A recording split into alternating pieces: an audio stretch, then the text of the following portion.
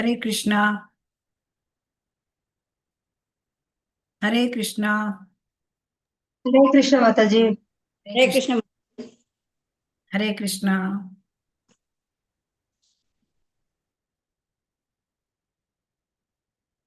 ॐ अज्ञानतिमिरान्धस्य ज्ञानाञ्जनशलाकया चक्षुरुन्मीलितं येन तस्मै श्रीगुरवे नमः। श्रीचैतन्यमनोभीष्टं स्थापितं येन भूतले स्वयं रूपः कदा मह्यं ददाति स्वपदान्तिकम्। वन्देऽहं श्रीगुरोः श्रीयुतपदकमलं श्रीगुरून् वैष्णवांश्च श्रीरूपं साग्रजातं सहगणा रघुनाथान्वितं तं सजीवं साद्वैतं सावधूतं परिजन सहितं कृष्ण चैतन्य देवं श्रीराधा कृष्ण पादान्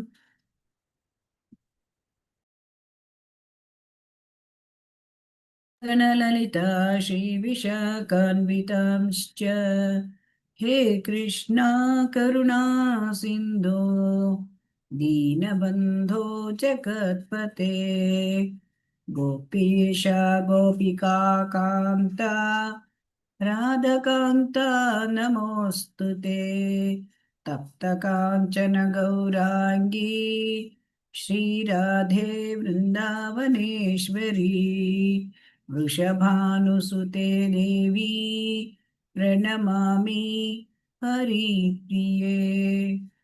वाञ्छाकल्पतरुभ्यश्च कृपा सिन्धुभ्य एव च पतितानां पावनेभ्यो वैष्णवेभ्यो नमो नमः। जय श्री कृष्ण चैतन्य प्रभु नित्यानंद श्री अद्वैत गदाधर श्रीवासदि गौरभक्तवृंद। जय श्री कृष्ण चैतन्य प्रभु नित्यानंद श्री अद्वैत गदाधर श्रीवासदि गौरभक्तवृंद। हरे कृष्णा कृष्ण कृष्ण हरे हरे हरे राम हरे राम राम राम हरे हरे हरे कृष्णा कृष्ण कृष्ण हरे हरे हरे राम राम राम हरे हरे हरे कृष्णा कृष्ण कृष्ण हरे हरे हरे राम राम राम हरे हरे हरे कृष्णा कृष्ण कृष्ण हरे हरे हरे राम राम राम हरे हरे हरे कृष्णा कृष्ण कृष्ण हरे हरे हरे राम राम राम हरे हरे हरे कृष्ण कृष्ण कृष्ण हरे हरे हरे राम राम राम हरे हरे हरे कृष्ण कृष्ण कृष्ण हरे हरे हरे राम राम राम हरे हरे हरे कृष्ण कृष्ण कृष्ण हरे हरे हरे राम ರಾಮ ರಾಮ ಹರೇ ಹರೇ. ಹರೇ ಕೃಷ್ಣ ಹರೇ ಕೃಷ್ಣ ಕೃಷ್ಣ ಕೃಷ್ಣ ಹರೇ ಹರೇ.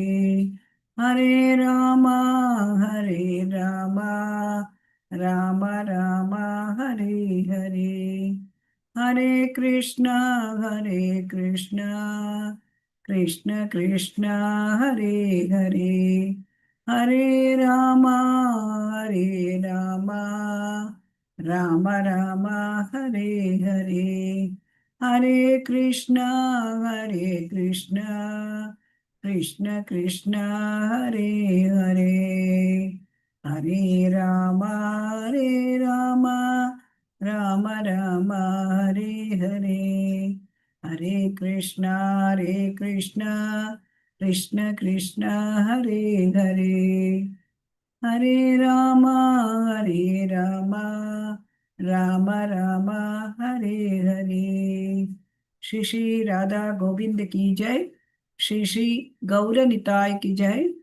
श्रीला प्रभुपाद की जय. हरे कृष्ण. ಎಲ್ಲ ಭಕ್ತರಿಗೂ ಸ್ವಾಗತ ಸುಸ್ವಾಗತ. ಶ್ರೀ ಶ್ರೀ ಶ್ರೀ ಶ್ರೀ ರಾಧಾ ಗೋವಿಂದ ದೇವಸ್ಥಾನ ಮಂಗಳೂರು ಇವರು ಆಯೋಜಿಸಿರುವ ಭಕ್ತಿಶಾಸ್ತ್ರಿ ತರಗತಿಗೆ ತಮ್ಮೆಲ್ಲರಿಗೂ ಸ್ವಾಗತ. ಶ್ರೀ ಶ್ರೀ ರಾಧಾ ಗೋವಿಂದರಿಗೆ ನಮಸ್ಕರಿಸುತ್ತಾ ಶ್ರೀಲ ಪ್ರಭುಪಾದರ ಅಡಿದಾವರಗಳಿಗೆ ನಮನಗಳನ್ನು ಸಲ್ಲಿಸುತ್ತಾ ನಾವು ಇಂದಿನ ಭಕ್ತಿಶಾಸ್ತ್ರಿ ತರಗತಿಯನ್ನ ಪ್ರಾರಂಭ ಮಾಡೋಣ. ಹರೇ ಕೃಷ್ಣ.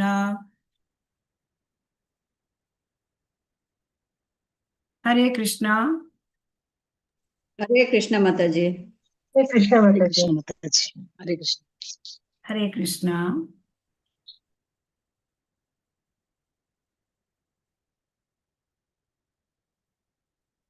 ಹರೇ ಕೃಷ್ಣ. ಇವತ್ತು ನಾವು ಅಧ್ಯಾಯ 6 ನೋಡಲಿದ್ದೇವೆ. ಇದಕ್ಕಿಂತ ಮುಂಚೆ ಹಿಂದಿನ ತರಗತಿಯಲ್ಲಿ ನಾವು ಏನನ್ನು ಕಲಿತಿದ್ದೇವೆ ನೋಡೋಣ. ಹಿಂದಿನ ತರಗತಿಯಲ್ಲಿ ನಾವು ಕರ್ಮಯೋಗ, ಕೃಷ್ಣ ಪ್ರಜ್ಞೆಯಲ್ಲಿ ಕಾರ್ಯ, ಕರ್ಮ ಸನ್ಯಾಸ ಯೋಗ ಇದನ್ನು ನೋಡಿದ್ದೇವೆ ಅಲ್ವಾ? ಹರೇ ಕೃಷ್ಣ. ಹರೇ ಕೃಷ್ಣ. ಕೇಳ್ತಾ ಉಂಟಾ? ಹರೇ ಕೃಷ್ಣ. ಕೇಳಿಸ್ತಾ ಇದ್ದೇವೆ. ಹಿಂದಿನ ತರಗತಿಯಲ್ಲಿ ನಾವು ಪ್ರಶ್ನೆಯನ್ನು ಕೇಳಿದ್ವಿ. ನಮ್ಮ ಕಷ್ಟಗಳಿಗೆ ಕಾರಣ ಯಾರು? ಕಾರಣ ಯಾರು ನಮ್ಮ ಕಷ್ಟಗಳಿಗೆ? ಹರೇ ಕೃಷ್ಣ. ನಾವೇ ಕಾರಣ ಮಾತಾಜಿ, ನಾವೇ ಕಾರಣ. ಮಾತಾಜಿ. ಅದಕ್ಕೆ 4.14, 5.14, 15 ಈ 3 ಶ್ಲೋಕಗಳಿಂದ ನಮಗೆ ಶ್ರೀಲ ಪ್ರಭುಪಾದರು ತಿಳಿಸಿದ್ದಾರೆ. ನಮಾಂ ಕರ್ಮಣಿ ಲಿಂಪಂತಿ ನಮೇ ಕರ್ಮ ಫಲೇ ಸ್ಪೃಹ ಇತಿ ಮಾಂ ಯೋ ಅಭಿಜಾನಾತಿ ಕರ್ಮರ್ಭಿನ್ನ ನ ಬದ್ಯತೆ ಸ ಬದ್ಯತೆ. ಸೊ ಇಲ್ಲಿ ಭಗವಂತ ನಮಗೆ ಐಕ ಸೃಷ್ಟಿಯನ್ನ ಮಾಡಿರ್ತಾನೆ. ಈ ಸೃಷ್ಟಿಯನ್ನು ಮಾಡಿರುವುದು ಯಾವುದಕ್ಕೆ? ಹರೇ ಕೃಷ್ಣ. ಭಗವಂತ ಸೃಷ್ಟಿ ಮಾಡಿರುವುದು ಯಾವುದಕ್ಕೆ? ನಮಗೋಸ್ಕರ.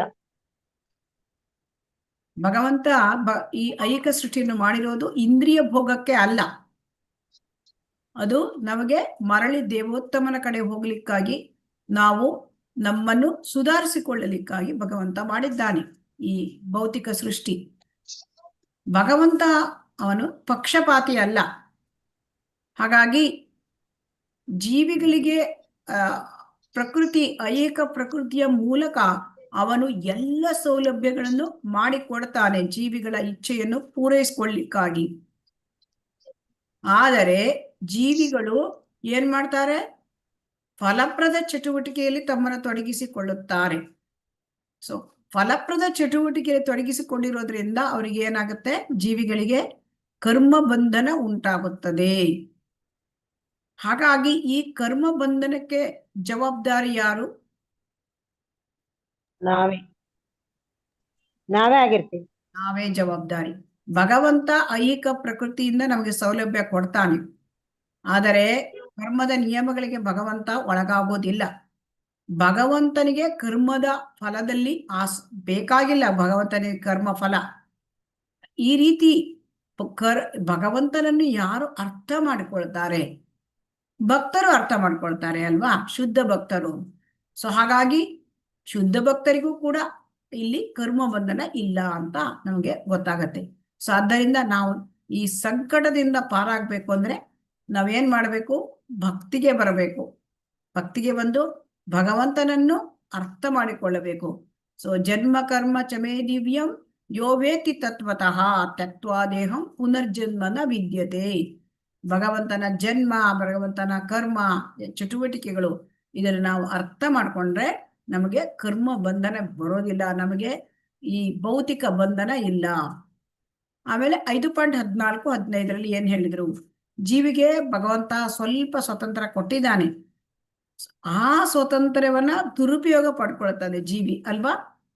ತನ್ನ ಐಹಿಕ ಬಯಕೆಗಳನ್ನು ಪೂರೈಸ್ಲಿಕ್ಕಾಗಿ ಜೀವಿ ಏನ್ ಮಾಡ್ತಾನೆ, ಇಂದ್ರಿಯ ಭೋಗ ಮಾಡ್ತಾನೆ, ಮತ್ತೆ ಒಡೆತನದ ಭಾವನೆ ಮಾಡ್ತಾನೆ ಅಲ್ವಾ. ಹರೇ ಕೃಷ್ಣ. ಹೌದು. ಸೊ ಹಾಗಾಗಿ ಈ ಕರ್ಮ ಫಲವನ್ನ ಭಗವಂತ ಕರ್ಮ ಫಲವನ್ನು ಬಯಸಿ ಆ ಬದ್ಧ ಜೀವಿ ಏನ್ ಮಾಡ್ತಾನೆ, ಜನನ ಮರಣ ಚಕ್ರದಲ್ಲಿ ಸಿಲುಕಿ ಬಿಡ್ತಾನೆ. ಸೊ ಹಾಗಾಗಿ ಅದಕ್ಕೆ ಭಗವಂತ ಹೊಣೆಯಲ್ಲ. ಅವನು ಮಳೆ ಕೊಡ್ತಾನೆ, ಅದರಲ್ಲಿ ಆ ಮಳೆಯಲ್ಲಿ ಕಳೆ ಬೆಳೆಯುತ್ತದೆಯೋ ದವಸ ಧಾನ್ಯಗಳನ್ನ ನಾವು ಬೆಳ್ಕೋತೇವೋ ಅದು ನಮಗೆ ಬಿಟ್ಟಿದ್ದು ಅಲ್ವಾ. ಭಗವಂತನ ಕೊಟ್ಟಿರ್ತಕ್ಕಂತಹ ಎಲ್ಲ ಒಂದು ಸವಲತ್ತುಗಳನ್ನು ನಾವು ಬಳಸ್ಕೊಂಡು ನಾವು ಭೌತಿಕ ಪ್ರಪಂಚದಿಂದ ನಮ್ಮನ್ನು ನಾವು ಸುಧಾರಿಸ್ಕೊಂಡು ಭಗವಂತನ ಲೋಕಕ್ಕೆ ಹೋಗ್ತೀವಿ, ಅದು ಜವಾಬ್ದಾರಿ. ಅದು ಬಿಟ್ಟು ಇಂದ್ರಿಯ ಭೋಗ ಮಾಡಿ ನಾವು ಇದೇ ಐಹಿಕ ಬಂಧನದಲ್ಲಿ ತೊಳೆದಾಡಿದ್ರೆ ಅದಕ್ಕೆ ಯಾರು ಹೊಣೆಯಲ್ಲ, ಭಗವಂತ ಹೊಣೆಯಲ್ಲ. ಸೊ ಇದಕ್ಕೆ ನಮಗೆ ಯಾಕೆ ಇದೆಲ್ಲ ಅರ್ಥ ಆಗುವುದಿಲ್ಲ ಅಂದ್ರೆ ನಾವು ಅಜ್ಞಾನದಲ್ಲಿ ಇದ್ದೇವೆ. ಯಾವುದು ಅಜ್ಞಾನ? ನಾವು ದೇಹ ಅಲ್ಲ, ನಾನು ಆತ್ಮ, ಇದು ಗೊತ್ತಿಲ್ಲ. ಗೊತ್ತಿದೆಯಾ ಅನೇಕ ಜನರಿಗೆ? ಹರೇ ಕೃಷ್ಣ. ಗೊತ್ತಿಲ್ಲ ಮಾತಾಜಿ, ನಮಗೂ ಗೊತ್ತಿರ್ಲಿಲ್ಲ, ಕ್ಲಾಸಿಗೆ ಬಂದ್ಮೇಲೆ ಗೊತ್ತಾಯ್ತು. ಹಾಗಾಗಿ ಅಜ್ಞಾನವೇ ದೇಹದ ಕಷ್ಟ ಯಾತನೆಗಳಿಗೆ ಕಾರಣ. ಸೊ ಹಾಗಾಗಿ ಯಾರು ಸಂಪೂರ್ಣವಾಗಿ ಕೃಷ್ಣ ಪ್ರಜ್ಞೆಯನ್ನ ಪಡ್ಕೊಂಡಿರ್ತಾರೆ, ಸಂಪೂರ್ಣವಾಗಿ ಯಾರು ಕೃಷ್ಣ ಪ್ರಜ್ಞೆಗೆ ಬಂದಿದ್ದಾರೆ ಅವರಿಗೆ ಈ ಎಲ್ಲ ಅರ್ಥ ಆಗುತ್ತದೆ ಅಲ್ವಾ. ಹರೇ ಕೃಷ್ಣ. ಹೌದು. ಅವರಿಗೆ ಸಂದೇಹ ಇರುವುದಿಲ್ಲ, ಅಸಂಶಯಂ ಸಮಗ್ರಂ, ಅವರಿಗೆ ಯಾವ ಸಂದೇಹ ಇರುವುದಿಲ್ಲ. ಸೊ ಹಾಗಾಗಿ ನಾವು ಇದನ್ನ ಅರ್ಥ ಮಾಡ್ಕೊಳ್ಬೇಕು. ಮತ್ತೆ ನಾವು ಈ ಒಂದು ಅಧ್ಯಾಯದಲ್ಲಿ ನಾವು ಮತ್ತೆ ಏನನ್ನು ನೋಡಿದ್ವಿ ಅಂದ್ರೆ 5.29 ಭಾವಾರ್ಥ ನೋಡಿದ್ದೇವೆ. 5.29 ಏನ್ ಹೇಳ್ತಾನೆ ಭಗವಂತ ಅಂದ್ರೆ, ಭೋಕ್ತಾರಂ ಯಜ್ಞ ತಪಸಾಂ ಸರ್ವಲೋಕ ಮಹೇಶ್ವರಂ ಸುಹೃದಂ ಸರ್ವಭೂತಾನಾಂ ಜ್ಞಾತ್ವಾ ಮಾಂ ಶಾಂತಿ ರುಚ್ಯತಿ. ಅಂದ್ರೆ ಭಗವಂತ ಅವನು ಸುಪ್ರೀಂ ಎಂಜಾಯರ್, ಪರಮ ಭೋಕ್ತಾರ, ಭಗವಂತ ಪರಮ ಒಡೆಯ, ಜಗತ್ತಿನ ಎಲ್ಲದರ ಅವನು ಒಡೆಯ, ಜಗತ್ತಿಗೆ ಎಲ್ಲ ಚರಾಚರ ವಸ್ತುಗಳು ಏನಿದೆ ಅದರ ಎಲ್ಲರ ಒಡೆಯ ಭಗವಂತ. ಭಗವಂತ ಎಲ್ಲರ ಸುಹೃದ್ ಮಿತ್ರ, ಪರಮ ಮಿತ್ರ ಭಗವಂತ.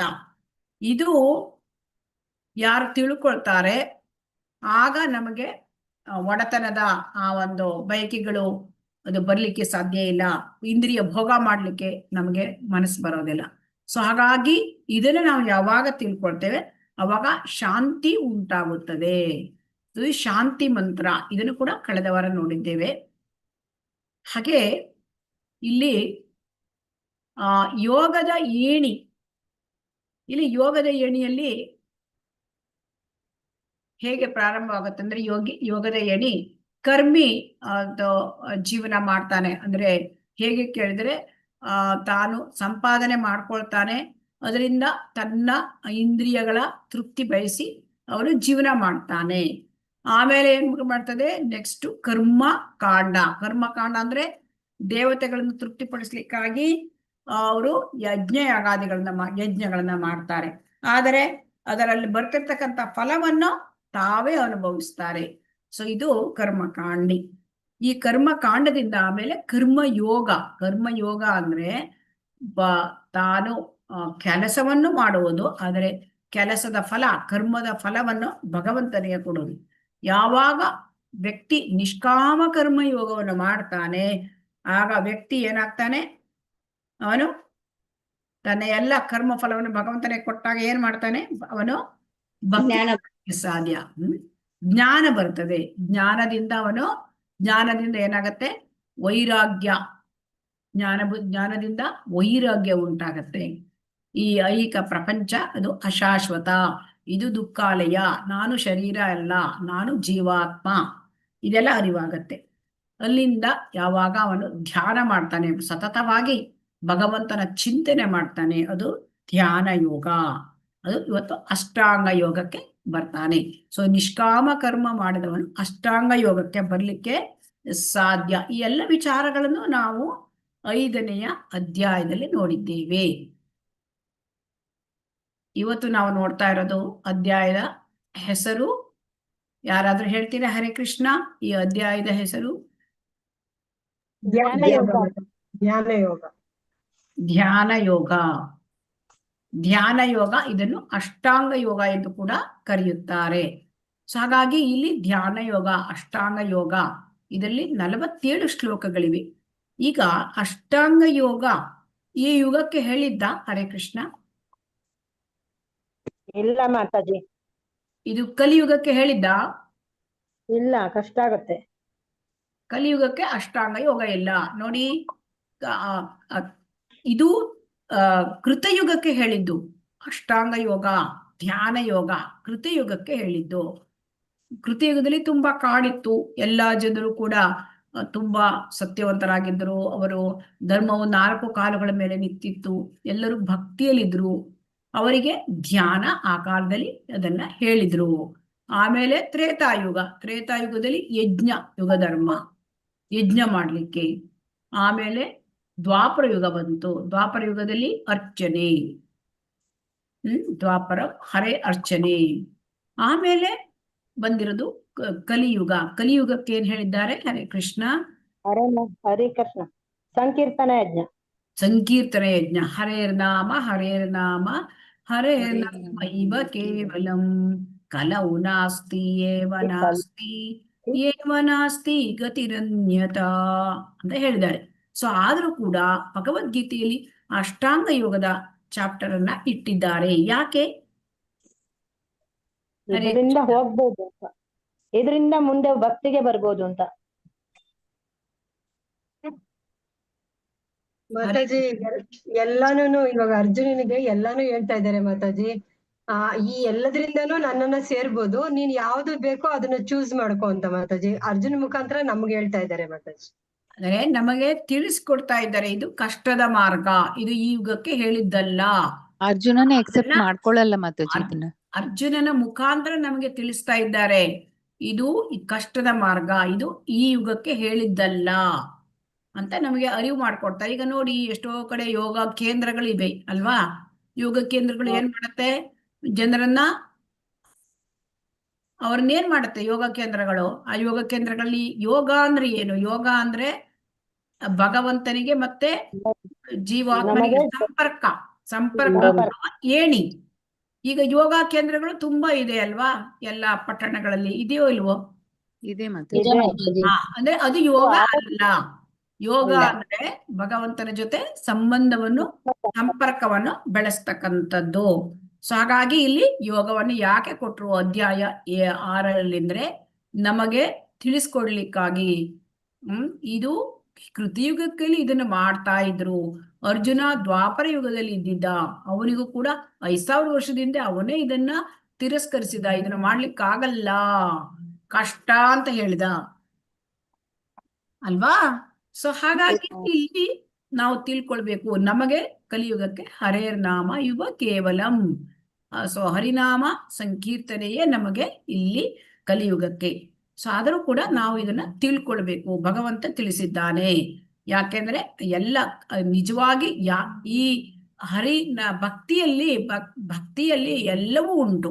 ಸೊ ಭಕ್ತಿಯಲ್ಲಿ ಕರ್ಮ ಯೋಗವೂ ಉಂಟು, ಜ್ಞಾನ ಯೋಗವೂ ಉಂಟು, ಈ ಧ್ಯಾನ ಯೋಗವೂ ಉಂಟು. ಅದು ಹೇಗೆ ಅಂತ ಇವತ್ತೆಲ್ಲ ಇದನ್ನ ಸ್ವಲ್ಪ ವಿವರವಾಗಿ ತಿಳ್ಕೊಳ್ಳಿಕ್ಕೆ ಪ್ರಯತ್ನ ಮಾಡೋಣ.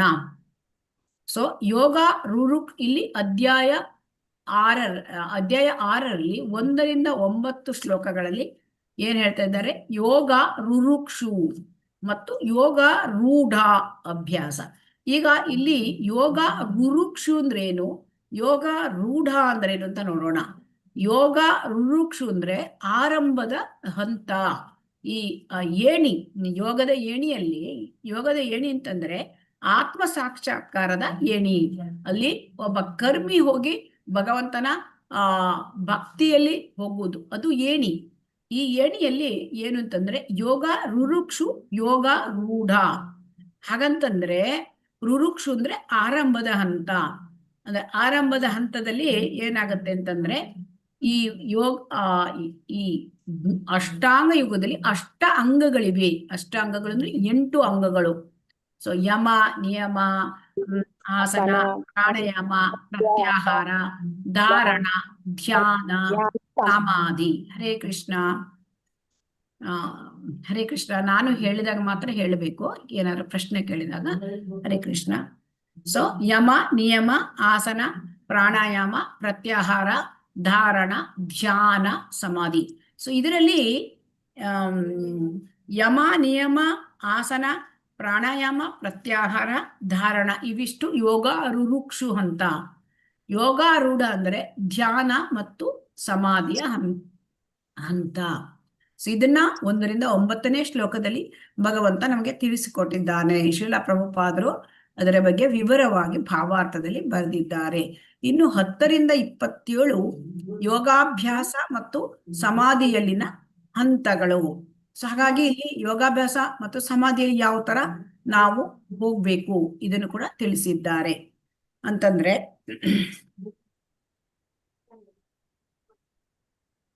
ಸೊ ಹಾಗಾಗಿ ಇಲ್ಲಿ ಯಮ ಅಂದ್ರೆ ಏನು ಅಂತ ನೋಡ್ಬೇಕು. ಯಮ, ನಿಯಮ ಇದನ್ನ ನಾವು ಹೇಗೆ ತಿಳ್ಕೊಳ್ಳೋದು? ಯಮ ಅಂದ್ರೆ ನಾವು ಏನನ್ನು ಮಾಡಬಾರದು, ಅದು ಯಮ. ಅರ್ಥ ಆಯ್ತಾ? ಹರೇ ಕೃಷ್ಣ. ಯಮ ಅಂದ್ರೆ ನಾವು ಏನನ್ನು ಮಾಡಬಾರದು, ಅದು ಯಮ.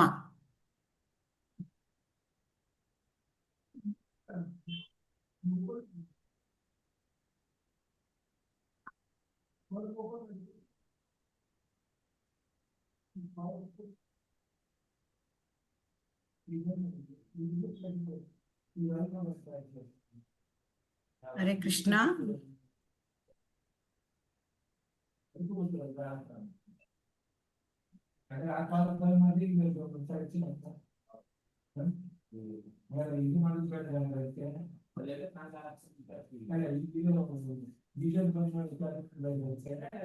ಹರೇ ಕೃಷ್ಣ. ಕಾಣ್ತಾ ಇದೆಯಾ ಸ್ಕ್ರೀನ್? ಬರ್ತದೆ. ನಾನು ಸ್ವಲ್ಪ ಚೇಂಜ್ ಮಾಡ್ತಾ ಇದ್ದೇನೆ ಸ್ಕ್ರೀನ್ ಅಲ್ಲಿ. ಕಾಣ್ತಾ ಉಂಟಾ? ಸ್ಕ್ರೀನ್ ಶೋ ಆಗ್ತಾ ಇದೆಯಾ? ಹರೇ ಕೃಷ್ಣ.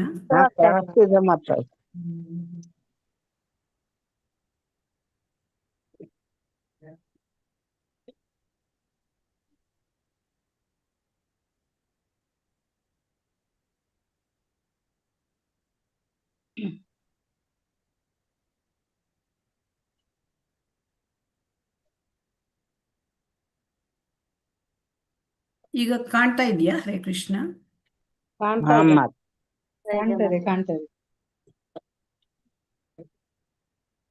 ಯಮ ಅಂದ್ರೆ ನಿಷೇಧಗಳು. ಯಮ ಅಂದ್ರೆ ಏನು? ನಿಷೇಧಗಳು. ನಾವು ಏನನ್ನ ಮಾಡಬಾರ್ದು ಅಂದ್ರೆ ಇಲ್ಲಿ ಏನ್ ಹೇಳ್ತಾರೆ ಅಂತಂದ್ರೆ ಬ್ರಹ್ಮಚರ್ಯ, ಸಂಪೂರ್ಣ ಬ್ರಹ್ಮಚರ್ಯವನ್ನ ಕಾಪಾಡಬೇಕು. ಯಮ ಅಂತಂದ್ರೆ ಇಲ್ಲಿ ನಮ್ಮ ಅಷ್ಟಾಂಗ ಯೋಗದಲ್ಲಿ ಸಂಪೂರ್ಣ ಬ್ರಹ್ಮಚರ್ಯವನ್ನ ಕಾಪಾಡಿಕೊಳ್ಳಬೇಕು. ಯಮದ ಈ ಕಠಿಣ ನಿಯಮವನ್ನು ಪಾಲಿಸಿದ ಹೊರತು ಮನಸ್ಸು ಚಂಚಲವಾಗಿ ಇರ್ತದೆ ಅಂತ. ಅಂತಹ ಮನಸ್ಸಿನಿಂದ ನಿಜವಾಗಿ ಧ್ಯಾನ ಮಾಡ್ಲಿಕ್ಕೆ ಸಾಧ್ಯವೇ ಇಲ್ಲ. ಸೊ ಆದ್ದರಿಂದ ಸಂಪೂರ್ಣ ಬ್ರಹ್ಮಚರ್ಯ ಆಚರಣೆ ಬೇಕು. ಮತ್ತೆ ಅಪರಿಗ್ರಹ ಅಂದ್ರೆ ಈ ಎಲ್ಲ ನಾವು ಭೌತಿಕದಲ್ಲಿ ಸಂಗ್ರಹ ಮಾಡ್ತೇವೆ ಅಲ್ವಾ, ಅದು ಬೇಕು. ಇದು ಭೌತಿಕ ವಸ್ತುಗಳನ್ನ ಆ ಸಂಗ್ರಹ ಮಾಡುವ ಆಸೆಯಿಂದ ನಾವು ಮುಕ್ತರಾಗಬೇಕು. ಆಮೇಲೆ ಭೌತಿಕ ಸಮಾಜದಿಂದ ದೂರವಿರುವುದು, ಏಕಾಂಗಿಗೆ ಏಕಾಂತವಾಸ. ಇದು ಏಕಾಂತವಾಸ ಇದೆಲ್ಲ ಸಾಧ್ಯ ಇದೆ ಈಗ ಹರೇ ಕೃಷ್ಣ ಈ ಯಮ? ಇಲ್ಲ ಮಾತಾಜಿ, ಹಾ, ಸಾಧ್ಯ ಇಲ್ಲ. ಇದು ಸಾಧ್ಯ ಇಲ್ಲ. ಸೊ ಹಾಗಾಗಿ ಇಲ್ಲಿ ಯಮ ಇದನ್ನ ನಾವು ಭಕ್ತಿಯಲ್ಲಿ ಹೇಗೆ ಮಾಡೋದು ಅಂತ ನೋಡೋಣ. ಇಲ್ಲಿ ಏನನ್ನು ಮಾಡಬಾರದು ಭಕ್ತಿಯಲ್ಲಿ ಯಮ ಅಂದ್ರೆ ನೋಡಿ, ಪರಸ್ತ್ರೀ ಸಂಘ ಬಿಡಬೇಕು, ಮಾಡಬಾರ್ದು. ಮಾಂಸ ಭಕ್ಷಣೆ ಮಾಡಬಾರ್ದು, ಜೂಜಾಟ ಮಾಡಬಾರ್ದು, ಮದ್ಯಪಾನ, ಸಿಗರೇಟ್ ಸೇವನೆ, ಈರುಳ್ಳಿ ಬೆಳ್ಳುಳ್ಳಿ ಮಾಡಬಾರ್ದು, ಸೇವನೆ ಮಾಡಬಾರ್ದು. ಸೊ ಇದು ನಮಗೆ ಭಕ್ತಿಯಲ್ಲೂ ಇದು ಇದೆ, ಯಮ ನಿಯಮ ಇದೆ. ನಿಯಮ ಅಂದ್ರೆ ಏನು ಅಂತ ನೋಡಿ, ಅಷ್ಟಾಂಗ ಯೋಗದಲ್ಲಿ ಅಲ್ಲಿ ಯುಕ್ತಾಹಾರ ಅಂದ್ರೆ ಮಿತವಾದ ಆಹಾರ ವ್ಯವಹಾರ, ಅಂದ್ರೆ ಮಿತವಾದ, ಎಷ್ಟು ಬೇಕೋ ಅಷ್ಟೇ, ಅತಿಯಾದ ಆಹಾರ ಅಲ್ಲ, ಮತ್ತೆ ಅತಿಯಾಗಿ ತಿನ್ನುವುದು ಮತ್ತು ತಿನ್ನದೇ ಇರುವುದು, ತುಂಬಾ ಕಡಿಮೆ ತಿನ್ನುವುದು, ಇವೆರಡೂ ಅಲ್ಲ. ಅಂದ್ರೆ ಮಿತವಾದ, ಹಿತಮಿತವಾದ ಆಹಾರ. ಆಮೇಲೆ ನಿದ್ರೆ ಕೂಡ ಅಷ್ಟೇ, ಹೆಚ್ಚು ನಿದ್ರೆಯೂ ಅಲ್ಲ, ತುಂಬಾ ಕಡಿಮೆ ನಿದ್ರೆಯೂ ಅಲ್ಲ. ಸೊ ಅದನ್ನ ಇಲ್ಲಿ ಹೇಳ್ತಾ ಇದ್ದಾರೆ. ಸೊ ಹಾಗಾಗಿ ದೇಹವನ್ನು ಕೇವಲ ಆ ದೇಹ ಮತ್ತು ಆತ್ಮವನ್ನು ಒಟ್ಟಿಗೆ ಇಡ್ಲಿಕ್ಕೆ ಅವರು ಇದನ್ನ ಈ ರೀತಿಯಾಗಿ ಹೇಳ್ತಾರೆ. ಸೊ ಹಾಗಾಗಿ ಯಮ ನಿಯಮ. ನಮಗೆ ಭಕ್ತಿಯಲ್ಲಿ ಏನು ನಿಯಮ ಅಂತಂದ್ರೆ, ಅಲ್ಲಿ ಇದು ಅಷ್ಟಾಂಗ ಯೋಗದಲ್ಲಿ ಇರ್ತಕ್ಕಂಥದ್ದು. ಭಕ್ತಿಯಲ್ಲಿ ಏನು ನಿಯಮ ಅಂದ್ರೆ, ನಾವು ಪ್ರಸಾದ ಸೇವನೆ ಮಾಡಬೇಕು, 16 ರೌಂಡ್ ಜಪ ಮಾಡಬೇಕು, ಬ್ರಾಹ್ಮಿ ಮುಹೂರ್ತದಲ್ಲಿ ಎದ್ದು ನಾವು ಮಂಗಳಾರತಿ ದರ್ಶನ ಮಾಡಬೇಕು, ಶ್ರವಣ ಕೀರ್ತನ, ಭಗವದ್ಗೀತೆ ಭಾಗವತ ಮಾಡಬೇಕು. ಇದು ನಿಯಮ. ಇದು ಅರ್ಥ ಆಯ್ತಾ ಹರೇ ಕೃಷ್ಣ? ಹರೇ ಕೃಷ್ಣ. ಅರ್ಥ ಆಯ್ತು ಮಾತಾಜಿ. ಅರ್ಥ ಆಯ್ತಾ? ಓಕೆ, ಇದು ಯಮ ನಿಯಮದ ಬಗ್ಗೆ ನಾನು ಇದನ್ನ ತೋರಿಸಿದೆ.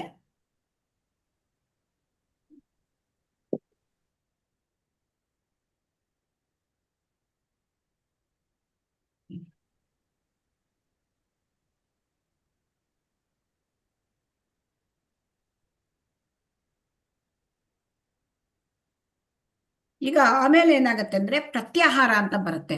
ಪ್ರತ್ಯಾಹಾರ ಅಂತಂದ್ರೆ ಅದು ನಮ್ಮ ಇಂದ್ರಿಯಗಳನ್ನು ಇಂದ್ರಿಯ ವಸ್ತುಗಳಿಂದ ಬೇರ್ಪಡಿಸುವುದು, ಅದು ಪ್ರತ್ಯಾಹಾರ. ಈಗ ಭಕ್ತಿಯಲ್ಲಿ ಪ್ರತ್ಯಾಹಾರ ಹೇಗೆ ಹರೇ ಕೃಷ್ಣ? ಯಾರಾದ್ರೂ ಹೇಳ್ತೀರಾ? ಹರೇ ಕೃಷ್ಣ. ಇಂದ್ರಿಯಗಳ ನಿಗ್ರಹ ಮಾಡೋದು ಮಾತಾಜಿ. ಹೇಗೆ ಭಕ್ತಿಯಲ್ಲಿ ಇಂದ್ರಿಯ ನಿಗ್ರಹ ಆಗುತ್ತೆ? ಭಗವಂತನ ನಾಮಸ್ಮರಣೆಯಲ್ಲಿ ಸಾತ್ವಿಕವಾದ ಆಹಾರವನ್ನ ತೆಗೆದುಕೊಳ್ಳುತ್ತಾ ನಿಯಂತ್ರಣ ಮಾಡಿ. ಇಂದ್ರಿಯ ನಿಗ್ರಹ, ಭಗವಂತನ ಭಕ್ತಿಯಲ್ಲಿ ಇಂದ್ರಿಯ ನಿಗ್ರಹ ಅಂದ್ರೆ ಭಗವಂತನ ಭಕ್ತಿ ಸೇವೆ ಮಾಡೋದ್ರಲ್ಲಿ ಇಂದ್ರಿಯ ನಿಗ್ರಹ. ಸೊ ಎಲ್ಲ ಇಂದ್ರಿಯಗಳನ್ನು ಇಂದ್ರಿಯಗಳ ಒಡೆಯನಾದ ಭಗವಂತನಿಗೆ ಸೇವೆ ಮಾಡೋದರಲ್ಲಿ ಅದನ್ನ ಬಳಸುವುದು. ಋಷಿಕೇಶ ಭಕ್ತಿ ರುಚ್ಯತೆ. ಆಯ್ತಾ? ಸೊ ಇದಕ್ಕೆ ನಾವು ಇಂದ್ರಿಯಗಳ ಒಡೆಯನಾದ ಭಗವಂತನಿಗೆ ನಾವು ಭಗವಂತನ ಸೇವೆಯನ್ನು ನಾವು ಮಾಡಬೇಕು. ಹರೇ ಕೃಷ್ಣ. ಸೊ ಹೀಗಾಗಿ ಇಲ್ಲಿ ನಾವು ಯೋಗಾಭ್ಯಾಸ ಇದು ಮತ್ತು ಸಮಾಧಿಯಲ್ಲಿ ಹಂತದಲ್ಲಿ ಪ್ರತ್ಯಾಹಾರ, ಆಮೇಲೆ ಪ್ರಾಣಾಯಾಮ ಬರ್ತದೆ. ಪ್ರಾಣಾಯಾಮ ಅಂತಂದ್ರೆ ಆ ಉಸಿರಾಟದ ನಿಯಂತ್ರಣ. ಯಾಕೆಂತಂದ್ರೆ ಮನಸ್ಸನ್ನು ನಿಗ್ರಹಿಸಬೇಕು ಅಂದ್ರೆ ಉಸಿರಾಟವನ್ನು ನಾವು ನಿಯಂತ್ರಿಸಬೇಕು. ಸೊ ಅದಕ್ಕೆ ಇಲ್ಲಿ ನಮಗೆ ಪ್ರತ್ಯಾಹಾರ ಮತ್ತು ಪ್ರಾಣಾಯಾಮ. ಸೊ ಪ್ರಾಣಾಯಾಮ ಆಮೇಲೆ ಧಾರಣ, ಧ್ಯಾನ. ಧಾರಣ ಅಂದ್ರೆ ಪರಮಾತ್ಮನ ಮೇಲೆ ಧ್ಯಾನ, ಭಗವಂತನ ಮೇಲೆ ಭಗವಂತನ ರೂಪದ ಮೇಲೆ ಧ್ಯಾನ, ಸದಾ ಭಗವಂತನ ಧ್ಯಾನ ಅಂತಂದ್ರೆ ಅದು ಧ್ಯಾನ ಅಂದ್ರೆ ಅದಕ್ಕೆ ಮುಂಚೆ ಧಾರಣ ಅಂತ ಹೇಳ್ತಾರೆ. ಧಾರಣ ಅಂತಂದ್ರೆ ಭಗವಂತನ ರೂಪದ ಮೇಲೆ ಕೇಂದ್ರೀಕರಿಸುವುದು ಮನಸ್ಸನ್ನ. ಸೊ ಆ ಧಾರಣ ಆದ್ಮೇಲೆ ಧ್ಯಾನ, ಅದನ್ನ ಸತತವಾಗಿ ಕೃಷ್ಣನನ್ನೇ ಬಗ್ಗೆ ಚಿಂತಿಸುವುದು, ಅದು ಧ್ಯಾನ. ಈಗ ಸಮಾಧಿ ಅಂತ ಬರ್ತದೆ. ಸಮಾಧಿ ಅಂದ್ರೆ ಏನು ಹರೇ ಕೃಷ್ಣ? ಭಗವಂತನಲ್ಲಿ ಪೂರ್ತಿಯಾಗಿ ಮನಸ್ಸನ್ನ ಕೇಂದ್ರೀಕೃತಗೊಳಿಸೋದು, ಹೇಗೆ ಮತ್ತೆ ಇಂದ್ರಿಯಗಳನ್ನ ಪೂರ್ತಿಯಾಗಿ ಹತೋಟಿಯಲ್ಲಿ ಇಟ್ಕೊಳ್ಳೋದು. ಇದು ಹತೋಟಿಯಲ್ಲಿ ಹೇಗೆ ಇಟ್ಕೊಳ್ಳೋದು? ಭಗವಂತನ ನಾಮಸ್ಮರಣೆಯಿಂದ ಮತ್ತು ಭಗವಂತನ ನೋಡಿ, ಋಷಿಕೇಶ ಸೇವನಂ ಭಕ್ತಿ ರುಚ್ಯತೆ.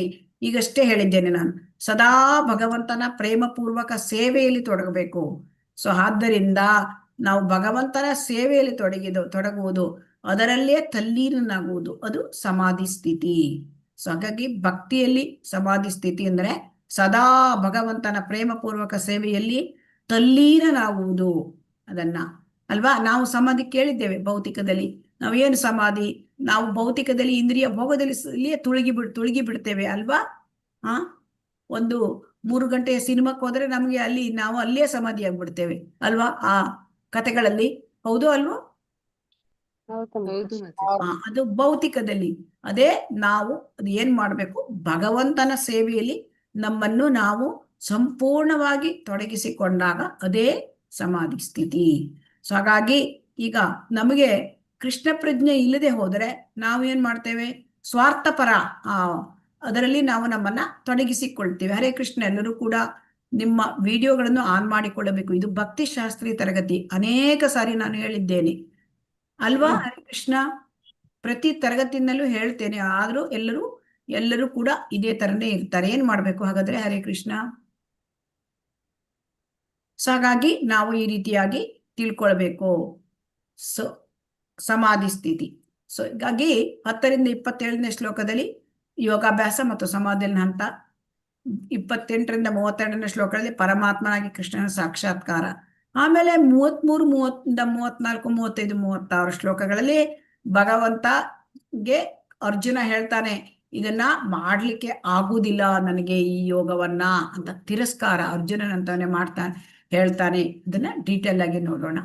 ಆಮೇಲೆ ಪ್ರಶ್ನೆ ಕೇಳ್ತಾನೆ ಅರ್ಜುನ, ವಿಫಲ ಯೋಗಿಯ ಗಮ್ಯಸ್ಥಾನ. ಇಷ್ಟೆಲ್ಲಾ ಕಷ್ಟಪಟ್ಟುಕೊಂಡು ಅಷ್ಟಾಂಗ ಯೋಗ ಅಂದ್ರೆ ಬ್ರಹ್ಮಚಾರಿಯಾಗಿರ್ಬೇಕು, ಏಕಾಂತ ವಾಸ ಮಾಡಬೇಕು, ಕಾಡಿಗೆ ಹೋಗ್ಬೇಕು, ಅಲ್ಲಿ ಎಷ್ಟೋ ಅಂದ್ರೆ ತುಂಬಾ ಧ್ಯಾನ ಮಾಡಬೇಕು, ಆಮೇಲೆ ಇಂದ್ರಿಯ ನಿಗ್ರಹ ಮಾಡ್ಕೊಳ್ಬೇಕು. ಇಷ್ಟೆಲ್ಲ ಮಾಡ್ಕೊಂಡು ತನಗೆ ಅದರಲ್ಲಿ ಅವನು ತನ್ನ ಗುರಿಯನ್ನು ಸಾಧಿಸದೆ ಹೋದ್ರೆ ಅವನ ಪರಿಸ್ಥಿತಿ ಏನು ಅಂತ ಕೇಳ್ತಾನೆ. ಗಮ್ಯಸ್ಥಾನ, ವಿಫಲ ಯೋಗಿಯ ಗಮ್ಯಸ್ಥಾನ. ಆಮೇಲೆ ನಾವು ಕೊನೆಯದಾಗಿ 46ರಿಂದ 47 ಶ್ಲೋಕದವರೆಗೆ ಅತ್ಯುನ್ನತ ಯೋಗ, ಭಕ್ತಿ ಯೋಗ, ಇದನ್ನ ನಾವು ಕಲಿತೇವೆ. ಹಾಗಾಗಿ ಇಲ್ಲಿ ನಾವು ನೋಡ್ತಾ ಇದ್ದೇವೆ ಯೋಗಾರೂಢ ಮತ್ತು ಯೋಗಾರೂಢುಕ್ಷು. ಆದ್ರೆ ಇಲ್ಲಿ ಸ್ವಲ್ಪ ಪ್ರಿಂಟಿಂಗ್ ಮಿಸ್ಟೇಕ್ ಆಗಿದೆ. ಇಲ್ಲಿ ಯೋಗಾರೂಢ ಇದೆಯಲ್ವಾ, ಇದು ಯೋಗಾರೂಢುಕ್ಷು ಆಗ್ಬೇಕು. ಈ ಯೋಗ ರುರುಕ್ಷು ಇದ್ದಿದ್ದು ಯೋಗಾರೂಢ ಆಗ್ಬೇಕು. ಸೊ ಹಾಗಾಗಿ ನೀವು ಇದನ್ನ ಸ್ವಲ್ಪ ಕರೆಕ್ಷನ್ ಮಾಡ್ಕೊಳ್ಳಿ. ಸೊ ಯೋಗಾರೂಢುಕ್ಷು ಅಂದ್ರೆ ಯಮ, ನಿಯಮ, ಆಸನ, ಪ್ರಾಣಾಯಾಮ, ಪ್ರತ್ಯಾಹಾರ, ಧಾರಣ, ಇದು ಯೋಗಾರೂಢುಕ್ಷು.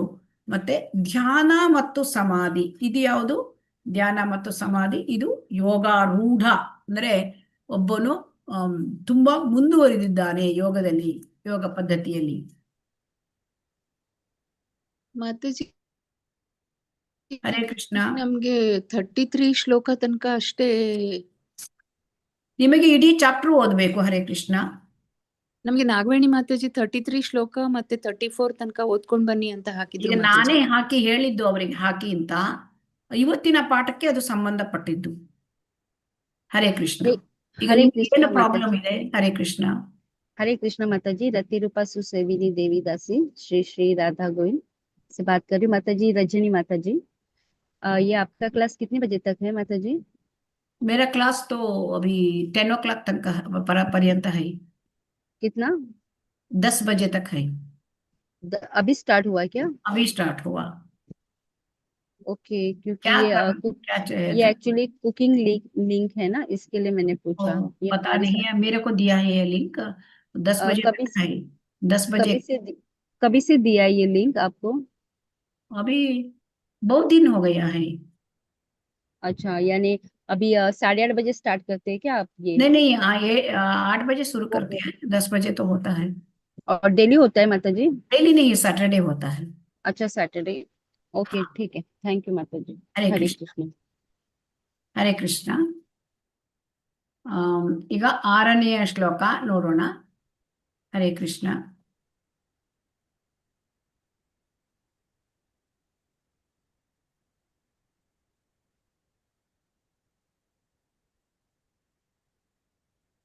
ಆರನೇ ಶ್ಲೋಕ ಬಂಧುರ್ ಶತ್ರು. ಇದೇನ್ ಹೇಳ್ತಾರೆ?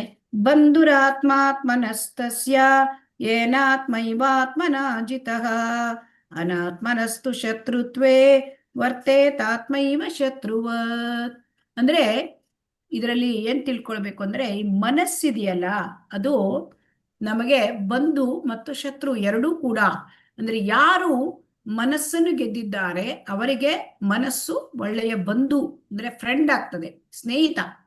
ಆದರೆ ಯಾರು ಮನಸ್ಸನ್ನು ಗೆಲ್ಲಲಿಲ್ಲ ಅವರಿಗೆ ಮನಸ್ಸೇ ಶತ್ರು ಆಗ್ತದೆ. ಸೊ ಯಾಕೆಂತಂದ್ರೆ ಈ ಅಷ್ಟಾಂಗ ಯೋಗದ ಕೇಂದ್ರ ಬಿಂದು ಏನು ಅಂತಂದ್ರೆ ಮನಸ್ಸಿನ ನಿಗ್ರಹ. ಹಾಗಾಗಿ ಈ ಒಂದು ಅಷ್ಟಾಂಗ ಯೋಗದಲ್ಲಿ ಮುಖ್ಯವಾಗಿ ಏನು ಅಂತಂದ್ರೆ ಆ ಶತ್ರು ಈಗ ನಾವು ಭೌತಿಕ ಜೀವನದಲ್ಲಿ ನಾವೀಗ ಇಂದ್ರಿಯ ಭೋಗದಲ್ಲಿ ಮುಳುಗಿ ಹೋಗಿದ್ದೇವೆ ಅಲ್ವಾ ಕೃಷ್ಣ? ಹೌದು ಮಾತಾಜಿ. ಇಂದ್ರಿಯ ಭೋಗದಲ್ಲಿ ಮುಳುಗಿ ಹೋಗಿರೋದ್ರಿಂದ ಯಾವ ಇಂದ್ರಿಯ ಭೋಗದಲ್ಲಿ ಮುಳುಗಿದ್ದಾರೆ ಅವರಿಗೆ ಮನಸ್ಸು ಅದು ಶತ್ರು, ಮನಸ್ಸು ಶತ್ರು. ಯಾರು ಇಂದ್ರಿಯ ಭೋಗದಿಂದ ಅವರು ಇಂದ್ರಿಯ ಭೋಗವನ್ನು ಬಿಟ್ಟಿದ್ದಾರೆ, ಭಗವಂತನ ಭಕ್ತಿಗೆ ಬಂದಿದ್ದಾರೆ, ಅವರಿಗೆ ಮನಸ್ಸು ಏನಾಗ್ತದೆ? ಸ್ನೇಹಿತ. ಇದು ಅರ್ಥ ಆಯ್ತಾ? ಹರೇ ಕೃಷ್ಣ. ಹರೇ ಕೃಷ್ಣ. ಈಗ ಏನಂತಂದ್ರೆ ಮನಯೇವ ಮನುಷ್ಯ ಹೌದು ಮಾತಾಜಿ. ಕಾರಣಂ ಬಂಧ ಮೋಕ್ಷಯೋಹೋ. ಅಂದ್ರೆ ಮನಯೇವ ಮನುಷ್ಯಾಣ, ಮನುಷ್ಯರಿಗೆ ಮನಸ್ಸೇ ಅದು ಬಂಧನಕ್ಕೂ ಕಾರಣ, ಮೋಕ್ಷಕ್ಕೂ ಕಾರಣ. ಈಗ ನಾವು ನಮ್ಮ ಇದರಲ್ಲಿ ಜೀವನದಲ್ಲಿ ಮತ್ತೆ ಮತ್ತೆ ಹುಟ್ಟು ಸಾವಿನಲ್ಲಿ ಚಕ್ರದಲ್ಲಿ ಸಿಕ್ಕಿ ಹಾಕಿಕೊಳ್ಳಕ್ಕೆ ಯಾರ ಕಾರಣ? ಮನಸ್ಸೇ ಕಾರಣ. ಆದರೆ ನಮ್ಮನ್ನು ಈ ಭವಬಂಧನದಿಂದ ಬಿಡಿಸ್ಲಿಕ್ಕೂ ಯಾರ ಕಾರಣ? ಮನಸ್ಸೇ ಕಾರಣ. ಸೊ ಹಾಗಾಗಿ ಈ ಮನಸ್ಸನ್ನು ನಿಯಂತ್ರಣ ಮಾಡಲಿಲ್ಲ ಅಂದ್ರೆ ಸದಾ ನಾವು ಶತ್ರುವಿನ ಜೊತೆ ಇರ್ಬೇಕಾಗತ್ತಂತೆ. ಯಾರು ಶತ್ರು? ಅದು ಮನುಷ್ಯ ಕಾಮ, ಕ್ರೋಧ, ಲೋಭ, ಮದ, ಮೋಹ, ಮತ್ಸರ, ಇವು ಅರಿಷಡ್ ವರ್ಗಗಳು, 6 ರೀತಿಯ ಶತ್ರುಗಳು. ಅವ್ರು ಹೇಳಿದಾಗೆ ನಾವು ಕೇಳ್ಕೋಬೇಕಾಗತ್ತೆ. ಯಾಕಂದ್ರೆ ಮನಸ್ಸು ನಮ್ಮ ನಿಗ್ರಹದಲ್ಲಿ ಇಲ್ಲ ಅಂದ್ರೆ ನಮ್ಗೇನಾಗತ್ತೆ? ನಾವು ಈ ಅರಿಷಡ್ ವರ್ಗಗಳು ಕಾಮ, ಕ್ರೋಧ, ಲೋಭ, ಮದ, ಮೋಹ, ಮತ್ಸರ ಇವುಗಳು ದಾಸರಾಗ್ಬಿಡ್ಬೇಕಾಗತ್ತೆ. ನಾವು ಮನಸ್ಸನ್ನು ಗೆದ್ರೆ ಏನಾಗತ್ತೆ? ಹರೇ ಕೃಷ್ಣ. ಮನಸ್ಸನ್ನು ಗೆದ್ರೆ ಏನಾಗತ್ತೆ? ಕಂಟ್ರೋಲ್ ಮಾಡ್ಕೊಂಡು ಭಗವಂತನ ಸೇವೆಯಲ್ಲಿ ತೊಡಗಬಹುದು. ಮನಸ್ಸನ್ನು ಗೆದ್ದಾಗ ಭಗವಂತನು ಹೇಳಿದ ಆಜ್ಞೆ ಅಂತ ನಮ್ಗೆ ನಡ್ಕೊಳ್ತಾನೆ. ಅಂದ್ರೆ ಜೀವೇರ ಸ್ವರೂಪ ಕೃಷ್ಣೇರ ನಿತ್ಯದಾಸ. ಭಗವಂತ ನಮಗೆ ಪರಮಾತ್ಮನಾಗಿ ನಮ್ಗೆ ಎಲ್ಲ ತಿಳಿಸ್ತಾನೆ, ಅದನ್ನು ಅದೇ ರೀತಿ ನಡ್ಕೊಂಡು ಹೋಗ್ತಾನೆ. ಸೊ ಆದ್ದರಿಂದ ಮನಸ್ಸೇ ಬಂಧನಕ್ಕೂ ಕಾರಣ, ಮನಸ್ಸೇ ಮೋಕ್ಷಕ್ಕೂ ಕಾರಣ. ಸೊ ಹಾಗಾಗಿ ಇದು ಮನಸ್ಸನ್ನು ಗೆದ್ದವನಿಗೆ ಅದು ಸ್ನೇಹಿತ, ಮನಸ್ಸನ್ನು ಗೆಲ್ಲದೆ ಇದ್ದವನಿಗೆ ಅದು ಶತ್ರು.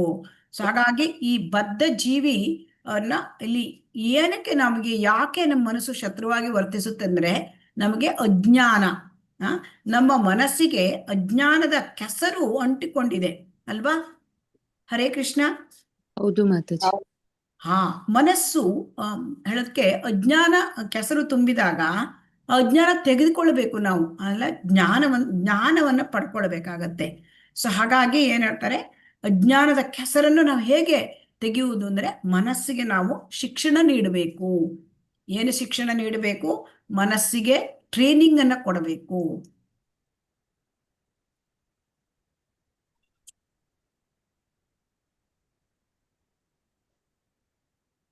ಹರೇ ಕೃಷ್ಣ. ಇದನ್ನ ಯಾರಾದ್ರೂ ಓದಿ. ಹರೇ ಕೃಷ್ಣ.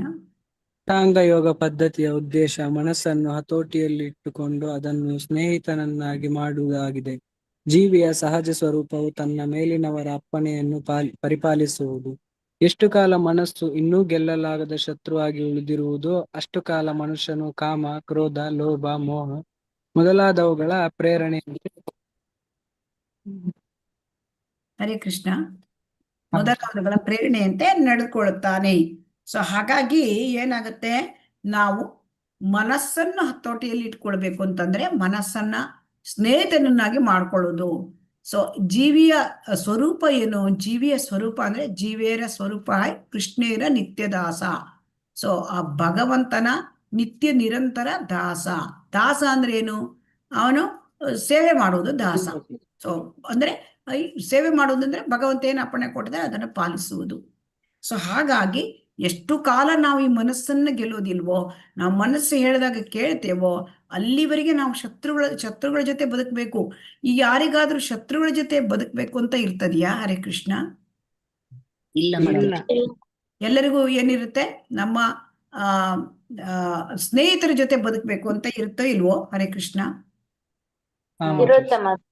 ನೋಡಿ, ಇಲ್ಲಿ ಭಗವದ್ಗೀತೆಯಲ್ಲಿ ಶ್ರೀಲ ಪ್ರಭುಪಾದ ನಮಗೆ ಏನ್ ತಿಳಿಸ್ಕೊಡ್ತಾರೆ, ಭಾವಾರ್ಥದಲ್ಲಿ ಎಲ್ಲಿವರೆಗೆ ನೀವು ಮನಸ್ಸನ್ನ ಗೆಲ್ಲೋದಿಲ್ವೋ ಅಲ್ಲಿವರೆಗೆ ನೀವು ಶತ್ರುವಿನ ಜೊತೆ ಬದುಕ್ತೀರಿ. ಕಾಮ, ಕ್ರೋಧ, ಲೋಭ, ಮೋಹ ಇವುಗಳ ಪ್ರೇರಣೆಯಂತೆ ಜೀವನ ಮಾಡ್ತೇವೆ. ಅವಾಗ ನಮ್ಗೇನಾಗತ್ತೆ, ಜನನ ಮರಣ ಚಕ್ರದಲ್ಲಿ ನಾವು ಸಿಕ್ಕಾಕೊಂಡ್ ಬಿಡ್ತೇವೆ ಅಲ್ವಾ? ಹರೇ ಕೃಷ್ಣ. ಇದನ್ನು ಓದಿ. ಅಷ್ಟಾಂಗ ಯೋಗ. ಬೇರೆಯವರು ಯಾರಾದ್ರೂ ಓದ್ಲಿ. ಹರೇ ಕೃಷ್ಣ ಪ್ರಭು. ಆದರೆ ಮನಸ್ಸನ್ನು ಗೆದ್ದಾಗ ಎಲ್ಲರ ಹೃದಯಗಳಲ್ಲಿ ಪರಮಾತ್ಮನಾಗಿ ನೆಲೆಸಿರುವ ಭಗವಂತನ ಆಜ್ಞೆಯಂತೆ ನಡೆಯಲು ಮನುಷ್ಯನು ತಾನಾಗಿ ಒಪ್ಪಿಕೊಳ್ಳುತ್ತಾನೆ. ಕೃಷ್ಣ ಪ್ರಜ್ಞೆಯನ್ನು ನೇರವಾಗಿ ಸ್ವೀಕರಿಸಿದರೆ ಭಗವಂತನ ಪ್ರೇರಣೆಗೆ ಸಂಪೂರ್ಣ ಶರಣಾಗತಿಯು ತಂತಾನೇ ಬರುತ್ತದೆ.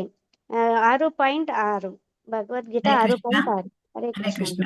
ಸೊ ಹಾಗಾಗಿ ಈಗ ನಾವು ಮನಸ್ಸನ್ನು ಗೆಲ್ಲುವುದು ಹೇಗೆ ಅಂತಂದ್ರೆ, ಕೃಷ್ಣ ಪ್ರಜ್ಞೆಯನ್ನು ನಾವು ನೇರವಾಗಿ ಸ್ವೀಕಾರ ಮಾಡೋದು. ನಾವು ಏನ್ ಮಾಡ್ಬೇಕು? ಹರೇ ಕೃಷ್ಣ. ನಾವು ಮನಸ್ಸನ್ನು ಗೆಲ್ಲಬೇಕು ಅಂದ್ರೆ ಕೃಷ್ಣ ಪ್ರಜ್ಞೆಯನ್ನು ಸ್ವೀಕಾರ ಮಾಡ್ಬೇಕು. ಅಂದ್ರೆ ಅಲ್ಲಿ ಭಕ್ತಿ ಸೇವೆ ಮಾಡ್ಬೇಕು. ನಾವು ಮನಸ್ಸನ್ನು ನಿಯಂತ್ರಿಸೋದು ಕೃಷ್ಣ ಪ್ರಜ್ಞೆಯಲ್ಲಿ ಹೇಗೆ? ನಾವು ಜಪ ಮಾಡ್ತೇವೆ ಅಲ್ವಾ? ಜಪ ಮಾಡೋದ್ರಿಂದ ಮನಸ್ಸು ನಿಗ್ರಹಕ್ಕೆ ಬರ್ತದೆ. ಸೊ ಅದಕ್ಕೆ ಏನ್ ಹೇಳ್ತಾರೆ ಅಂತಂದ್ರೆ, ಎಲ್ಲವೂ ಕೃಷ್ಣ ಪ್ರಜ್ಞೆಯನ್ನು ನೇರವಾಗಿ ಸ್ವೀಕರಿಸಿ ಭಕ್ತಿ ಸೇವೆ ಮಾಡಿದರೆ ಎಲ್ಲವೂ ಮನಸ್ಸು ತನ್ನಿಂತಾನೇ ಹತೋಟಿಗೆ ಬರುತ್ತೆ. ಯಾಕಂದ್ರೆ ಮನುಷ್ಯ ಅವನು ಶರಣಾಗತಿಗೆ ಬರ್ತಾನೆ. ಶರಣಾಗತಿಗೆ ಬಂದಾಗ ಅವನು ತನ್ನ ಸ್ವಾರ್ಥ ಇಂದ್ರಿಯ ತೃಪ್ತಿಯನ್ನು ಬಿಟ್ಟು ಭಗವಂತನ ಇಂದ್ರಿಯ ತೃಪ್ತಿಯನ್ನ ಬಯಸ್ತಾನೆ. ಅದಕ್ಕೆ ಅವನು ಆ ಭಗವಂತನಿಗೆ ಸೇವೆ ಮಾಡ್ತಾನೆ ಅಲ್ವಾ? ಸೊ ಈ ರೀತಿ ಆಗುವುದೇ ಇದು ತುಂಬಾ ಮುಖ್ಯವಾದ ವಿಚಾರ. ಸೊ ಹಾಗಾಗಿ ಅಷ್ಟಾಂಗ ಯೋಗದಿಂದ ನಾವು ಏನು ಮನಸ್ಸನ್ನು ಹತೋಟಿಗೆ ತರುತ್ತೇವೋ ಅದನ್ನು ನಾವು ಕೃಷ್ಣ ಪ್ರಜ್ಞೆಯಿಂದ ಸುಲಭವಾಗಿ ತರಬಹುದು ಅಲ್ವಾ? ಕೃಷ್ಣ. ಹೌದು ಮಾತಾಜಿ.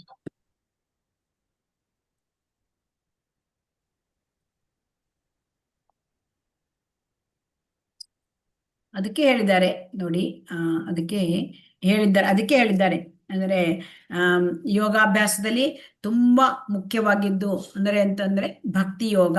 ಯಾಕೆಂದ್ರೆ ಯೋಗಿನಾಮಪಿ ಸರ್ವೇಶ ಮದ್ಗತೇನ ಶ್ರದ್ಧಾವಾನ್ ಭಜತೆ ಯೋ ಮಾಂ ಸಮೇ ಯುಕ್ತ ತಮೋ ಮತಃ. ಸೊ ಯಾರು ಸತತವಾಗಿ ಭಗವಂತನನ್ನು ಕುರಿತು ಚಿಂತನೆ ಮಾಡ್ತಾರೋ, ಯಾರು ಸದಾ ಭಗವಂತನನ್ನು ಭಜಿಸುತ್ತಾರೋ ಅವನು ಶ್ರೇಷ್ಠವಾದ ಯೋಗಿ. ಅಂದ್ರೆ ಎಲ್ಲ ಯೋಗಗಳಿಗೆ ಶಿಖರವಾದದ್ದು ಯಾವುದು? ಭಕ್ತಿ ಯೋಗ. ಸೊ ಆ ಭಕ್ತಿ ಯೋಗದಿಂದ ಮಾತ್ರ ನಾವು ಭಗವಂತನನ್ನು ಪಡೆಯಲಿಕ್ಕೆ ಸಾಧ್ಯ. ಸೊ ಆದ್ದರಿಂದ ಇಲ್ಲಿ ಹೇಳ್ತಾರೆ ಏನು? ಭಕ್ತಿ ಯೋಗ ಶ್ರೇಷ್ಠವಾದದ್ದು. ಸೊ ಹಾಗಾಗಿ ಅಷ್ಟಾಂಗ ಯೋಗ ಪದ್ಧತಿಯಿಂದ ಅಷ್ಟು ಏಕಾಂತವಾಸ ಮಾಡಿ ಕಾಡಿಗೆ ಹೋಗಿ ಬ್ರಹ್ಮಚರ್ಯ ಕಂಪವನ್ನ ಪಡ್ಕೊಂಡು ಒಬ್ಬರೇ ಅಲ್ಲಿ ವಾಸ ಮಾಡಿ, ಆಮೇಲೆ ತುಂಬಾ ಪ್ರತ್ಯಾಹಾರ, ಯಮ ನಿಯಮ, ಆಸನ, ಪ್ರಾಣಾಯಾಮ, ಪ್ರತ್ಯಾಹಾರ, ಧಾರಣ, ಧ್ಯಾನ, ಸಮಾಧಿ ಈ ರೀತಿಯಾಗುವುದನ್ನ ನಾವು ಭಕ್ತಿಯಲ್ಲಿ ಸುಲಭವಾಗಿ ಇದನ್ನ ಸಾಧಿಸಬಹುದು ಅಲ್ವಾ? ಹಾಗನ್ನಿಸೋದಿಲ್ವಾ? ಹರೇ ಕೃಷ್ಣ. ಹೌದು ಮಾತಾಜಿ.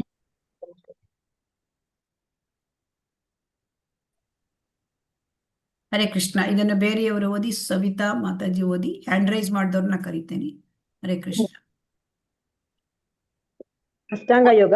ಆದರೆ ಮನಸ್ಸನ್ನು ಗೆದ್ದಾಗ ಎಲ್ಲರ ಹೃದಯಗಳಲ್ಲಿ ಪರಮಾತ್ಮನಾಗಿ ನೆಲೆಸಿರುವ ಭಗವಂತನ ಆಜ್ಞೆಯಂತೆ ನಡೆಯಲು ಮನುಷ್ಯನು ತಾನಾಗಿ ಒಪ್ಪಿಕೊಳ್ಳುತ್ತಾನೆ. ಕೃಷ್ಣ ಪ್ರಜ್ಞೆಯನ್ನು ನೇರವಾಗಿ ಸ್ವೀಕರಿಸಿದರೆ ಭಗವಂತನ ಪ್ರೇರಣೆಗೆ ಸಂಪೂರ್ಣ ಶರಣಾಗತಿಯು ತಂತಾನೆ ಬರುತ್ತದೆ. ಹರೇ ಕೃಷ್ಣ. 6.6 ಭಾವಾರ್ಥ. ಹರೇ ಕೃಷ್ಣ. ಹಾಗಾಗಿ ನಾವು ಭಕ್ತಿಗೆ ಬಂದಾಗ ನಮಗೆ ತನ್ನಿಂತಾನೇ ಏನಾಗುತ್ತೆ? ಭಗವಂತನ ಅನುಜ್ಞೆಯಂತೆ ನಡಿಲಿಕ್ಕೆ ಮನುಷ್ಯ ಒಪ್ಕೊಳ್ತಾನೆ, ತನ್ನಿಂತಾನೇ ಶರಣಾಗತಿಯನ್ನ ಪಡ್ಕೊಳ್ತಾನೆ. ಸೊ ಹಾಗಾಗಿ ಅದರಲ್ಲಿ ಏನು ನಮಗೆ ತುಂಬಾ ಕಷ್ಟ ಇಲ್ಲ. ಹರೇ ಕೃಷ್ಣ. ಇದನ್ನು ಬೇರೆಯವರು ಓದಿ. ಯಾರು ನೆಕ್ಸ್ಟ್ ಯಾರದು ಓದಿ? ಹರೇ ಕೃಷ್ಣ. ಮನಸ್ಸು ಚಾಲಕ. ನಿಮ್ಮ ಚಾಲಕನಿಗೆ ಕೇಳಿದರೆ ದಯವಿಟ್ಟು ನನ್ನನ್ನು ಕೃಷ್ಣ ಪ್ರಜ್ಞೆಯ ದೇವಸ್ಥಾನಕ್ಕೆ ಕರೆದುಕೊಂಡು ಹೋಗು. ಚಾಲಕ ನಿಮ್ಮನ್ನು ಅಲ್ಲಿಗೆ ಕರೆತರುತ್ತಾನೆ. ಮತ್ತು ನೀವು ನಿಮ್ಮ ಚಾಲಕನನ್ನು ಕೇಳಿದರೆ ದಯವಿಟ್ಟು ನನ್ನನ್ನು ಆ ಮಧ್ಯದ ಮನೆಗೆ ಕರೆದುಕೊಂಡು ಹೋಗು. ಆಗ ಚಾಲಕ ನಿಮ್ಮನ್ನು ಅಲ್ಲಿಗೆ ಕರೆದುಕೊಂಡು ಹೋಗುತ್ತಾನೆ. ನೀವು ಇಷ್ಟಪಡುವ ಸ್ಥಳದಲ್ಲಿ ನಿಮ್ಮನ್ನು ಕರೆದುಕೊಂಡು ಹೋಗುವುದು ಚಾಲಕನ ಕರ್ತವ್ಯ. ಹರೇ ಕೃಷ್ಣ. ಹರೇ ಕೃಷ್ಣ ಮಾತಾಜಿ. ಹರೇ ಕೃಷ್ಣ.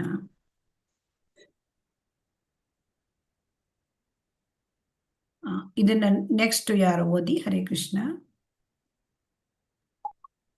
ಹರೇ ಕೃಷ್ಣ ಮಾತಾಜಿ. ಅಷ್ಟಾಂಗ ಯೋಗ. ಅದೇ ರೀತಿಯಲ್ಲಿ ನಿಮ್ಮ ಮನಸ್ಸು ಚಾಲಕ. ನೀವು ನಿಯಂತ್ರಣವನ್ನು ಸಡಿಲಗೊಳಿಸಿದರೆ ಅವನು ತನಗೆ ಇಷ್ಟವಾದ ಸ್ಥಳಕ್ಕೆ ನಿಮ್ಮನ್ನು ಕರೆದೊಯ್ಯುತ್ತಾನೆ. ನಂತರ ನೀವು ನಾಶವಾಗುತ್ತೀರಿ. ಆಗ ನಿಮ್ಮ ಚಾಲಕ ನಿಮ್ಮ ಶತ್ರು. ಆದರೆ ನಿಮ್ಮ ಚಾಲಕ ನಿಮ್ಮ ಆದೇಶದಂತೆ ವರ್ತಿಸಿದರೆ ಅವನು ನಿಮ್ಮ ಸ್ನೇಹಿತ. ಹರೇ ಕೃಷ್ಣ ಮಾತಾಜಿ. ಹರೇ ಧನ್ಯವಾದ. ಕೃಷ್ಣ. ಸೊ ಇದಕ್ಕೆ ಪ್ರಭುಪಾದರು ಒಂದು ಒಳ್ಳೆಯ ಉದಾಹರಣೆ ಕೊಡ್ತಾ ಇದ್ದಾರೆ.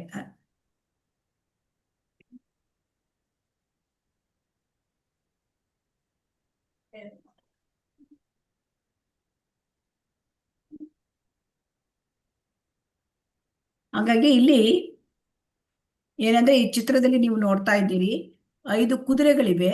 ಮತ್ತೆ ಇಲ್ಲಿ ಕುದುರೆಗೆ ಹಗ್ಗ ಕಟ್ಟಿದ್ದಾರೆ ಅಲ್ವಾ, ಆ ದಾರ ಇಟ್ಕೊಂಡಿದ್ದಾನೆ ಚಾಲಕ. ಆಮೇಲೆ ಇದು ಒಂದು ರಥ ಅಲ್ವಾ, ಆ ರಥದಲ್ಲಿ ಹಿಂದಗಡೆ ಯಾರು ಕೂತಿದ್ದಾರೆ? ಆತ್ಮ ಅಲ್ವಾ. ಸೊ ಇಲ್ಲಿ ಇದನ್ನ ಒಂದು ಭಗವದ್ಗೀತೆಯಲ್ಲಿ ಶ್ಲೋಕ 3.42 ಇಂದ್ರಿಯಾಣಿ ಪರಣ್ಯಾಹು ಇಂದ್ರಿಯೇಭ್ಯಃ ಪರಂ ಮನಃ ಮನಸಸ್ತು ಪರ ಬುದ್ಧಿರ್ಯೋ ಬುದ್ಧೇಹೇ ಪರತಸ್ತು ಸಹ. ಈ ಮನಸ್ಸಿದೆಯಲ್ಲ, ಅದು ಇಲ್ಲಿ ಈ ಕುದುರೆಗಳನ್ನ 5 ಕುದುರೆಗಳನ್ನ 5 ಇಂದ್ರಿಯಗಳಿಗೆ ಹೋಲಿಸಲಾಗಿದೆ. ಆಮೇಲೆ ಮನಸ್ಸು ಇದು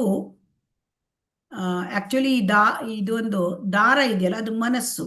ಆಮೇಲೆ ಇಲ್ಲಿ ಚಾಲಕ ಇರ್ತಕ್ಕಂಥದ್ದು ಬುದ್ಧಿ. ಆಮೇಲೆ ಇಲ್ಲಿ ಪ್ರಯಾಣಿಕ ಇಲ್ಲಿ ಆತ್ಮ. ಏನಾಗ್ತದೆ ಅಂದ್ರೆ ಇಲ್ಲಿ ನಿಜವಾದ ಪರಿಸ್ಥಿತಿಯಲ್ಲಿ ಏನಾಗಬೇಕು? ಆತ್ಮ ಬುದ್ಧಿಯನ್ನು ನಿರ್ದೇಶಿಸಬೇಕು. ಆ ಬುದ್ಧಿ ಏನ್ ಮಾಡಬೇಕು? ಮನಸ್ಸನ್ನ ನಿರ್ದೇಶಿಸಬೇಕು. ಮನಸ್ಸು ಇಂದ್ರಿಯಗಳನ್ನ ಕಂಟ್ರೋಲ್ ಮಾಡಬೇಕು. ಆದರೆ ಏನಾಗುತ್ತೆ ಅಂದ್ರೆ ಯಾವಾಗ ವ್ಯಕ್ತಿ ಬದ್ಧ ಸ್ಥಿತಿಯಲ್ಲಿ ಇರ್ತಾನೆ, ಅವಾಗ ಏನಾಗುತ್ತೆ? ಬದ್ಧ ಸ್ಥಿತಿಯಲ್ಲಿ ಇದ್ದಾಗ ಅವನು ಮನಸ್ಸು ಇಂದ್ರಿಯಗಳು ಹೇಳಿದಾಗ ಕೇಳುತ್ತೆ. ಆಗ ಆ ಮನಸ್ಸು ತುಂಬಾ ಹಠ ಮಾರಿಯಾಗಿ ಬುದ್ಧಿ ಹೇಳಿದ್ರೆ ಕೇಳೋದಿಲ್ಲ. ಆವಾಗ ಆತ್ಮ ವೀಕ್ ಆಗಿರುತ್ತೆ. ಯಾಕಂದ್ರೆ ಆತ್ಮಕ್ಕೆ ಆಹಾರ ಇರೋದಿಲ್ಲ. ಆತ್ಮದ ಆಹಾರ ಏನು? ಹರೇ ಕೃಷ್ಣ. ಆತ್ಮದ ಹರಿನಾಮ. ಹರೇ ಕೃಷ್ಣ ಮಹಾರಾಜ್. ಒಬ್ರು ಹೇಳ್ಬೇಕು ಹರೇ ಕೃಷ್ಣ. ಹರಿನಾಮ ಸಂಕೀರ್ತನೆ. ಆತ್ಮದ ಆಹಾರ ಹರಿನಾಮ ಸಂಕೀರ್ತನೆ. ಹರಿನಾಮ ಸಂಕೀರ್ತನೆ, ಭಗವದ್ಗೀತೆ, ಭಾಗವತ ಪಾರಾಯಣ, ಶ್ರವಣ, ಇವೆಲ್ಲ ಮತ್ತೆ ನವವಿಧ ಭಕ್ತಿ ಇದೆಯಲ್ಲ, ಅವೆಲ್ಲವೂ ಕೂಡ ಮನಸ್ಸಿಗೆ ಆಹಾರ, ಇದು ಆತ್ಮಕ್ಕೆ ಆಹಾರ. ಸೊ ಆತ್ಮಕ್ಕೆ ನಾವು ಆಹಾರ ಕೊಡದಿದ್ರೆ ಆತ್ಮ ವೀಕ್ ಆಗಿರುತ್ತೆ ಅಲ್ವಾ.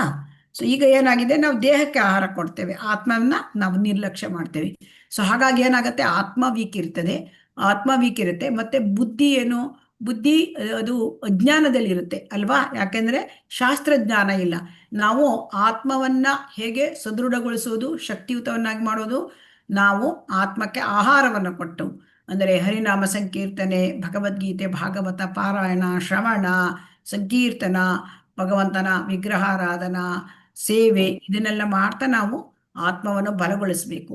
ಮತ್ತೆ ಬುದ್ಧಿ ಚುರುಕಾಗುವುದು ಹೇಗೆ? ಹರೇ ಕೃಷ್ಣ. ಬುದ್ಧಿ ಚುರುಕಾಗುವುದು ಹೇಗೆ? ಗುರುಗಳ ಒಂದು ಇದರಿಂದ ನಾವು ಭಗವದ್ಗೀತೆಗಳನ್ನ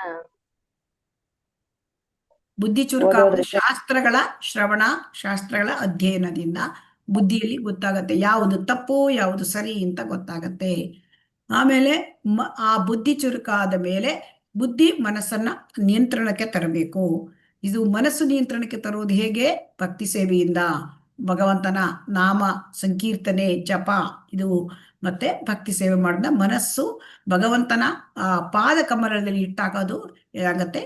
ಅದು ಸವೈ ಮನಃ ಕೃಷ್ಣ ಪದಾರವಿಂದ. ಯಾವಾಗ ಮನಸ್ಸು ಭಗವಂತನ ಪಾದದಲ್ಲಿ ಇರ್ತದೆ ಆಗ ಹಿಡಿತಕ್ಕೆ ಬರುತ್ತೆ. ಸೊ ಆವಾಗ ಈ ಇಂದ್ರಿಯಗಳು ತನಿತಾನೆ ಹಿಡಿತಕ್ಕೆ ಬರುತ್ತವೆ.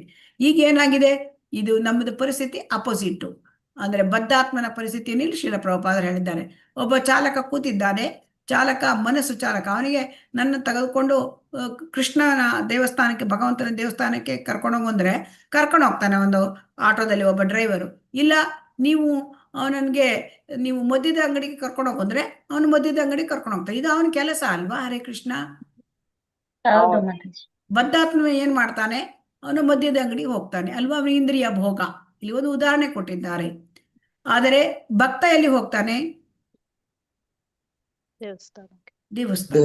ವ್ಯತ್ಯಾಸ ಏನಿದೆ? ಭಕ್ತ ಭಗವಂತನ ಸೇವೆಯಲ್ಲಿ ತನ್ನನ್ನು ತೊಡಗಿಸ್ಕೊಳ್ತಾನೆ, ಆದರೆ ಬದ್ಧಾತ್ಮ ತನ್ನ ಇಂದ್ರಿಯ ಭೋಗಕ್ಕೆ ತೊಡಗಿಸ್ಕೊಳ್ತಾನೆ. ಸೊ ಭಕ್ತನ ಮನಸ್ಸು ಅದು ಹತೋಟಿಯಲ್ಲಿದೆ ಅಲ್ವಾ? ಮನಸ್ಸು ಹತೋಟಿಯಲ್ಲಿದೆ. ಭಕ್ತನಿಗೆ ಜ್ಞಾನ ಇದೆ ಅಲ್ವಾ? ಯಾವುದು ತಪ್ಪು, ಯಾವುದು ಸರಿ, ಮದ್ಯಮ ಪಾನ ಮಾಡೋದು ತಪ್ಪು, ಭಗವಂತನ ಸೇವೆ ಮಾಡ್ಬೇಕು ನಾನು, ಇದು ಸರಿ, ಇದು ಅವನಿಗೆ ಗೊತ್ತಿದೆ ಅಲ್ವಾ? ಹೌದು ಮಾತಾಜಿ. ಹಾ, ಆದ್ದರಿಂದ ಇಲ್ಲಿ ಹೇಳ್ತಾ ಇದ್ದಾರೆ. ಸೊ ನೀವು ನೀವು ಈ ಚಾಲಕನಿಗೆ ನಿನ್ಗೆ ಎಲ್ಲಿ ಬೇಕಾದ್ರೂ ಕರ್ಕೊಂಡು ಹೋಗು ಅಂತ ಹೇಳಿದ್ರೆ ಅವನು ಎಲ್ಲಿ ಬೇಕಾದ್ರೂ ಕರ್ಕೊಂಡು ಹೋಗ್ತಾನೆ ಅಲ್ವಾ? ಅಲ್ವಾ? ನಾವು ಅಲ್ಲಿ ಕೂತ್ಕೊಂಡು ನಾವು ಟ್ಯಾಕ್ಸಿ ನಲ್ಲಿ ಕೂತ್ಕೊಳ್ತೀವಿ ಅಂತ ಇಟ್ಕೊಳ್ಳಿ. ನಿಮ್ಗೆ ಬೇಕಾದಲ್ಲಿ ಕರ್ಕೊಂಡು ಹೋದ್ರೆ ನಾವ್ ಎಲ್ಲಿ ಕರ್ಕೊಂಡು ಹೋಗ್ತಾನೆ? ಹರೇ ಕೃಷ್ಣ, ನಮ್ಗೆ ಉತ್ತರ ಹೇಳಿ. ಅವನು ಎಲ್ಲಾದ್ರೂ ಕರ್ಕೊಂಡು ಅವನಿಗೆ ಇಷ್ಟ ಅಲ್ಲ, ನಮ್ಮನ್ನು ಅವನು ನಮ್ಮಲ್ಲಿದ್ದ ವಸ್ತು ಅಥವಾ ಏನಾದ್ರೂ ವ್ಯಾಲ್ಯೂಯಬಲ್ ವಸ್ತು ಅದನ್ನು ತನಗೆ ಬೇಕಾದ ಒಂದು ಅಂದ್ರೆ ಯಾರು ಇಲ್ಲದ ಸ್ಥಳಕ್ಕೆ ತೆಗೆದುಕೊಂಡು ಹೋಗಿ ನಮ್ಮನ್ನು ಅವನು ಏನ್ ಮಾಡಬಹುದು? ನಮ್ಮ ವ್ಯಾಲ್ಯೂಯಬಲ್ಸ್ ಎಲ್ಲ ಅವನು ಅಪಹರಿಸಬಹುದು ಅಲ್ವಾ? ಅದೇ ತರ ಇಲ್ಲಿ ಏನಾಗತ್ತೆ ಅಂದ್ರೆ, ಒಬ್ಬ ವ್ಯಕ್ತಿ ಭಕ್ತಿಯಲ್ಲಿ ಇಲ್ಲ, ಅವನು ಬದ್ಧಾತ್ಮನಾಗಿದ್ದಾನೆ ಅಂದ್ರೆ ಅವನು ಏನಾಗ್ತಾನೆ? ಮನಸ್ಸನ್ನ ಕಂಟ್ರೋಲ್ ಮಾಡಿರೋದಿಲ್ಲ. ಅವಾಗ ಇಂದ್ರಿಯಗಳು ಎಲ್ಲಿ ಬೇಕಾದ್ರಲ್ಲಿಗೆ ಎಳ್ಕೊಂಡು ಹೋಗುತ್ತೆ ಈ ಕುದುರೆಗಳು ಅಲ್ವಾ? ಎಲ್ಲಿ ಬೇಕಾದ್ರೆ ಎಳ್ಕೊಂಡು ಹೋಗುತ್ತೆ. ಕಣ್ಣು ಅದನ್ನ ನೋಡು, ಈ ಒಂದು ಸಿನಿಮಾಕ್ಕೆ ಹೋಗು ಅಂತ ಹೇಳುತ್ತೆ. ಕಿವಿ ನೋಡಿದ್ರೆ ಪಾಪ್ ಮ್ಯೂಸಿಕ್ ಕೇಳು ಹೇಳುತ್ತೆ, ಅಥವಾ ಬೇರೆ ಯಾವುದೋ ಒಂದು ಕೇಳು ಹೇಳುತ್ತೆ. ಪ್ರತಿಯೊಂದು ಅವರವರದ್ದನ್ನ ಮಾಡ್ತಾ ಹೋಗ್ತಾರೆ. ಅವಾಗ ಏನಾಗುತ್ತೆ? ಅವಾಗ ನಾವು ಏನಾಗ್ತೇವೆ? ನಾವು ಪತನ ಹೋಗ್ತಲ್ಲ, ನಾವು ಜನನ ಮರಣ ಚಕ್ರದಲ್ಲಿ ಸಿಕ್ಕಿ ನಾವು ಏನ್ ಮಾಡ್ತೇವೆ? ಇಂದ್ರಿಯ ಭೋಗ ಮಾಡಿದರೆ ನಾವು ದುಃಖಕ್ಕೆ ಒಳಗಾಗ್ತೇವೆ. ಹಿಂದಿನ ಒಂದು ತರಗತಿಯಲ್ಲಿ ನಾವು ಅದನ್ನ ನೋಡಿದ್ದೇವೆ. ಈಗ ನಾವು ಏನ್ ಮಾಡ್ಬೇಕು? ಹಾಗಾದ್ರೆ ನಾವು ಆತ್ಮಕ್ಕೆ ಶಕ್ತಿಯನ್ನು ಕೊಡಬೇಕು, ಬಲವನ್ನು, ಆಹಾರವನ್ನು ಕೊಡಬೇಕು. ಅಂದರೆ ನಮ್ಮ ಭಕ್ತಿ ಪ್ರಕ್ರಿಯೆ ಅದರ ಮೂಲಕ ಶ್ರವಣ, ಕೀರ್ತನ ಮತ್ತೆ ಸ್ಮರಣ, ಇದರ ಮೂಲಕ ಮೇಲೆ ನಾವು ಜ್ಞಾನವನ್ನು ಪಡೆದುಕೊಂಡು ಬುದ್ಧಿಗೆ ನಾವು ಚುರುಕು ಮಾಡಬೇಕು. ಬುದ್ಧಿಯನ್ನು ಕೃಷ್ಣ ಪ್ರಜ್ಞೆಯ ಇಂಟೆಲಿಜೆನ್ಸ್ ಮಾಡಬೇಕು, ಮಾಯಾ ಇಂಟೆಲಿಜೆನ್ಸ್ ಅಲ್ಲ. ಸೊ ಆಮೇಲೆ ಮನಸ್ಸನ್ನು ನಾವು ಹಿಡಿತದಲ್ಲಿ ಇಡಬೇಕು. ಮನಸ್ಸನ್ನು ನಿಯಂತ್ರಣ ಮಾಡೋದು ಹೇಗೆ? ಭಗವಂತನ ಸೇವೆಯಲ್ಲಿ ನಮ್ಮ ಎಲ್ಲ ಇಂದ್ರಿಯಗಳನ್ನು ತೊಡಗಿಸೋದ್ರಿಂದ. ಆವಾಗ ಇಂದ್ರಿಯಗಳು ಮತ್ತು ಮನಸ್ಸು ಹತೋಟಿಗೆ ಬರುತ್ತವೆ. ಈಗ ನಮಗೆ ಶ್ಲೋಕಗಳಲ್ಲಿ 10ನೇ ಶ್ಲೋಕ, 11, 12ನೇ ಶ್ಲೋಕ, 13, 14, 15, 16, 17 ಇಷ್ಟು ಶ್ಲೋಕಗಳನ್ನ ಇವತ್ತು ನೋಡ್ಲಿಕ್ಕುಂಟು. ಹರೇ ಕೃಷ್ಣ. 10ನೇ ಶ್ಲೋಕ ನೋಡೋಣ.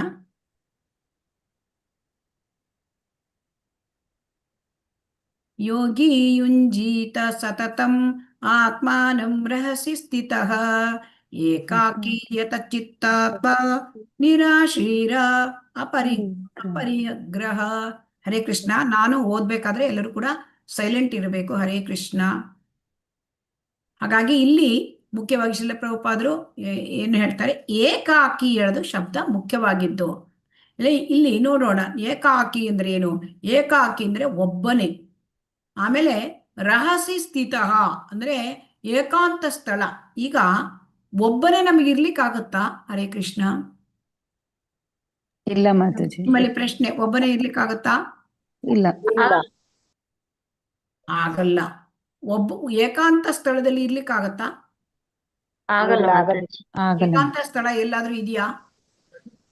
ಇಲ್ಲ. ಇವಾಗ ಮನೆಯಲ್ಲಿ ಏಕಾಂತ ಸ್ಥಳ ಇದೆಯಾ? ಇಲ್ಲ. ಪಟ್ಟಣದಲ್ಲಿ ಯಾವುದಾದ್ರೂ ಜಾಗದಲ್ಲಿ ಏಕಾಂತ ಸ್ಥಳ ಉಂಟಾ? ಇಲ್ಲ. ಎಲ್ಲಾ ಕಡೆಗೂ ತುಂಬಾ ಗೌಜು ಗಲಾಟೆಗಳೇ ಇದೆ ಅಲ್ವಾ? ಹೌದು. ಆಮೇಲೆ ಕಾಡಿಗೆ ಹೋಗೋಣ ಅಂದ್ರೆ ಕಾಡಿದೆಯಾ? ಕಾಡೆಲ್ಲ ಗಿಡ ಎಲ್ಲ ತೆಗೆದ್ಬಿಟ್ಟಿದ್ದಾರೆ, ಏನೂ ಇಲ್ಲ. ಕಾಡು ಕೂಡ ಇರೋದಿಲ್ಲ ಈಗ ಕಲಿಯುಗದಲ್ಲಿ ಅಲ್ವಾ? ಕಾಡುಗಳು ಕಡಿಮೆ ಆಗ್ಬಿಟ್ಟಿದೆ. ಸೊ ಅದಕ್ಕೆ ಏನ್ ಹೇಳ್ತಾರೆ ಈ ಶ್ಲೋಕದಲ್ಲಿ? ಅಷ್ಟಾಂಗ ಯೋಗ ಅಂದ್ರೆ ಭಗವಂತ ಏನ್ ಹೇಳ್ತಾನೆ? ಯೋಗಿ ಯುಂಜಿತ ಸತತಂ ಆತ್ಮಾನಂ ರಹಸ್ಯಸ್ಥಿತ. ನೀನು ಏಕಾಂತ ಸ್ಥಳಕ್ಕೆ ಹೋಗ್ಬೇಕು. ಅಲ್ಲಿ ಹೇಗಿರ್ಬೇಕು? ಏಕಾಕಿ, ನೀನು ಒಬ್ಬನೇ ಇರಬೇಕು.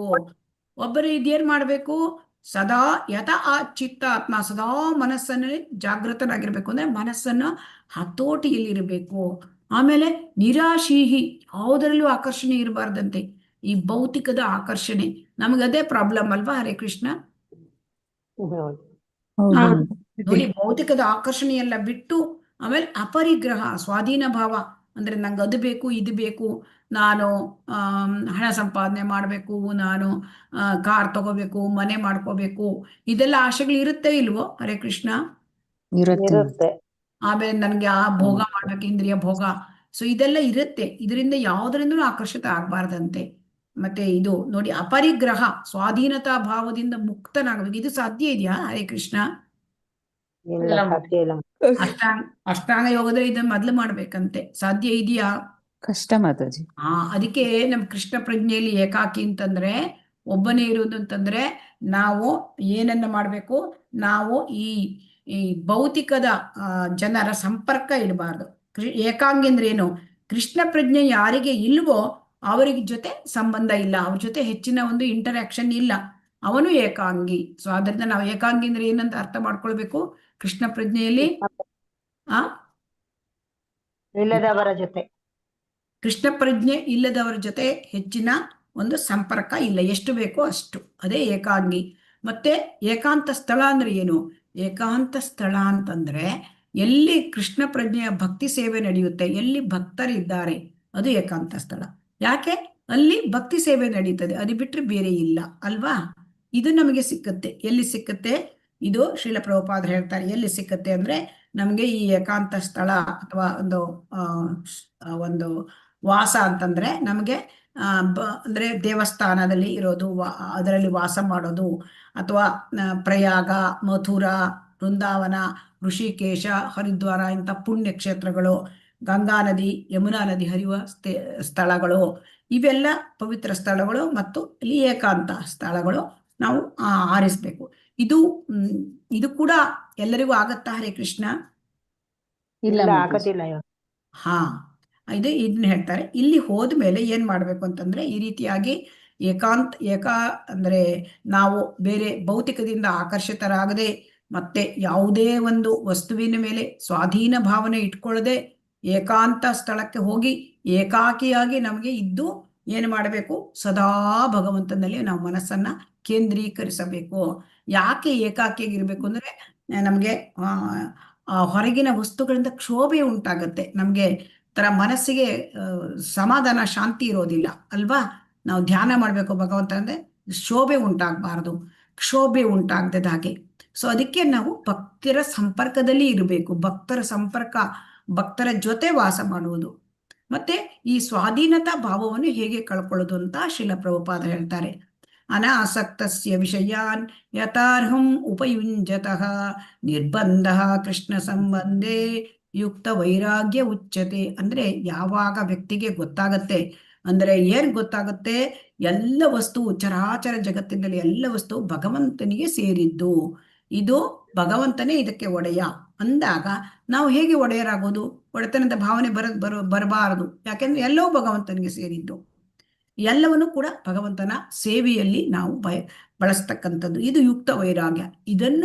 ಇದನ್ನು ನಾವು ಅಳವಡಿಸಿಕೊಂಡ್ರೆ ನಮಗೆ ಒಡೆತನದ ಭಾವನೆ, ಅಪರಿಗ್ರಹ ಬರ್ತದೆ.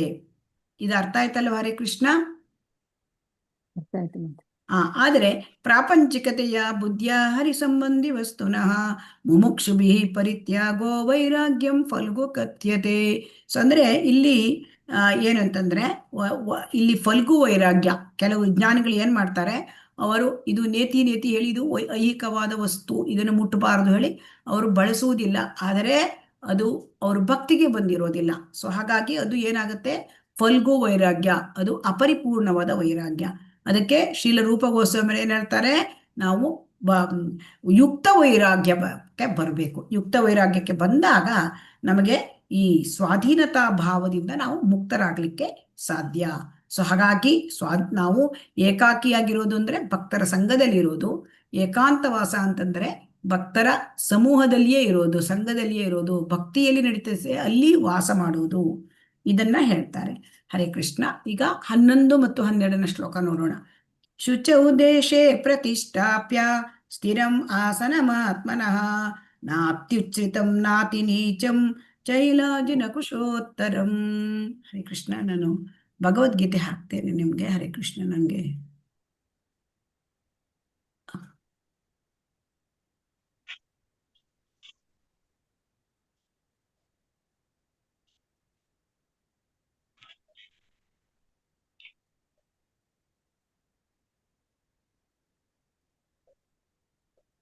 ಹರೇ ಕೃಷ್ಣ. ಕಾಣುತ್ತಾ? ಕಾಣಿಸ್ತಾ ಇದೆ. ಕಾಣ್ತದೆ. ಹರೇ ಕೃಷ್ಣ.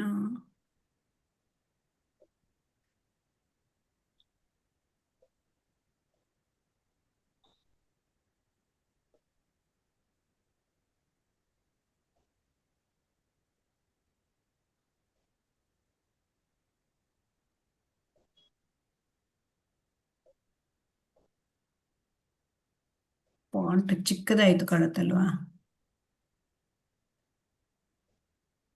ದೊಡ್ಡ ಮಾಡ್ಕೋಬಹುದು ಮಾತಾಜಿ.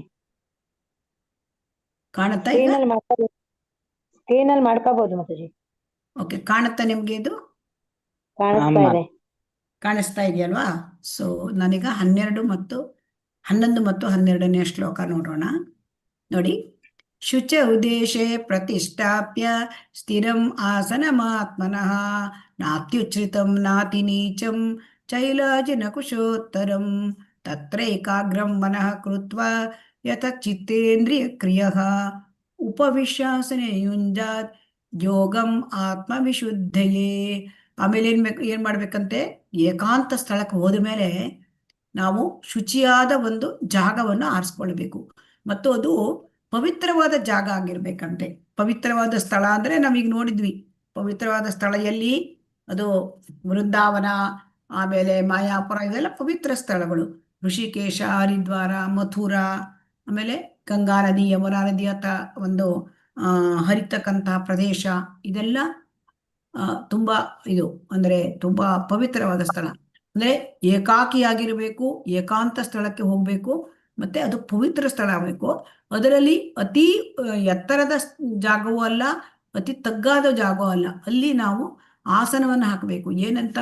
ಜಿಂಕೆಯ ಚರ್ಮ. ಈಗ ಜಿಂಕೆಯ ಚರ್ಮ ಸಿಗ್ತದ್ಯಾ? ಹರೇ ಕೃಷ್ಣ. ಈ ಸ್ಥಳಗಳು ಸಿಕ್ಕಿಲ್ಲ, ಯಾವುದು ಅರೆಸ್ಟ್ ಮಾಡ್ತಾರೆ. ಹರೇ ಕೃಷ್ಣ. ಜಿಂಕೆಯ ಚರ್ಮ ಹಾಕ್ಬೇಕು. ಆಮೇಲೆ ಅದಕ್ಕೆ ಮೊದಲು ದರ್ಬೇನ ಹಾಕಬೇಕು ಅಂತ ಹೇಳ್ತಾರೆ. ಆಮೇಲೆ ಜಿಂಕೆಯ ಚರ್ಮ ಹಾಕಬೇಕು. ಸೊ ಅದರ ಮೇಲೆ ಕುಳಿತುಕೊಳ್ಬೇಕು. ಆಸನ ಅದು. ಆಸನದ ಮೇಲೆ ಕುಳಿತುಕೊಂಡು ಆಮೇಲೆ ಮನಸ್ಸನ್ನು ಇಂದ್ರಿಯಗಳನ್ನು ನಿಗ್ರಹಿಸಬೇಕು. ಹೇಗೆ ಕೇಳಿದ್ರೆ ಅಲ್ಲಿ ಮತ್ತೆ ಯಮ, ನಿಯಮ, ಆಸನ, ಪ್ರಾಣಾಯಾಮ, ಪ್ರತ್ಯಾಹಾರ, ಧಾರಣ, ಧ್ಯಾನ ಇದನ್ನ ಮಾಡ್ಬೇಕು. ಈ ತರ ಮಾಡ್ಲಿಕ್ಕೆ ಆಗತ್ತಾ? ಹರೇ ಕೃಷ್ಣ. ಸಾಧ್ಯ ಇಲ್ಲ ಮಾತಾಜಿ. ಹಾ, ಸಾಧ್ಯ ಇಲ್ಲ. ಅದನ್ನ ಯಾಕೆ ಇದನ್ನ ಹೇಳ್ತಾ ಇದ್ರೆ ಶ್ರೀಲ ಪ್ರಭುಪಾದ್ರೆ, ಇದು ಅಂದ್ರೆ ಕೆಲವು ಏನ್ ಹೇಳ್ತಾರೆ, ದೊಡ್ಡ ದೊಡ್ಡ ಅಂದ್ರೆ ಪಟ್ಟಣಗಳಲ್ಲಿ ಯೋಗ ಸಂಸ್ಥೆ ಅಂತ ಇಟ್ಕೊಂಡು ಯೋಗ ಕೇಂದ್ರಗಳು ಇಟ್ಕೊಂಡಿರ್ತಾರೆ ಅಲ್ವಾ? ಅದು ನಿಜವಾದ ಯೋಗಾಭ್ಯಾಸ ಅಲ್ಲ. ನೋಡಿ, ಭಗವಂತ ಕೃಷ್ಣ ಏನ್ ಹೇಳಿದಾನೆ ಅದು ನಿಜವಾದ ಯೋಗಾಭ್ಯಾಸ.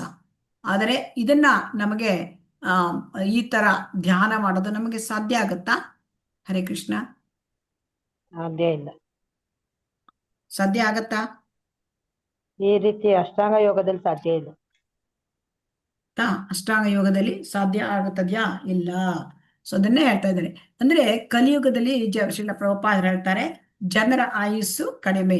ಸೊ ಅದಕ್ಕೆ ನಾವು ಪ್ರಾಯೇಣ ಅಲ್ಪಾಯುಷಃ ಕಲವು ಅಸ್ಮಿನ್ ಯುಗೆ ಜನ ಮಂದಾಹ ಸುಮಂದ ಮತಯೋ ಮಂದ ಭಾಗ್ಯ ಹಿ ಉಪಧೃತಾಹ. ಭಾಗವತಮಲ್ಲಿ ಹೇಳಿದೆ ಏನು, ಕಲಿಯುಗದಲ್ಲಿ ಜನ ತುಂಬಾ ಕಡಿಮೆ ಆಯಸ್ಸು, 100 ವರ್ಷ ಆಯಸ್ಸು. ಅದರಲ್ಲಿ ಕೂಡ 100 ವರ್ಷ ಇರ್ತಕ್ಕಂಥದ್ದು ಕಡಿಮೆ ಅಲ್ವಾ. ಎಷ್ಟೋ ಜನ ಅದಕ್ಕಿಂತ ಮುಂಚೆನೆ ತಮ್ಮ ಒಂದು ಇದನ್ನ ದೇಹತ್ಯಾಗ ಮಾಡ್ತಾರೆ. ಸೊ ಹಾಗಾಗಿ ಜನರ ಆಯಸ್ಸು ತುಂಬಾ ಕಡಿಮೆ. ಮತ್ತೆ ಮಂದಾಹ ಸುಮಂದಾಹ, ಅವರಿಗೆ ಆಧ್ಯಾತ್ಮಿಕದಲ್ಲಿ ಇಚ್ಛೆ ಇರುವುದಿಲ್ಲ. ಇರ್ತದ್ಯಾ ಹರೇ ಕೃಷ್ಣ? ಕೃಷ್ಣ ಪ್ರಜ್ಞೆಯ ಭಗವದ್ಗೀತೆ ತರಗತಿಗೆ ಬಂದಿಂದ ಎಷ್ಟು ಜನ ಸೇರ್ಕೋತಾರೆ, ಎಷ್ಟು ಜನ ಉಳಿತಾರೆ? ಮೊದಲು ಸ್ಟಾರ್ಟಿಂಗ್ ತುಂಬಾ ಜನ ಇರ್ತಾರೆ, ಆಮೇಲೆ ಯಾರು ಇರೋದಿಲ್ಲ. ಯಾಕೆಂದ್ರೆ ಅವರಿಗೆ ಆಧ್ಯಾತ್ಮಿಕತೆಯಲ್ಲಿ ಭಗವಂತನಲ್ಲಿ ಹೆಚ್ಚಿನ ಒಂದು ಆಸಕ್ತಿ ಇರೋದಿಲ್ಲ. ಅವರು ಆತ್ಮ ಸಾಕ್ಷಾತ್ಕಾರ, ಆಧ್ಯಾತ್ಮಿಕ ಸಾಕ್ಷಾತ್ಕಾರ ಪಡೆಯುವುದರಲ್ಲಿ ಸೋಮಾರಿಗಳು. ಮತ್ತು ಅವರು ಯಾವಾಗಲೂ ಆತಂಕದಲ್ಲಿ ಇರ್ತಾರೆ, ಏನೋ ಒಂದು ಟೆನ್ಷನ್ ಅಲ್ವಾ. ಹಾಗಾಗಿ ಶ್ರೀಲ ಪ್ರಭುಪಾದರು ಏನ್ ಹೇಳ್ತಾರೆ, ಈ ಬೃಹನ್ನಾರದಿಯ ಪುರಾಣದಲ್ಲಿ ನಮಗೆ ಈ ಕಲಿಯುಗಕ್ಕೆ ಆತ್ಮ ಸಾಕ್ಷಾತ್ಕಾರದ ಮಾರ್ಗ ಅಂದ್ರೆ, ಅತ್ಯುತ್ತಮವಾದ ಮಾರ್ಗ ಅಂದ್ರೆ ಭಗವಂತನ ಪವಿತ್ರ ನಾಮದ ಸಂಕೀರ್ತನೆ. ಅದೇ ಹರೇರ್ ನಾಮ ಹರೇರ್ ನಾಮ ಹರೇರ್ ನಾಮ ಇವ ಕೇವಲಂ ಕಲವು ನಾಸ್ತಿ ಏವ ನಾಸ್ತಿ ಏವ ನಾಸ್ತಿ ಗತಿರನ್ಯತ. ಸೊ ಹಾಗಾಗಿ ಈ ಕಲಿಯುಗದಲ್ಲಿ ಭಗವಂತನ ಪವಿತ್ರ ನಾಮವನ್ನ ಬಿಟ್ರೆ ಬೇರೆ ಮಾರ್ಗವೇ ಇಲ್ಲ, ಬೇರೆ ಮಾರ್ಗವೇ ಇಲ್ಲ, ಬೇರೆ ಮಾರ್ಗವೇ ಇಲ್ಲ ಅಂತ 3 ಸಾರಿ ಹೇಳಿದ್ದಾರೆ ಅಲ್ವಾ. ಬೇರೆ ಮಾರ್ಗ ಇಲ್ಲ ಅಂತ 3 ಸರಿ ಹೇಳಿದಾಗ ನಾವು ಅದನ್ನ ಒಪ್ಕೊಳ್ಬೇಕು ಅಲ್ವಾ. ಹರೇ ಕೃಷ್ಣ. ಈಗ 13 ಮತ್ತು 14ನೇ ಶ್ಲೋಕ ನೋಡೋಣ.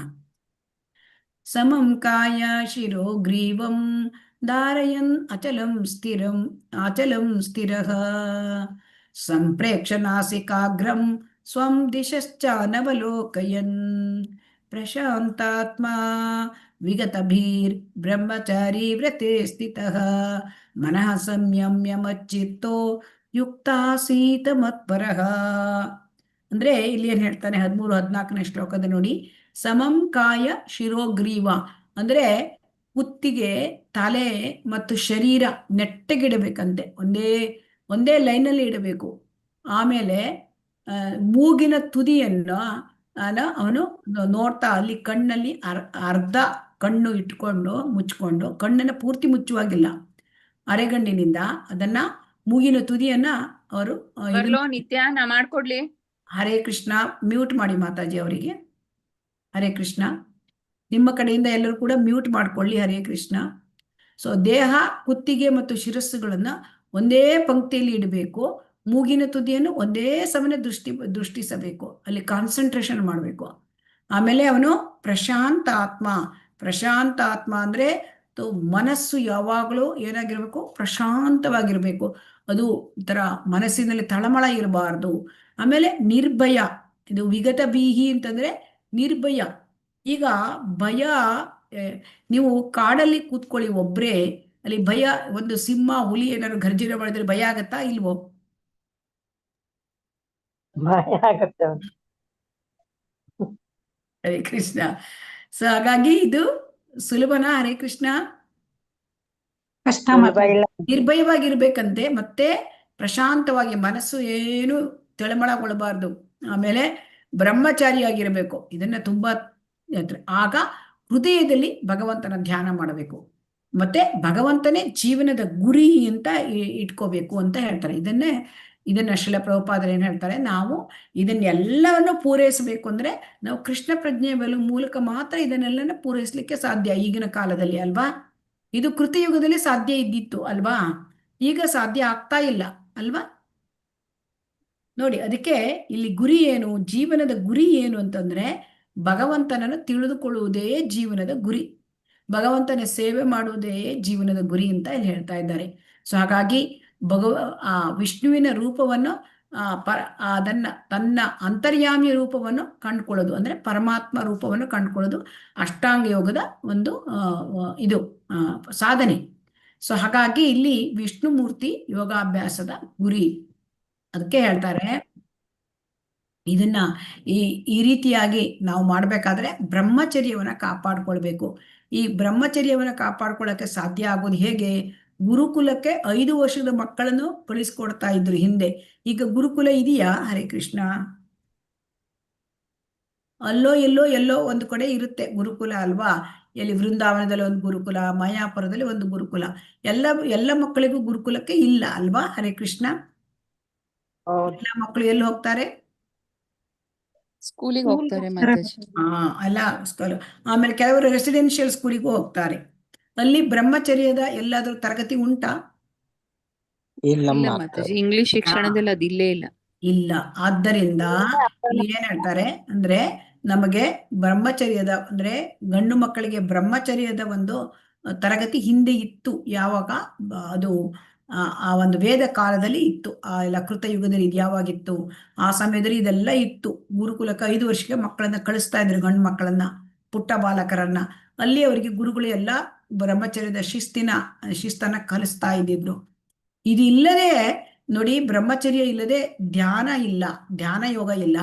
ಬ್ರಹ್ಮಚರ್ಯ ಇಲ್ಲದೆ ಜ್ಞಾನ ಯೋಗ ಇಲ್ಲ, ಅಥವಾ ಭಕ್ತಿ ಯೋಗವೂ ಇಲ್ಲ. ಆದ್ರೆ ಶ್ರೀಲ ಪ್ರಭುಪಾದರು ಏನ್ ಹೇಳ್ತಾರೆ ಅಂದ್ರೆ ಭಕ್ತಿ ಯೋಗದಲ್ಲಿ ಅಂದ್ರೆ ವಿವಾಹಿತ ಜೀವನದ ನಿಯಮ ನಿಬಂಧನೆಗಳನ್ನು ಅನುಸರಿಸುತ್ತಾ ತನ್ನ ಹೆಂಡತಿಯೊಡನೆ ಲೈಂಗಿಕ ಜೀವನ ಹೊಂದಿರುವನ್ನ ಬ್ರಹ್ಮಚಾರಿ ಅಂತ ಕರೀತಾರೆ. ಭಕ್ತಿ ಯೋಗದಲ್ಲಿ ಅಂದ್ರೆ ಕೃಷ್ಣ ಪ್ರಜ್ಞಾವಂತನಾಗಿ ಅವನು ಗೃಹಸ್ಥನಾಗಿ ಕೃಷ್ಣ ಪ್ರಜ್ಞಾವಂತ ಮಕ್ಕಳನ್ನು ಪಡ್ಕೊಳ್ಳಿಕ್ಕೆ ಒಂದು ಜೀವನವನ್ನು ನಡೆಸ್ತಕ್ಕಂಥದ್ದು, ಅದಕ್ಕೆ ಬ್ರಹ್ಮಚಾರಿ ಅಂತ ಕರೀತಾರೆ. ಅಂದ್ರೆ ಭಕ್ತಿಯಲ್ಲಿ ಸ್ವಲ್ಪ ಇಲ್ಲಿ ರಿಲ್ಯಾಕ್ಸೇಷನ್ ಇದೆ, ಆದರೆ ಧ್ಯಾನ ಮತ್ತು ಜ್ಞಾನದಲ್ಲಿ ಏನೂ ಇಲ್ಲ. ಅಲ್ಲಿ ಕಟ್ಟುನಿಟ್ಟಾಗಿ ಬ್ರಹ್ಮಚರ್ಯವನ್ನ ಪಾಲನೆ ಮಾಡಬೇಕು. ಸೊ ಅದನ್ನ ಶ್ರೀಲ ಪ್ರಭುಪಾದರು ಹೇಳ್ತಾರೆ. ಆದರೆ ಭಕ್ತಿಯಲ್ಲಿ ಏನಾಗುತ್ತೆ ಅಂತಂದ್ರೆ ಶ್ರೇಷ್ಠವಾದ ಒಂದು ಪರಮಾತ್ಮನ ಭಗವಂತನ ಸೇವೆಯಲ್ಲಿ ತೊಡಗಿರೋದ್ರಿಂದ ಕಾಮದ ಆಕರ್ಷಣೆಯನ್ನು ಕಳೆದುಕೊಳ್ತಾನೆ. ಹೇಗೆ ಅಂದ್ರೆ ವಿಷಯ ವಿನಿವರ್ತಂತೆ ನಿರಾಹಾರಸ್ಯ ದೇಹಿನಃ ರಸವರ್ಜಂ ರಸೋಪ್ಯಸ್ಯ ಪರಂ ದೃಷ್ಟ್ವಾ ನಿವರ್ತತೆ. ಅಂದ್ರೆ ಪರಂ ದೃಷ್ಟ್ವಾ ಅಂದರೆ ಉನ್ನತವಾದ ಒಂದು ಶ್ರೇಷ್ಠವಾದ ಆ ಒಂದು ಈ ಸವಿ ಶ್ರೇಷ್ಠವಾದದ್ದನ್ನು ಕೊಟ್ಟಾಗ ಅಂದ್ರೆ ಬೇರೆದೆಲ್ಲ ತುಚ್ಛವಾಗಿ ಕಾಣುತ್ತೆ. ಸೊ ಇಂದ್ರಿಯ ಭೋಗ ತುಚ್ಛವಾಗಿ ಕಾಣುತ್ತೆ.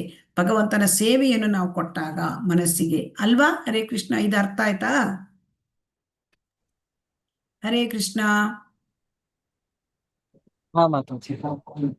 ಹರೇ ಕೃಷ್ಣ. ಸೊ ಹಾಗಾಗಿ ಭಕ್ತಿಯಲ್ಲಿ ನಮಗೆ ಇದೆಲ್ಲ ಪಾಲಿಸ್ಲಿಕ್ಕೆ ಆಗತ್ತೆ, ಆದರೆ ಅದು ಅಷ್ಟಾಂಗ ಯೋಗದಲ್ಲಿ ತುಂಬಾ ಈಗಿನ ಒಂದು ಕಲಿಯುಗದಲ್ಲಿ ಕಷ್ಟ.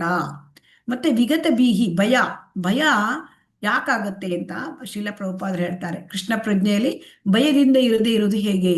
ಕೃಷ್ಣ ಪ್ರಜ್ಞೆಯಲ್ಲಿ ಭಯ ಯಾಕೆ ಉಂಟಾಗತ್ತೆ ಅಂದ್ರೆ ಭಯ ನಾವು ಭಗವಂತನನ್ನು ಮರೆತಿರೋದ್ರಿಂದ ಭಯ. ನಮಗೆ ಯಾಕೆ ಭಯ? ಹರೇ ಕೃಷ್ಣ. ಮರೆತಿರೋದ್ರಿಂದ. ಸೊ ಅದಕ್ಕೆ ಅತಿ ಹೆಚ್ಚಿನ ಅಂದ್ರೆ ತುಂಬಾ ಅಂದ್ರೆ ನಾಳೆ ಏನಾಗುತ್ತೋ ಅಂತ ಹೇಳೋ ಭಯ ಅಲ್ವಾ? ಯಾರಿಗೆ ಏನಾಗುತ್ತೋ ಹೇಳೋದು ಭಯ ನಮಗೆ. ಆಮೇಲೆ ಅತ್ಯಂತ ದೊಡ್ಡ ಭಯ ಅಂದ್ರೆ ಸಾವಿನ ಭಯ. ಸೊ ಇದೆಲ್ಲ ಯಾಕಾಗತ್ತೆ ಅಂದ್ರೆ ಭಗವಂತನ ಮರೆತಿರೋದ್ರಿಂದ ಆ ಬದ್ಧ ಆತ್ಮ ಅದು ಭಯದಿಂದ ತುಂಬಿರುತ್ತದೆ. ಸೊ ಅದಕ್ಕೆ ಭಯಂ ದ್ವಿತೀಯಾಭಿನಿವೇಶಿತ. ಸೊ ಅದಕ್ಕೆ ಕೃಷ್ಣನನ್ನು ಮರೆತಿರೋದ್ರಿಂದ ಭಯ ಇದೆ. ಸೊ ಹಾಗಾದ್ರೆ ಕೃಷ್ಣನನ್ನು ನೆನಪಿಸ್ಕೊಂಡ್ರೆ ಭಯ ಹೊರಟೋಗುತ್ತೆ. ಸೊ ಹಾಗಾಗಿ ನಾವು ನಿರ್ಭೀತರಾಗಬೇಕು ಅಂದ್ರೆ ನಾವು ಕೃಷ್ಣ ಪ್ರಜ್ಞೆಯೊಂದರಿಂದ ಮಾತ್ರ ನಿರ್ಭೀತರಾಗಬಹುದು. ಸೊ ಹಾಗಾಗಿ ಯಾರು ಕೃಷ್ಣ ಪ್ರಜ್ಞೆಯ ಭಕ್ತಿ ಸೇವೆ ಮಾಡ್ತಾರೆ ಅವರು ಇದನ್ನೆಲ್ಲವನ್ನು ಪೂರೈಸಬಹುದು. ಯಾವುದನ್ನ ಇಲ್ಲಿ ಎಲ್ಲ ಹೇಳಿದಾರಲ್ಲ, ಪ್ರಶಾಂತಾತ್ಮ ವಿಗತ ಬೀಹಿ ಬ್ರಹ್ಮಚಾರಿ ವ್ರತೆ ಸ್ಥಿತ ಮನಃ ಸಮ್ಯ ಮಚ್ಚಿತ್ತೋ ಯುಕ್ತ ಆಸೀತ ಮತ್ಪರಃ. ಸೊ ಇಲ್ಲಿ ಶ್ರೀಲ ಪ್ರಭುಪಾದರು ಏನ್ ಹೇಳ್ತಾರೆ ಅಂದ್ರೆ ಮಚ್ಚಿತ್ತೋ ಅಂದ್ರೆ ಭಗವಂತನ ಬಗ್ಗೆ ಚಿಂತಿಸೋದು. ಮತ್ಪರಃ ಮತ್ಪರ ಭಕ್ತ ಅಂದ್ರೆ ಸಂಪೂರ್ಣವಾಗಿ ಭಗವಂತನಿಗೆ ತನ್ನನ್ನು ಅರ್ಪಿಸ್ಕೊಂಡಿರುವನು. ನಾವು ಅಂಬರೀಷ ಮಹಾರಾಜನ್ ನೋಡಿದ್ದೇವೆ ಅಲ್ವಾ? ಅವರು ನವವಿಧ ಭಕ್ತಿಯನ್ನು ಮಾಡ್ತಾರೆ ಅಲ್ವಾ? ತಮ್ಮ ಎಲ್ಲವನ್ನು ಕೂಡ ಭಗವಂತನ ಸೇವೆಗೆ ಅರ್ಪಿಸ್ಕೊಳ್ತಾರೆ.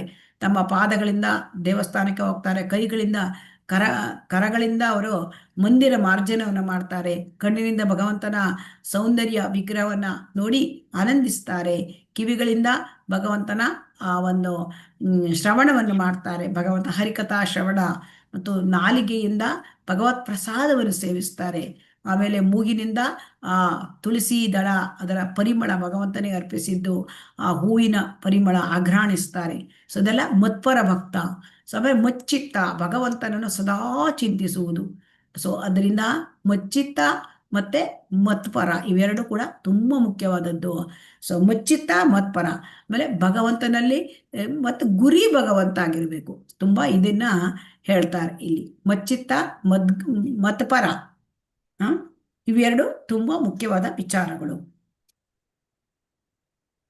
ಮುಂದೆ ಯಾವ ಶ್ಲೋಕ ಇದೆ ಇದರಲ್ಲಿ?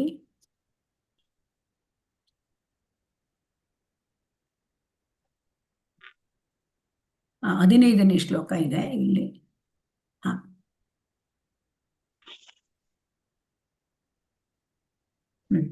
15ನೇ ಶ್ಲೋಕ. ಯುಂಜನ್ನೇವಂ ಸದಾತ್ಮಾನಂ ಯೋಗಿ ನಿಯತಮಾನಸಃ ಶಾಂತಿಂ ನಿರ್ವಾಣ ಪರಮಾಂ ಮತ್ ಸಂಸ್ಥಾಂ ಅಧಿಗಚ್ಚತಿ. ಹರೇ ಕೃಷ್ಣ. ಏನಾಗತ್ತೆ ಅಂದ್ರೆ, ಈ ರೀತಿ ಮನಸ್ಸು, ದೇಹ, ಕಾರ್ಯ ಎಲ್ಲ ಕೆಲಸ. ಕಾರ್ಯ ಅಂದ್ರೆ ಏನು? ಕೆಲಸ. ನಮ್ಮ ಮನಸ್ಸು, ನಮ್ಮ ದೇಹ ಮತ್ತು ನಮ್ಮ ಚಟುವಟಿಕೆ ಇವುಗಳ ಅಭ್ಯಾಸವನ್ನ ನಾವು ಮಾಡ್ತಾ ಇದ್ರೆ, ಭಗವಂತನ ಸೇವೆಯಲ್ಲಿ ತೊಡಗಿಸಿದರೆ, ಅಂದ್ರೆ ಕಾಯ ವಾಚ ಮನಸ, ನಮ್ಮ ದೇಹದಲ್ಲಿ ದೇಹ ಕೆಲಸ ಮಾಡ್ತಕ್ಕಂಥದ್ದು, ಮನಸ್ಸು ಚಿಂತನೆ ಮಾಡ್ತಕ್ಕಂಥದ್ದು, ಇವೆಲ್ಲವನ್ನು ನಾವು ಇದ್ರ ಮಾಡ್ಕೊಂಡ್ರೆ ನಾವು ಭಗವಂತನ ರಾಜ್ಯವನ್ನ ಪಡ್ಕೊಳ್ಳಿಕ್ಕೆ ಸಾಧ್ಯ. ಸೊ ಅದಕ್ಕೆ ಏನ್ ಹೇಳ್ತಾರೆ? ನಿರ್ವಾಣ ಪರಮಾಂ ಅಂತ ಇಲ್ಲಿದೆ ನೋಡಿ. ಇಲ್ಲಿ ಶಬ್ದ ಇದೆ ನಿರ್ವಾಣ ಪರಮಾಂ. ನಿರ್ವಾಣ ಪರಮಾಂ ಅಂತಂದ್ರೆ ಮುಖ್ಯವಾಗಿ ಈ ಶ್ಲೋಕದಲ್ಲಿ ಭೌತಿಕ ಅಸ್ತಿತ್ವದ ನಿಲುಗಡೆ. ಯೋಗ ಅಂದ್ರೆ ಏನು? ಯೋಗ ಅಂತಂದ್ರೆ ಶ್ರೀಲ ಪ್ರಭುಪಾದರು ಹೇಳ್ತಾರೆ, ಯೋಗ ಅಂದ್ರೆ ನಮ್ಮ ಆರೋಗ್ಯ ಸುಧಾರಿಸ್ಕೊಳ್ಳೋದಲ್ಲ. ಕೆಲವ್ರು ಏನ್ ಹೇಳ್ತಾರೆ? ಯೋಗಾಭ್ಯಾಸ ಮಾಡೋದು ಅಂತ ಹೇಳ್ತಾರೆ. ನೀವು ಕೇಳಿರ್ಬೋದು ಅಲ್ವಾ, ಯೋಗಾಭ್ಯಾಸ ಮಾಡ್ತೇವೆ ಅಂತ. ಹರೇ ಕೃಷ್ಣ. ಕೇಳಿದ್ದೀನಿ. ಆದರೆ ಯೋಗಾಭ್ಯಾಸ ಅಂದ್ರೆ ಶ್ರೀಲ ಪ್ರಭುಪಾದರು ಏನ್ ಹೇಳ್ತಾರೆ? ಇದು ಬರೀ ಆರೋಗ್ಯ ಕಾಪಾಡೋದಲ್ಲ. ಯೋಗಾಭ್ಯಾಸ ಅಂತಂದ್ರೆ ಭಗವಂತನ ಜೊತೆ ಸಂಬಂಧವನ್ನು ನಾವು ಪುನರುತ್ಥಾನ ಮಾಡಿಕೊಂಡು ನಮ್ಮ ಐಹಿಕ ಅಸ್ತಿತ್ವವನ್ನು ಕೊನೆಗಾಣಿಸೋದು. ಅಂದ್ರೆ ಈ ಭೌತಿಕ ಈ ದೇಹ ಇದನ್ನ ನಾವು ಕೊನೆಗಾಣಿಸ್ಕೋಬೇಕು. ಸೊ ಅದು ಬಿಟ್ಟು ಆರೋಗ್ಯವನ್ನು ಉತ್ತಮಗೊಳಿಸುವವನು ಅಥವಾ ಅದರಲ್ಲಿ ಐಹಿಕದಲ್ಲಿ ಅವನು ಪರಿಪೂರ್ಣತೆ ಪಡೆಯುವನು ಯೋಗಿ ಅಲ್ಲ. ಅಂದ್ರೆ ಯೋಗ ಪರಿಪೂರ್ಣತೆ ಪಡೆಯುವುದು ಅಂದ್ರೆ ಭೌತಿಕ ಅಸ್ತಿತ್ವವನ್ನು ಕೊನೆಗಾಣಿಸುವುದು ಮತ್ತೆ ಭಗವಂತನ ಲೋಕವನ್ನು ಪ್ರವೇಶ ಮಾಡೋದು. ಇದಕ್ಕೆ ಭಗವಂತನ ಲೋಕಕ್ಕೆ ಪರಂಧಾಮ ಹೇಳ್ತಾರೆ. ಅಂದ್ರೆ ನ ತದ್ಭಾಸಯತೆ ಸೂರ್ಯೋ ನ ಶಶಾಂಕೋ ನ ಪಾವಕಃ ಯದ್ಗತ್ವಾ ನ ನಿವರ್ತಂತೆ ತದ್ದಾಮ ಪರಮಂ ಮಮ. ಆ ಭಗವಂತನ ಧಾಮ ಹೇಗಿರುತ್ತೆ ಅಂದ್ರೆ ಅಲ್ಲಿ ಸೂರ್ಯ ಚಂದ್ರರು ಇರೋದಿಲ್ಲ. ಭಗವಂತನಿದ್ದೇ, ಭಗವಂತನ ದೇಹದಿಂದಲೇ ಸ್ವಯಂ ಪ್ರಕಾಶ ಇರುತ್ತೆ. ಸೊ ಅಲ್ಲಿ ಹೋದ್ರೆ ಮತ್ತೆ ಯಾರು ತಿರುಗಿ ಬರುವುದಿಲ್ಲ. ಸೊ ಅದಕ್ಕೆ ಮಚ್ಚಿತ್ತ, ಭಗವಂತನನ್ನೇ ಸದಾ ಚಿಂತಿಸುವುದು, ಮತ್ಪರ ಭಕ್ತನಾಗುವುದು. ಆಮೇಲೆ ಮತ್ ಸ್ಥಾನಂ, ಈ ರೀತಿ ಮಾಡಿದರೆ ಭಗವಂತನ ಲೋಕವನ್ನು ನಾವು ಪಡ್ಕೊಳ್ಬಹುದು. ಸೊ ಅದಕ್ಕೆ ಹೇಳ್ತಾರೆ ಗೋಲೋಕ ಏವ ನಿವಸತಿ ಅಖಿಲಾತ್ಮಭೂತಃ. ಭಗವಂತ ಗೋಲೋಕದಲ್ಲಿ ತನ್ನ ನಿವಾಸದಲ್ಲಿ ಸದಾ ಇರ್ತಾನೆ. ಸೊ ಅಂತ ಆದರೂ ಕೂಡ ಅವನು ಅದೇ ಕಾಲದಲ್ಲಿ ಎಲ್ಲರ ಹೃದಯದಲ್ಲಿಯೂ ಪರಮಾತ್ಮನಾಗಿ ಇದ್ದಾನೆ. ಸೊ ಈ ರೀತಿ ಭಗವಂತನನ್ನು ನಾವು ಅರ್ಥ ಮಾಡಿಕೊಂಡು ನಾವು ಭಗವದ್ ಭಕ್ತಿಯಲ್ಲಿದ್ದರೆ ಭಗವಂತನ ಲೋಕವನ್ನು ನಾವು ತಲುಪಬಹುದು. ಅದಕ್ಕೆ ಸವೈ ಮನಃ ಕೃಷ್ಣ ಪದಾರವಿಂದಯೋಹೋ. ಭಗವಂತನ ಕೆಲಸ ಕಾರ್ಯಗಳಲ್ಲಿ ಸೇವೆಯಲ್ಲಿ ಯಾರು ಮಗ್ನರಾಗಿರ್ತಾರೆ ಅವನೇ ಪರಿಪೂರ್ಣ ಯೋಗಿ. ಅಂದ್ರೆ ಅವನು ಸಮಾಧಿ ಸ್ಥಿತಿಯಲ್ಲಿ ಇರ್ತಾನೆ ಅಂತ ಹೇಳ್ತಾರೆ. ಸೊ ಹಾಗಾಗಿ ನಾವು ಭಗವಂತನನ್ನು ತಿಳಿದುಕೊಂಡ್ರೆ ನಾವು ಹುಟ್ಟು ಸಾವಿಂದ ಪಾರಾಗಬಹುದು.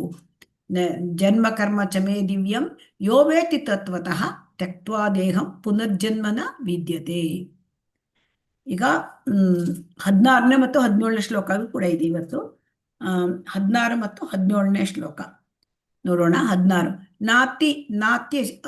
ನ ಅತಿ ಅಶ್ನತಸ್ತು ಯೋಗೋಸ್ತಿ ನ ಚೈಕಾಂತಂ ಅನಶ್ನತಃ ನ ಚಾತಿ ಸ್ವಪ್ನಶೀಲಸ್ಯ ಜಾಗ್ರತೋ ನೈವ ಚ ಅರ್ಜುನ.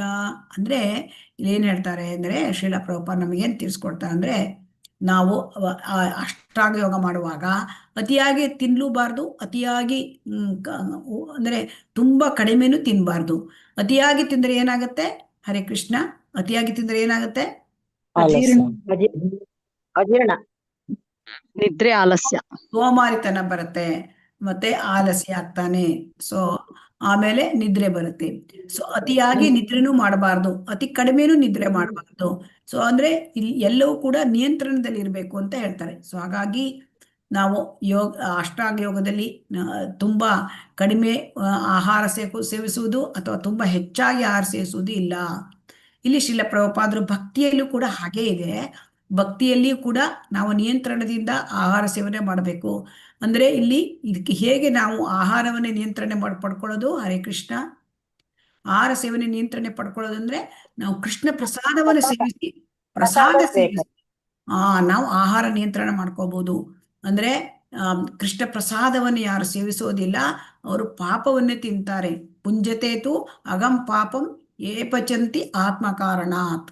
ಅಂದ್ರೆ ಯಾರು ಭಗವಂತನ ಭಗವಂತನಿಗೆ ಪ್ರಸಾದ ಕೊಡದೆ ಅವರು ತಮ್ಮ ಇಂದ್ರಿಯ ಭೋಗವನ್ನು ಮಾಡ್ತಾರೆ, ಇಂದ್ರಿಯ ಭೋಗಕ್ಕಾಗಿ ತಮಗಾಗಿ ಆಹಾರವನ್ನು ತಯಾರಿಸ್ಕೊಳ್ತಾರೆ, ಅವರು ಪಾಪವನ್ನು ಉಣ್ತಾರೆ.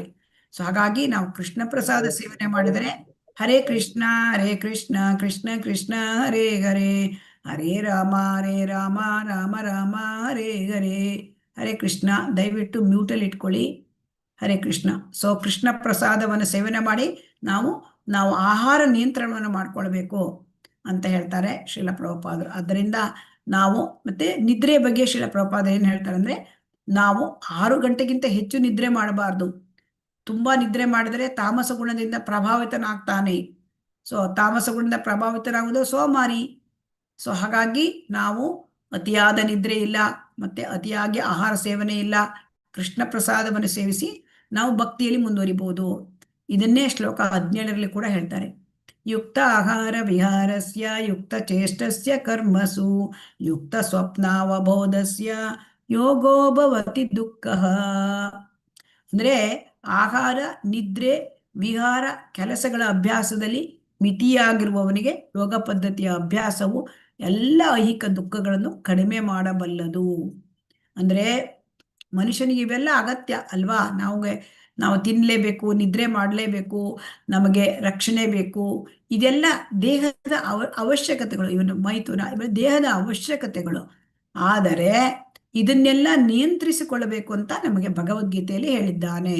ಸೊ ಹಾಗಾಗಿ ನಾವು ಭಗವಂತನಿಗೆ ನೈವೇದ್ಯ ಮಾಡಿದ ವಿಚಾರ ಅದನ್ನೇ ಪ್ರಸಾದವನ್ನೇ ಸ್ವೀಕರಿಸಬೇಕು ಅಂತ ಶ್ರೀಲ ಪ್ರಭುಪಾದರು ಇದನ್ನ ಒತ್ತಿ ಒತ್ತಿ ಹೇಳ್ತಾರೆ.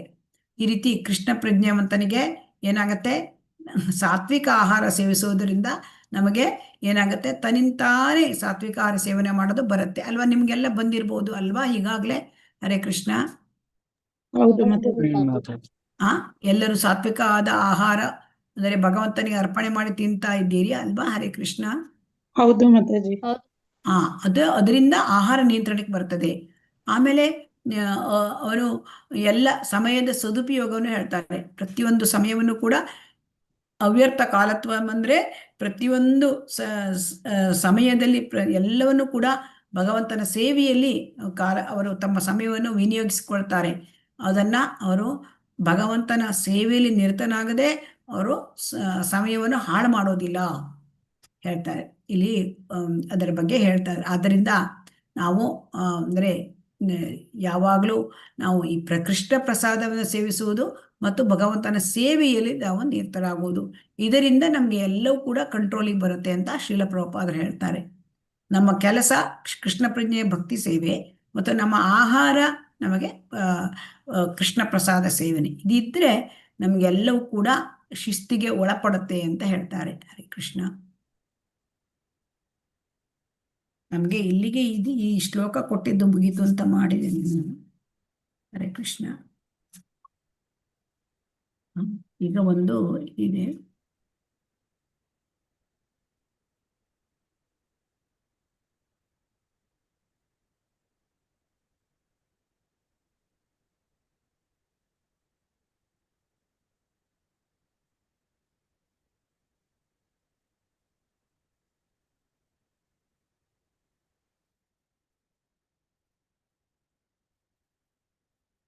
ಕಾಣ್ತಾ ಇದೆಯಾ? ಹರೇ ಕೃಷ್ಣ. ಇಲ್ಲ ಮಾತಾಜಿ. ಶೇರ್ ಆಗಿಲ್ಲ ಮಾತಾಜಿ. ಶೇರ್ ಆಗಿಲ್ಲ, ಮಾಡ್ತೇನೆ.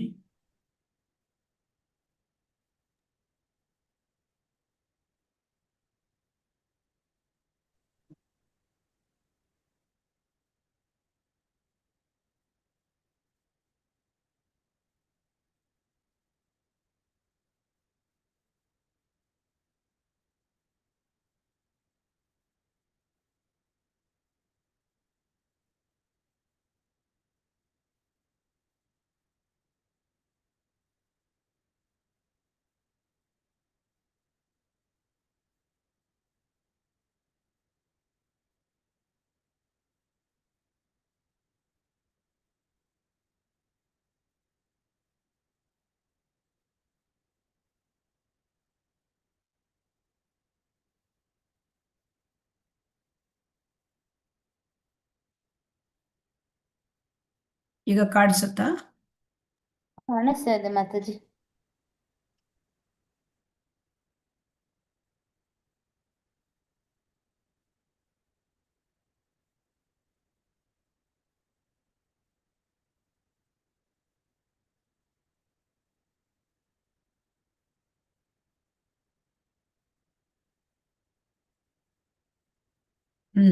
ಈಗ 6.28 ಯಾರಾದ್ರೂ ಓದಿ. ಹರೇ ಕೃಷ್ಣ.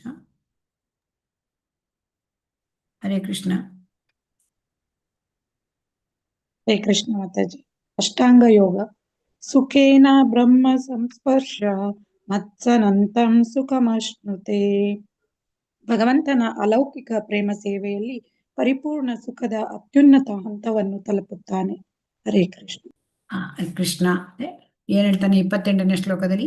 ಯುಂಜನ್ನೇವಂ ಸದಾತ್ಮಾನಂ ಯೋಗಿ ವಿಗತ ಕಲ್ಮಷಃ ಸುಖೇನ ಬ್ರಹ್ಮ ಸಂಸ್ಪರ್ಶಂ ಅತ್ಯಂತಂ ಸುಖಮಶ್ನುತೆ. ಅಂದ್ರೆ ಈ ರೀತಿ ಸದಾ ಯೋಗಾಭ್ಯಾಸದಲ್ಲಿದ್ದಾಗ ಏನಾಗುತ್ತಂದ್ರೆ ಯೋಗಿ ಈ ಐಹಿಕ ಕಶ್ಮಲಗಳಿಂದ ಮುಕ್ತನಾಗ್ತಾನೆ. ಐಹಿಕ ಕಶ್ಮಲಗಳಂದ್ರೆ ರಜೋಗುಣ, ತಮೋಗುಣ ಎಲ್ಲ ಹೊರಟೋಗುತ್ತೆ. ಕಾಮ, ಕ್ರೋಧ, ಲೋಭ, ಮದ, ಮೋಹ, ಮತ್ಸರ ಇವೆಲ್ಲ ಹೊರಟೋದಾಗ ಆಗ ಅವನು ಭಗವಂತನ ಭಕ್ತಿ ಸೇವೆಗೆ ಬರ್ತಾರೆ.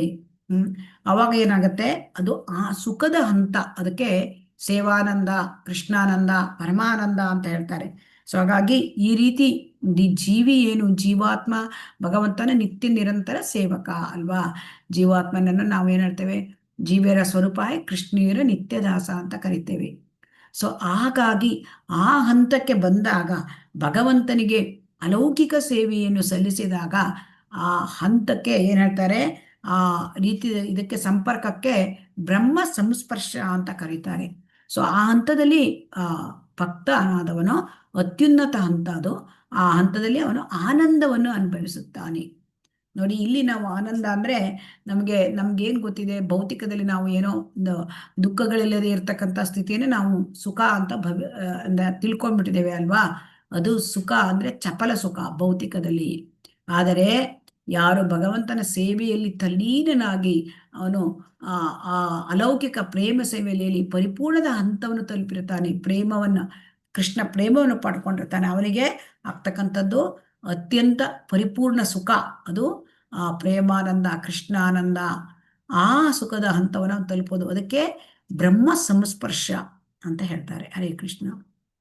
ಈಗ ನಿಮಗೆ ಚರ್ಚೆ ಮಾಡ್ಲಿಕ್ಕೆ ಉಂಟು. 33-34ನೇ ಶ್ಲೋಕದ ಭಾವಾರ್ಥವನ್ನು ಓದಿ, ಮತ್ತೆ ಅದಕ್ಕೆ ನೀವು ಹೇಳಬೇಕು. ಈಗ ಆಲ್ರೆಡಿ ನಿಮಗೆ ನಾನು ಕೊಟ್ಟಿದ್ದೇನೆ ಅಲ್ವಾ, ಓದಿ ಅಂತ ನಿಮಗೆ ನಾನು ಹೋಮ್ವರ್ಕ್ ಕೊಟ್ಟಿದ್ದೇನೆ. ಹರೇ ಕೃಷ್ಣ. ಮಾತಾಜಿಯವ್ರ ಹತ್ರ ಹಾಕ್ಲಿಕ್ಕೆ ಹೇಳಿದ್ದೆ, ಹಾಕಿದ್ದಾರೆ ಅಲ್ವಾ ನಿಮಗೆ ಹೋಮ್ವರ್ಕು? ಹರೇ ಕೃಷ್ಣ. ಮತ್ತೆ ಇದ್ರ ಬಗ್ಗೆ ನೀವೀಗ ಚರ್ಚೆ ಮಾಡಬೇಕು. ಈಗ ನಿಮ್ಮಲ್ಲಿ ಈಗ ಯಾರ್ಯಾರು ಚರ್ಚೆ ಮಾಡ್ತೀರಿ ಕೈ ಎತ್ತಿ. ಹರೇ ಕೃಷ್ಣ. ಈಗ ನಮಗೆ ಗ್ರೂಪ್ ಆಕ್ಟಿವಿಟಿ ಮಾಡಲಿಕ್ಕೆ ಇದನ್ನ ನಿಮ್ಮನ್ನ ಇಲ್ಲಾಂದ್ರೆ ನಾನು ನಿಮ್ಮನ್ನ ಇದಕ್ಕೆ ಮಾಡ್ಲಾ? ಹರೇ ಕೃಷ್ಣ. ನಿಮ್ಮನ್ನ ಬ್ರೇಕ್ ಮಾಡ್ಲಾ ರೂಮನ್ನ? ಹರೇ ಕೃಷ್ಣ. ಬ್ರೇಕ್ಔಟ್ ಮಾಡ್ಲಾ? ಹರೇ ಕೃಷ್ಣ. ಬ್ರೇಕ್ಔಟ್ ರೂಮ್ ಮಾಡಿ ಚರ್ಚೆ ಮಾಡಿ ಹೇಳ್ತೀರಾ ಅಥವಾ ಹಾಗೆ ಹೇಳ್ತೀರಾ? ಹರೇ ಕೃಷ್ಣ. ಹೇಗಾದ್ರೂ ಅಡ್ಡಿಲ್ಲ ಮಾತಾಜಿ. ಬ್ರೇಕ್ಔಟ್ ಮಾಡ್ತೇನೆ. 4 ರೂಮು ಬ್ರೇಕ್ಔಟ್ ಮಾಡ್ತೇನೆ. ತ್ರೀ ಮಿನಿಟ್ಸ್ ಟೈಮ್ ಅಷ್ಟೇ, ಜಾಸ್ತಿ ಇಲ್ಲ.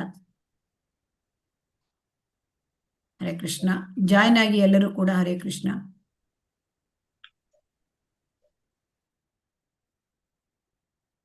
ಪ್ರಶ್ನೆ ಓದ್ಕೊಂಡಿದ್ದೀರಾ?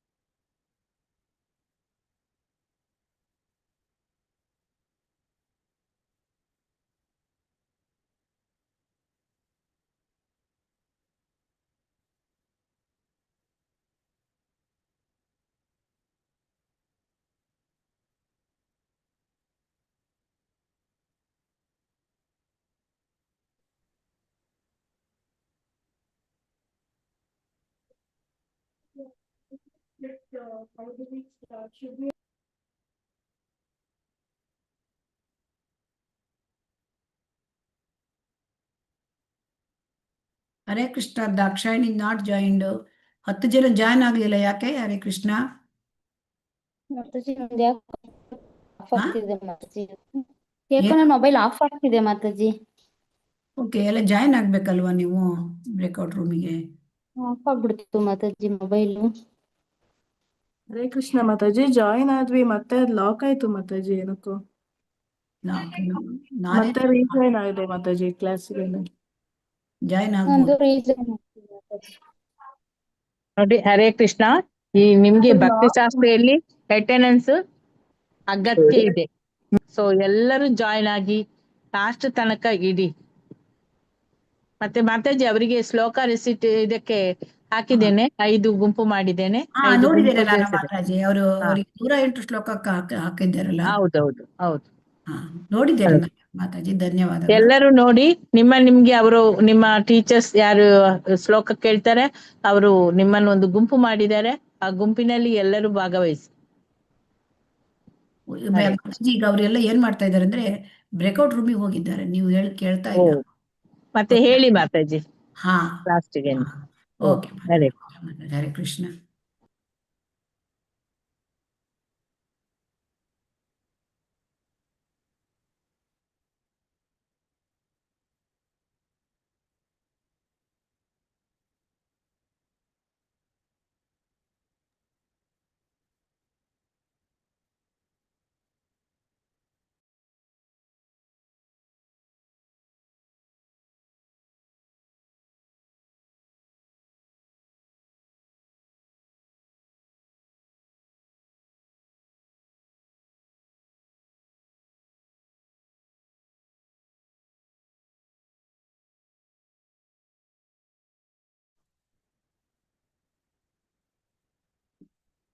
ಹರೇ ಕೃಷ್ಣ.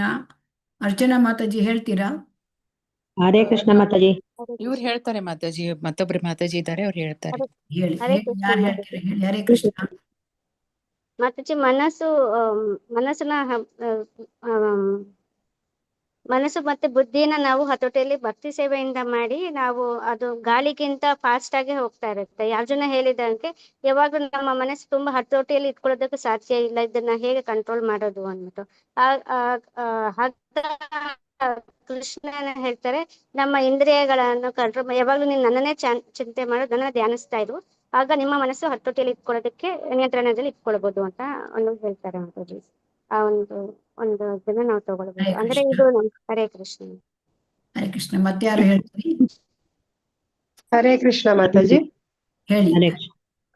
ಮಾತಾಜಿ, ಅರ್ಜುನ ಬಂದು ಇವರು ಯೋಗ ಪದ್ಧತಿ ಅಂತ ಹೇಳ್ತಾರಲ್ಲ, ಅಷ್ಟಾಂಗ ಪದ್ಧತಿ, ಇದೆಲ್ಲ ತುಂಬಾ ಕಷ್ಟ ಅಲ್ವಾ ಮಾಡೋದು?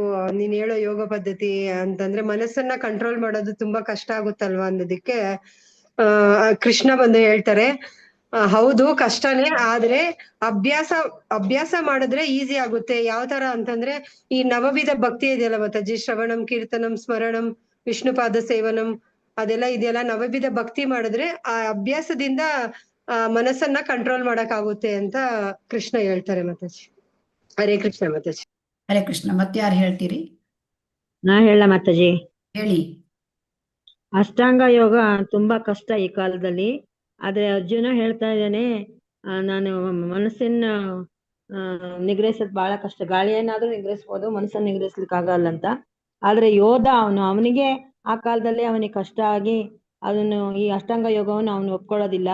ಆದ್ರೆ ಈ ಕಾಲದಲ್ಲಿ ನಮ್ಗೆ ತುಂಬಾ ಕಷ್ಟ, ಯಾಕೆಂದ್ರೆ ನಮಗೆ ಆಯುಷ್ಯ ಕೂಡ ಇಲ್ಲ. ಮತ್ತೆ ನಾವು ಕಾಡಿಗೆ ಹೋಗಿ ಅಲ್ಲಿ ಏಕಾಂತದಲ್ಲಿ ನಾವು ಇದನ್ನು ಮಾಡ್ಲಿಕ್ಕೆ ಸಾಧ್ಯ ಇಲ್ಲ.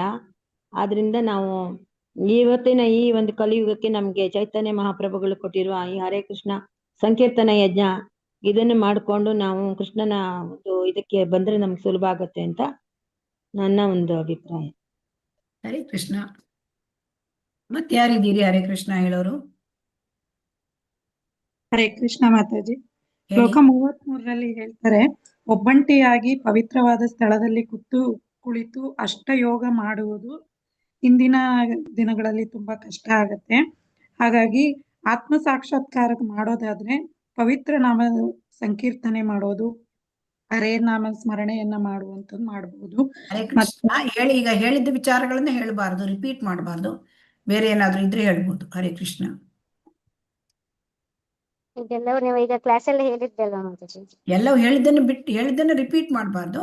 ನೀವು ಬೇರೆ ಏನಾದ್ರು ಪಾಯಿಂಟ್ ಇದ್ರೆ ಹೇಳ್ಬೋದು. ಹರೇ ಕೃಷ್ಣ. ಹರೇ ಕೃಷ್ಣ. ಎಲ್ಲರೂ ಹೇಳಿ ಆಯ್ತಾ? ಮತ್ತೆ ಯಾರಾದ್ರೂ ಹೇಳೋರು ಇದ್ದೀರಾ? ಹರೇ ಕೃಷ್ಣ. ಈಗ ನೋಡೋಣ.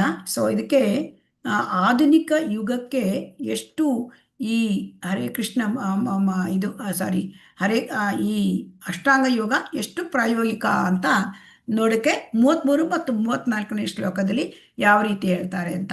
ಅಷ್ಟಾಂಗ ಯೋಗ ಹೇಳ್ತಕ್ಕಂಥದ್ದು ಕಲಿಯುಗಕ್ಕೆ ಅಲ್ಲ. ಅಷ್ಟಾಂಗ ಯೋಗ ಅಂತಕ್ಕಂಥದ್ದು ಕೃತಯುಗಕ್ಕೆ. ಯಾಕೆಂದ್ರೆ ಅರ್ಜುನ ಈಗ 5000 ವರ್ಷದ ಹಿಂದೆನೆ ಅಷ್ಟಾಂಗ ಯೋಗವನ್ನು ಅವನು ತಿರಸ್ಕರಿಸಿದ್ದಾನೆ. ಯಾಕೆ ಅಂತಂದ್ರೆ ಅಷ್ಟಾಂಗ ಯೋಗ ಪದ್ಧತಿ ಇದು ಕಷ್ಟ, ಇದನ್ನ ಸಹಿಸ್ಕೊಳ್ಳಿಕ್ಕೆ ಆಗೋದಿಲ್ಲ. ಮನಸ್ಸು ಪ್ರಕ್ಷುಬ್ಧ ಆಗಿರುತ್ತೆ. ಮನಸ್ಸು ಅದು ನಿಯಂತ್ರಣಕ್ಕೆ ಅದನ್ನ ತರಲಿಕ್ಕೆ ಸಾಧ್ಯ ಇಲ್ಲ. ಚಂಚಲಮಿ ಮನ ಕೃಷ್ಣ ಪ್ರಮಾತಿ ಬಲವದೃಢಂ ತಸ್ಯಾಹಂ ನಿಗ್ರಹಂ ಮನ್ಯೇ ವಾಯೋರಿವ ಸುದುಷ್ಕರಂ. ಸೊ ಮನಸ್ಸು ತುಂಬ ಬಲವಾದದ್ದು, ಬಲಶಾಲಿ, ತುಂಬ ಸ್ಟ್ರಾಂಗ್, ಪವರ್ಫುಲ್ಲು. ಮತ್ತೆ ಮನಸ್ಸು ತುಂಬ ಹಠಮಾರಿ. ಸೊ ಹಾಗಾಗಿ ಈ ಮನಸ್ಸನ್ನ ಹತೋಟಿ ಮಾಡೋದು ಪ್ರಚಂಡ ಗಾಳಿಯನ್ನಾದರೂ ಹತೋಟಿ ತರ್ಬೋದಂತೆ. ಆ ಪ್ರಚಂಡವಾದ ಗಾಳಿ, ಚಂಡಮಾರುತದ ಗಾಳಿಯನ್ನಾದರೂ ಹತೋಟಿ ತರ್ಬೋದು. ಆದರೆ ಈ ಮನಸ್ಸನ್ನ ಹತೋಟಿ ತರೋಗ್ಲಿಕ್ಕೆ ಆಗೋದಿಲ್ಲಪ್ಪ ಅಂತ ಅರ್ಜುನ ಹೇಳ್ತಾನೆ. ನೋಡಿ, ಅರ್ಜುನನ ಸ್ಥಿತಿ ಏನು ಅಂತಂದ್ರೆ, ಅರ್ಜುನ 5000 ವರ್ಷಗಳ ಹಿಂದೆ ಇದ್ದಿದ್ದ. ಮತ್ತೆ ಅವನು ರಾಜವಂಶದಲ್ಲಿ ಹುಟ್ಟಿದ್ದ ಅಲ್ವಾ? ಆ ರಾಜವಂಶದಲ್ಲಿ ಹುಟ್ಟಿದ್ದ. ಮತ್ತೆ ಗುರುಕುಲದಲ್ಲಿ ಅವನಿಗೆ ಟ್ರೈನಿಂಗ್ ಇತ್ತು. ಮತ್ತೆ ಅವನು ಮಹಾಯೋಧ ಅವನು. ಆಮೇಲೆ ಆ ಕಾಲದಲ್ಲಿ ದೀರ್ಘಾಯುಷಿ ಅವನಿಗೆ, ಅಂದ್ರೆ ಆ ದ್ವಾಪರ ಯುಗದಲ್ಲಿ ಅವರಿಗೆ 1000 ವರ್ಷ ಆಯುಸ್ಸು. ಸೊ ಹಾಗಾಗಿ ಆ ದೀರ್ಘಾಯುಷಿ. ಮತ್ತೆ ಅವನಿಗೆ ಕಾಡಲ್ಲಿ ಇದ್ದು ಅಭ್ಯಾಸ ಉಂಟು. ಯಾಕೆಂತಂದ್ರೆ ಅವನಿಗೆ ಇದಕ್ಕೂ ಹೋಗಿದ್ದ. ಏನಂತಂದ್ರೆ ಅವರು ಕಾಡಿಗೆ ಹೋಗಿದ್ರು, ಪಾಂಡವರು ಅಲ್ವಾ? ಕಾಡಲ್ಲಿ ವನವಾಸ ಮಾಡಿದ್ರು. ಅನೇಕ ಸಮಯಗಳ ಕಾಲ ದೀರ್ಘಕಾಲ ಅವರಿಗೆ ಕಾಡಿನ ಅಭ್ಯಾಸ ಉಂಟು. ಆಮೇಲೆ ಅವನು ಆಮೇಲೆ ಏನ್ ಮಾಡ್ತಾನೆ ಅಂತಂದ್ರೆ, ಅವನು ಚಿಕ್ಕಂದ್ರಿದ್ದಾಗ ಅವನು ಗುರು ದ್ರೋಣಾಚಾರ್ಯರು ಒಂದು ಇದನ್ನ ಏರ್ಪಡಿಸಿದ್ರು ಸ್ಪರ್ಧೆ. ಅಲ್ಲಿ ಹಕ್ಕಿ ಕಣ್ಣಿಗೆ ಇದನ್ನ ಹೊಡೆಯೋದು, ಅಂದ್ರೆ ಆ ಬಾಣವನ್ನ ಬಿಡೋದು, ಅದರಲ್ಲೂ ಕೂಡ ಅವನು ಎಕ್ಸ್ಪರ್ಟು. ಆಮೇಲೆ ದ್ರೌಪದಿಯ ಸ್ವಯಂವರ ಕಾಲ, ದ್ರೌಪದಿಯ ಸ್ವಯಂವರ ಕಾಲದಲ್ಲಿ ಇಂಥದ್ದೊಂದು ಸ್ಪರ್ಧೆ ಅಂದ್ರೆ ಚಕ್ರ ತಿರುಗ್ತಾ ಇತ್ತು, ಆದರೆ ಅಲ್ಲಿ ಒಂದು ಮೀನು ಅದ್ರ ಕೆಳಗೆ ನಾವು ಒಂದು ಇದನ್ನ ನೀರನ್ನ ಇಟ್ಟಿದ್ರು ಎಣ್ಣೆನ ಇಟ್ಟಿದ್ರು ಗೊತ್ತಿಲ್ಲ, ಅದರಲ್ಲಿ ಪ್ರತಿಬಿಂಬ ನೋಡಿ ಅದರ ಮೇಲೆ ಆ ಒಂದು ಮೀನಿನ ಕಣ್ಣಿಗೆ ಅದನ್ನ ಬಾಣ ಹೊಡೆಯೋದು, ಅದರಲ್ಲಿ ಅವನು ಯಶಸ್ವಿಯಾದ. ಸೊ ಹಾಗಾಗಿ ಅಷ್ಟೊಂದು, ಮತ್ತೆ ಕೃಷ್ಣನ ಆತ್ಮೀಯ ಸ್ನೇಹಿತ, ಅವನು ಭಕ್ತ, ಶುದ್ಧ ಭಕ್ತ, ಆದರೂ ಕೂಡ 5000 ವರ್ಷದ ಹಿಂದೆನೆ ಅವನು ಅಷ್ಟಾಂಗ ಯೋಗವನ್ನು ತಿರಸ್ಕರಿಸಿದ್ದಾನೆ. ಇದು ಆಗೋದಿಲ್ಲ. ಈಗ ಅವನಿಗೆ ಕಂಪೇರ್ ಮಾಡ್ಲಿಕ್ಕಾಗತ್ತಾ? ಅವನು ಭಗವದ್ಗೀತೆಯನ್ನ ಅರ್ಧ ಗಂಟೆ ಒಳಗೆ ಯುದ್ಧ ಭೂಮಿಯಲ್ಲಿ ಅರ್ಥ ಮಾಡ್ಕೊಂಡಿದ್ದಾನೆ. ನಮಗಾಗತ್ತಾ? ಹರೇ ಕೃಷ್ಣ. ಇಲ್ಲ ಮಾತಾಜಿ. ನಮ್ಮ ಆಯುಸ್ಸು ತುಂಬಾ ಕಲಿಯುಗದಲ್ಲಿ ಪ್ರಾಯೇಣ ಅಲ್ಪಾಯುಷಃ ಕಲವಸ್ಮಿನ್ ಯುಗೇ ಜನೆ ಮಂದಾಹ ಸುಮಂದ ಮತಯೋಹೋ ಮಂದಭಾಗ್ಯಾಹಿ ಉಪದ್ರುತಾಹ. ಸೊ ಹಾಗಾಗಿ ಕಲಿಯುಗದಲ್ಲಿ ಅಲ್ಪಾಯುಷಿ, ಮತ್ತೆ ಆತ್ಮ ಸಾಕ್ಷಾತ್ಕಾರದ ಬಗ್ಗೆ ಗಂಭೀರ ಇಲ್ಲ. ಅರ್ಜುನ ಭಕ್ತ, ನಾವಿಲ್ಲಿ ಭಕ್ತಿ ಮಾರ್ಗದ ಬಗ್ಗೆ ಆಸಕ್ತಿನೇ ಜನರಿಗಿಲ್ಲ. ಕಾಡಂತೂ ಇಲ್ಲವೇ ಇಲ್ಲ, ಎಲ್ಲ ತುಂಬಾ ಕಾಡೆಲ್ಲ ಬರಿದಾಗಿದೆ. ಬ್ರಹ್ಮಚರ್ಯ ಪಾಲನೆ ಆಗ್ತಾ ಇಲ್ಲ. ಆಮೇಲೆ ಬ್ರಹ್ಮಚರ್ಯದ ಟ್ರೈನಿಂಗು ಕೂಡ ಇಲ್ಲ. ಏಕಾಂತವಾಸ ಇಲ್ಲ. ಎಲ್ಲಿ ನೋಡಿದ್ರು ಗೌಜು ಗದ್ದಲ ಅಲ್ವಾ? ಒಬ್ಬರೇ ಮನೆಯಲ್ಲಿ ಇರ್ಲಿಕ್ಕಾಗೋಲ್ಲ ಅಲ್ವಾ? ಮನೆಯಲ್ಲಿ ಟಿವಿ, ಆಮೇಲೆ ಎಲ್ಲ ಮೊಬೈಲು, ಟ್ವಿಟ್ಟರು, ಫೇಸ್ಬುಕ್ಕು ಇದ್ರೊಳಗೆ ಮುಳುಗಿರ್ತಾರೆ ಅಲ್ವಾ? ಹರೇ ಕೃಷ್ಣ. ಇದರಲ್ಲೇ ಮುಳುಗಿರ್ತಾರೆ. ಏಕಾಂತ ಪರಿಸ್ಥಿತಿ ಎಲ್ಲಿ ಉಂಟು? ಎಲ್ಲೂ ಇಲ್ವೇ ಇಲ್ಲ. ಸೊ ಹಾಗಾಗಿ ಇಲ್ಲಿ ಆ ಕಾಲಕ್ಕೆ ಮತ್ತೆ ನಮ್ಮ ಕಾಲಕ್ಕೆ ಹೋಲಿಸಿದ್ರೆ ನಮಗೆ ಹರಿನಾಮ ಸಂಕೀರ್ತನೆಯೇ ಅತ್ಯಂತ ಸೂಕ್ತವಾದ ಮಾರ್ಗ. ಅದನ್ನ ಶ್ರೀ ಚೈತನ್ಯ ಮಹಾಪ್ರಭುಗಳು ಕೊಟ್ಟಿದ್ದಾರೆ. ಸೊ ಹಾಗಾಗಿ ಅಷ್ಟಾಂಗ ಯೋಗ ಅದು ಈ ಕಲಿಯುಗಕ್ಕೆ ಹೇಳಿದ್ದಲ್ಲ.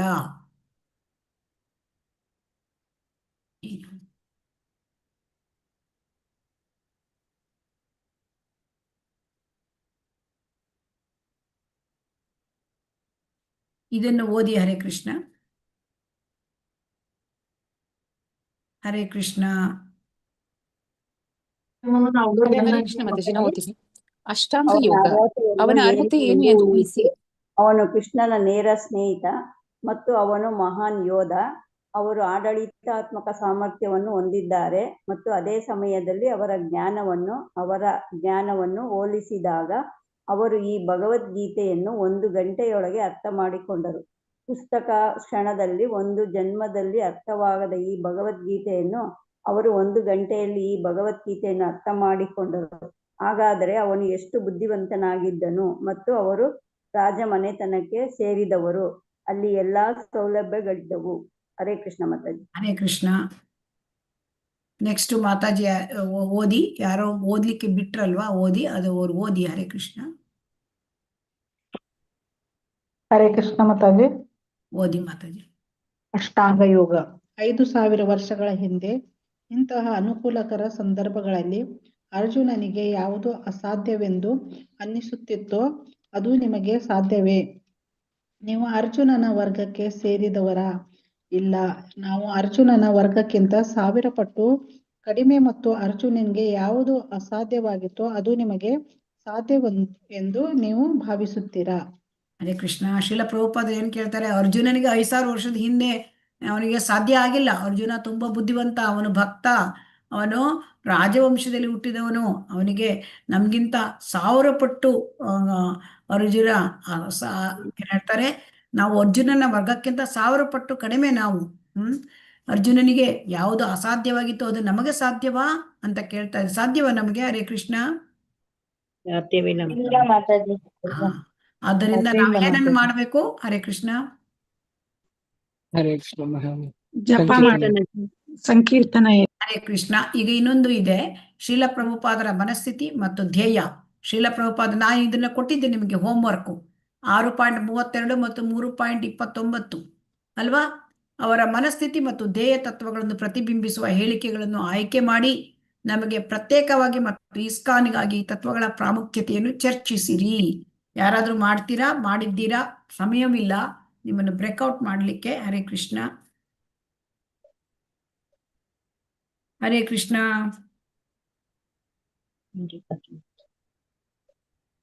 ಪಾಯಿಂಟ್ಸ್ ಮಾಡಿದ್ದೀರಾ?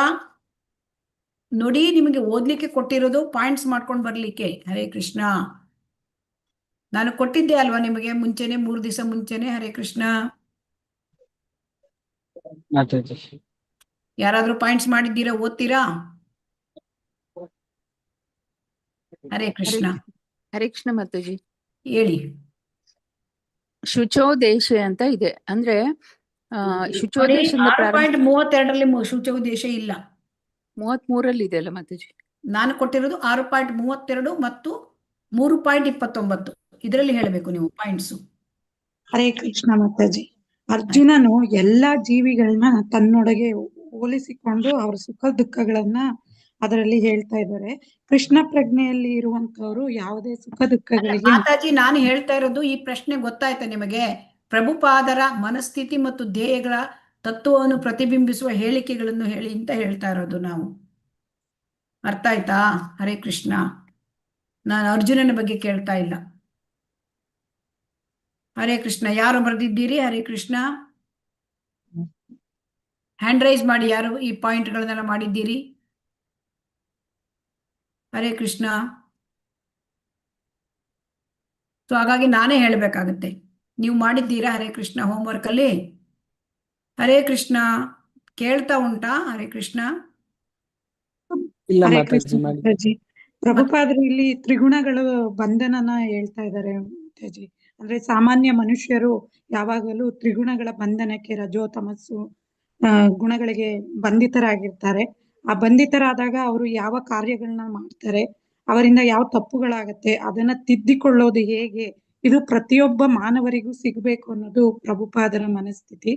ಅದರಿಂದ ಹೊರಗಡೆ ಬರ್ಬೇಕು ಅಂದ್ರೆ ನಾವು ಯಾವುದೋ ಏಕಾಂತ ಸ್ಥಳಕ್ಕೆ ಹೋಗಿ ಅಲ್ಲಿ ಮಾತಾಜಿ ಅಲ್ಲಿ ಬಂದಿರ್ತಕ್ಕಂಥ ಹೇಳಿಕೆಗಳನ್ನು ಹೇಳಬೇಕು. ಆಯ್ತಾ? ಹರೇ ಕೃಷ್ಣ. ಪ್ರಭುಪಾದರು ಏನ್ ಹೇಳಿದ್ದಾರೆ ಆ ಹೇಳಿಕೆಗಳನ್ನ ಹೇಳಬೇಕು. ಹರೇ ಕೃಷ್ಣ. ನೋಡಿ, ಪ್ರಭುಪಾದರ ಮನಸ್ಥಿತಿ ಮತ್ತು ಧ್ಯೇಯ, mood and mission of Srila Prabhupada, ಅದು 6.32 ಮತ್ತು 3.29 ಶ್ಲೋಕಗಳಲ್ಲಿ ಭಾವಾರ್ಥಗಳಲ್ಲಿ ಪ್ರಭುಪಾದರು ಹೇಳಿದ್ದಾರೆ.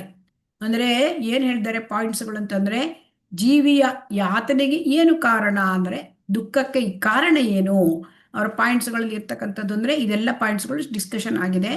ಏನಂದ್ರೆ ಜೀವಿಯು ದುಃಖಕ್ಕೆ ಯಾರು ಕಾರಣ, ಜೀವಿಯು ಹಾಗಾದ್ರೆ ಸುಖವಾಗಿರ್ಲಿಕ್ಕೆ ಏನು ಮಾಡಬೇಕು, ಆಮೇಲೆ ಯಾರು ಶ್ರೇಷ್ಠವಾದ ಪರೋಪಕಾರಿ, ಮತ್ತೆ ಭಗವಂತನಿಗೆ ಪ್ರೀತಿಪಾತ್ರನಾದ ಸೇವಕ ಯಾರು, ಮತ್ತೆ ಆಮೇಲೆ ಯಾರು ಪರಿಪೂರ್ಣ ಯೋಗಿ, ಯೋಗದಲ್ಲಿ ಪರಿಪೂರ್ಣತೆ ಬಯಸ್ತಕ್ಕಂಥ ಉದ್ದೇಶ ಏನು, ಇದನ್ನೆಲ್ಲ ಶ್ರೀಲ ಪ್ರಭುಪಾದರು ತಮ್ಮ ಒಂದು ಮನಸ್ಥಿತಿ ಮತ್ತೆ ಒಂದು ಧ್ಯೇಯ, ಮೂಡ್ ಅಂಡ್ ಮಿಷನ್, ಅದನ್ನ ಇಲ್ಲಿ ತುಂಬಾ ಚೆನ್ನಾಗಿ 6.32 ಮತ್ತು 3.29 ಹೇಳಿದ್ದಾರೆ. ಈಗ 6.32 ಏನ್ ಹೇಳಿದ್ದಾರೆ ಅಂದ್ರೆ, ಯಾತನೆಯ ಅಥವಾ ದುಃಖದ ಕಾರಣ ಭಗವಂತನನ್ನು ನಾವು ಮರೆತಿರುವುದು. ಅಂದರೆ ಕೃಷ್ಣನನ್ನು ಮರೆತಿರುವುದರಿಂದ ನಾವು ದುಃಖದಲ್ಲಿ ಇದ್ದೇವೆ. ಹಾಗಾಗಿ ಸುಖವಾಗಿ ಇರಬೇಕು ಅಂದ್ರೆ ನಾವು ಏನು ಮಾಡಬೇಕು? So always remember Krishna, never forget Krishna. ಯಾವಾಗಲೂ ಕೃಷ್ಣನನ್ನು ನೆನಪಿಸಬೇಕು ಮತ್ತು ಯಾವತ್ತೂ ಮರಿಬಾರ್ದು. ಮತ್ತೇನು ಹೇಳ್ತಾರೆ ಶ್ರೀಲ ಪ್ರಭುಪಾದರಲ್ಲಿ? ನಾವು ತಿಳ್ಕೊಳ್ಬೇಕು, ಕೃಷ್ಣನೇ ಎಲ್ಲ ಚಟುವಟಿಕೆಗಳ ಪರಮ ಭೋಕ್ತಾರ, ಕೃಷ್ಣನೇ ಎಲ್ಲ ಲೋಕಗಳ ಮತ್ತು ಚರಾಚರ ವಸ್ತುಗಳ ಒಡೆಯ, ಕೃಷ್ಣನೇ ಎಲ್ಲ ಜೀವಿಗಳ ಅತ್ಯಂತ ಪ್ರಾಮಾಣಿಕ ಸ್ನೇಹಿತ. ಅದೇ ಭೋಕ್ತಾರಂ ಯಜ್ಞ ತಪಸಾಂ ಸರ್ವಲೋಕ ಮಹೇಶ್ವರಂ ಸೌಹೃದಂ ಸರ್ವಭೂತಾನಾಂ ಜ್ಞಾತ್ವಾ ಮಾಂ ಶಾಂತಿ ರುಚ್ಯತಿ. ಅಂದ್ರೆ ಭಗವಂತ ಸುಪ್ರೀಂ ಕಂಟ್ರೋಲರ್, ಭಗವಂತ ಸುಪ್ರೀಂ ಪ್ರಾಪರೇಟರ್, ಭಗವಂತ ಸುಪ್ರೀಂ ಫ್ರೆಂಡ್. ಸೊ ಹಾಗಾಗಿ ಇದನ್ನ ಯಾರು ತಿಳ್ಕೊಳ್ತಾನೆ ಅವನಿಗೆ ಯಾವತ್ತೂ ಒಡೆತನದ ಭಾವನೆ ಬರೋದಿಲ್ಲ, ಅವನು ಭೋಕ್ತಾರ ಆಗೋದಿಲ್ಲ, ಅವನು ಇಂದ್ರಿಯ ಭೋಗದಲ್ಲಿ ಆಸಕ್ತಿಯನ್ನು ಇಟ್ಕೊಳ್ಳೋದಿಲ್ಲ. ಸೊ ಹಾಗಾಗಿ ಇದೆಲ್ಲ ಅವಾಗೇನಾಗುತ್ತೆ, ದುಃಖಕ್ಕೆ ಕಾರಣ ಆಗೋದು ಆ ಭಗವಂತನನ್ನ ಮರೆತಿದ್ದು ಅವನು ಭಗವಂತನನ್ನ ನೆನಪಿಸಿಕೊಳ್ಳಲಿಕ್ಕೆ, ಭಗವಂತನ ಜೊತೆ ಸಂಪರ್ಕ ಪಡೀಲಿಕ್ಕೆ ಅವನು ಭಕ್ತಿಗೆ ಬರ್ತಾರೆ. ಈಗ 3.29 ಏನು ಹೇಳಿದ್ದಾರೆ ಅಂತ ನೋಡೋಣ. ಮತ್ತೆ 3.29 ಏನು ಹೇಳಿದ್ದಾನೆ ಅಂದ್ರೆ, ಜೀವಿಯು ಕೃಷ್ಣನನ್ನು ಹೇಗೆ ಮರೀತಾನೆ, ಇದನ್ನೇ ಚರ್ಚೆ. ಜೀವಿ ಹೇಗೆ ಅಂತಂದ್ರೆ, ಜೀವಿ ಐಹಿಕ ಪ್ರಕೃತಿಯ 3 ಗುಣಗಳಿಗೆ ಅವನು ಬದ್ಧನಾಗ್ತಾನೆ. ಸೊ ಅವಾಗ ಅವನು ಕೃಷ್ಣನ ಜೊತೆ ತನ್ನ ಬಾಂಧವ್ಯವನ್ನು ಮರಿತಾನೆ. ಕೃಷ್ಣನ ಜೊತೆ ನಮಗೆ ಬಾಂಧವ್ಯ ಇದೆ, ಯಾಕಂದ್ರೆ ಕೃಷ್ಣನೇ ಪರಮ ಒಡೆಯ ಅಲ್ವಾ. ಕೃಷ್ಣನೇ ಸುಪ್ರೀಂ ಫ್ರೆಂಡ್, ಅದೇ ಭಕ್ತಾರಂ ವ್ಯಜ್ಞತಪಸಾಂ ಸರ್ವಲೋಕಮೇಶ್ವರಂ. ಕೃಷ್ಣನೇ ನಮ್ಮ ಪರಮ ತಂದೆ. ಸೊ ಜೀವೇರ ಸ್ವರೂಪ ಕೃಷ್ಣೇನ ನಿತ್ಯದಾಸ.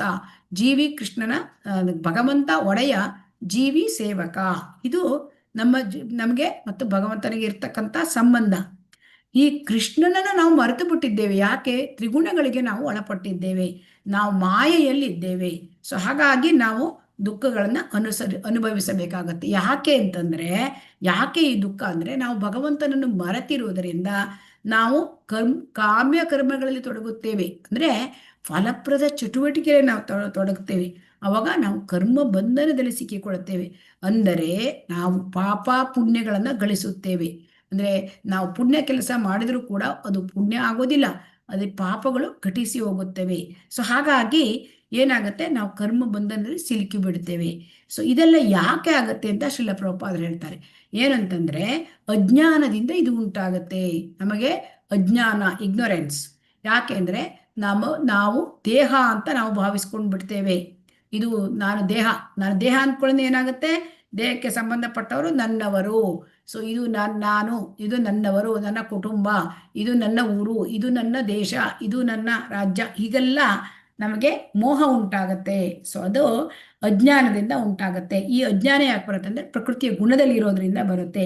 ಸೊ ಈ ದೇಹ ಭಾವನೆಯಲ್ಲಿ ಇದ್ದಾಗ ನಮಗೇನಾಗುತ್ತೆ, ಶ್ರೀಲ ಪ್ರಭುಪಾದರು ಹೇಳ್ತಾರೆ, ಆತ್ಮ ಸಾಕ್ಷಾತ್ಕಾರದ ಬಗ್ಗೆ ನಮಗೆ ಆಲಸ್ಯವನ್ನು ಉಂಟಾಗುತ್ತೆ. ಯಾಕಂದ್ರೆ ಆತ್ಮದ ಜ್ಞಾನವೇ ಇರೋದಿಲ್ಲ. ಸೊ ಹಾಗಾಗಿ ಅವರು ಐಹಿಕದ ವಿಚಾರದಲ್ಲೇ ಮುಳುಗಿ ಬಿಡ್ತಾರೆ.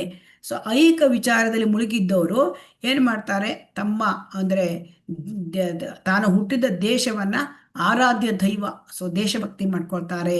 ಆಮೇಲೆ ಧಾರ್ಮಿಕ ವಿಧಿವಿಧಾನಗಳು ಅದನ್ನೇ ಅಂತಿಮ ಗುರಿ ಅಂತ ತಿಳ್ಕೊಂಡ್ಬಿಡ್ತಾರೆ. ಮತ್ತೆ ಐಹಿಕ ಉಪಾಧಿಯಲ್ಲಿ ಇರ್ತಾರೆ. ಅಂದ್ರೆ ಉಪಾಧಿ ಅಂದ್ರೆ ಏನು, ನಾನು ಹೀಗೆ ಅಂದರೆ ಯಾವ ಥರ ಅಂತಂದರೆ, ನಾನು ಈ ಥರ ಒಂದು ತಮ್ಮ ಪೊಸಿಷನ್ನ ಹೇಳ್ಕೊಳ್ಳೋದು, ಆ ಥರ ಮಾಡ್ತಾರೆ. ಮತ್ತು ಈ ಸಮಾಜ ಸೇವೆ, ರಾಷ್ಟ್ರೀಯ ಸೇವೆ ಮತ್ತು ಪರೋಪಕಾರ ಮುಂತಾದ ಚಟುವಟಿಕೆಗಳಲ್ಲಿ ತಮ್ಮನ್ನು ತೊಡಗಿಸ್ಕೊಂಡು ಬಿಡ್ತಾರೆ. ಸೊ ಹಾಗಾಗಿ ಅವರಿಗೆ ಆಧ್ಯಾತ್ಮಿಕದಲ್ಲಿ ರುಚಿ ಇರೋದಿಲ್ಲ. ಅವರಿಗೆ ಭಗವದ್ಗೀತೆ ತರಗತಿಗೆ ನಾವು ಕರೆದ್ರೂ ಕೂಡ ಅವರು ಬರೋದಿಲ್ಲ. ಏನು ಹೇಳ್ತಾರೆ, ಸಮಯ ಇಲ್ಲ ಅಂತ ಸಬೂಬು ಹೇಳ್ತಾರೆ ಅಲ್ವಾ. ಹರೇ ಕೃಷ್ಣ. ಹೌದು ಮಾತಾಜಿ. ಆದರೆ ಕೃಷ್ಣ ಪ್ರಜ್ಞಾವಂತನಿಗೆ ಜವಾಬ್ದಾರಿ ಇದೆ. ಏನ್ ಜವಾಬ್ದಾರಿ ಇದೆ ಅಂದ್ರೆ, ಪ್ರಕೃತಿಯ ಅಂದ್ರೆ ಈ ರೀತಿ ಭಕ್ತರು ಹೀಗೆ ವರ್ತಿಸಿದಾಗ ನಾವು ಹೇಗೆ ಜನರು ಹೀಗೆ ವರ್ತಿಸಿದಾಗ ಭಕ್ತರು ಹೇಗೆ ವರ್ತನೆ ಮಾಡಬೇಕು. ಐಹಿಕ ಜೀವಿಗಳು ತುಂಬಾ ಅತಿಯಾಗಿ ಆಸಕ್ತರಾಗ್ಬಿಟ್ಟಿದ್ದಾರೆ. ಸೊ ಅದಕ್ಕೆ ನಾವು ಅವ್ರ ಜೊತೆ ಹೇಗೆ ಮಾಡಬೇಕು ಅಂತ ಇಲ್ಲಿ ಇದನ್ನ ಹೇಳಿದ್ದಾರೆ. ಅಂದ್ರೆ ಅವರಿಗೆ ನಾವು ಗೊಂದಲ ಮಾಡಬಾರ್ದಂತೆ.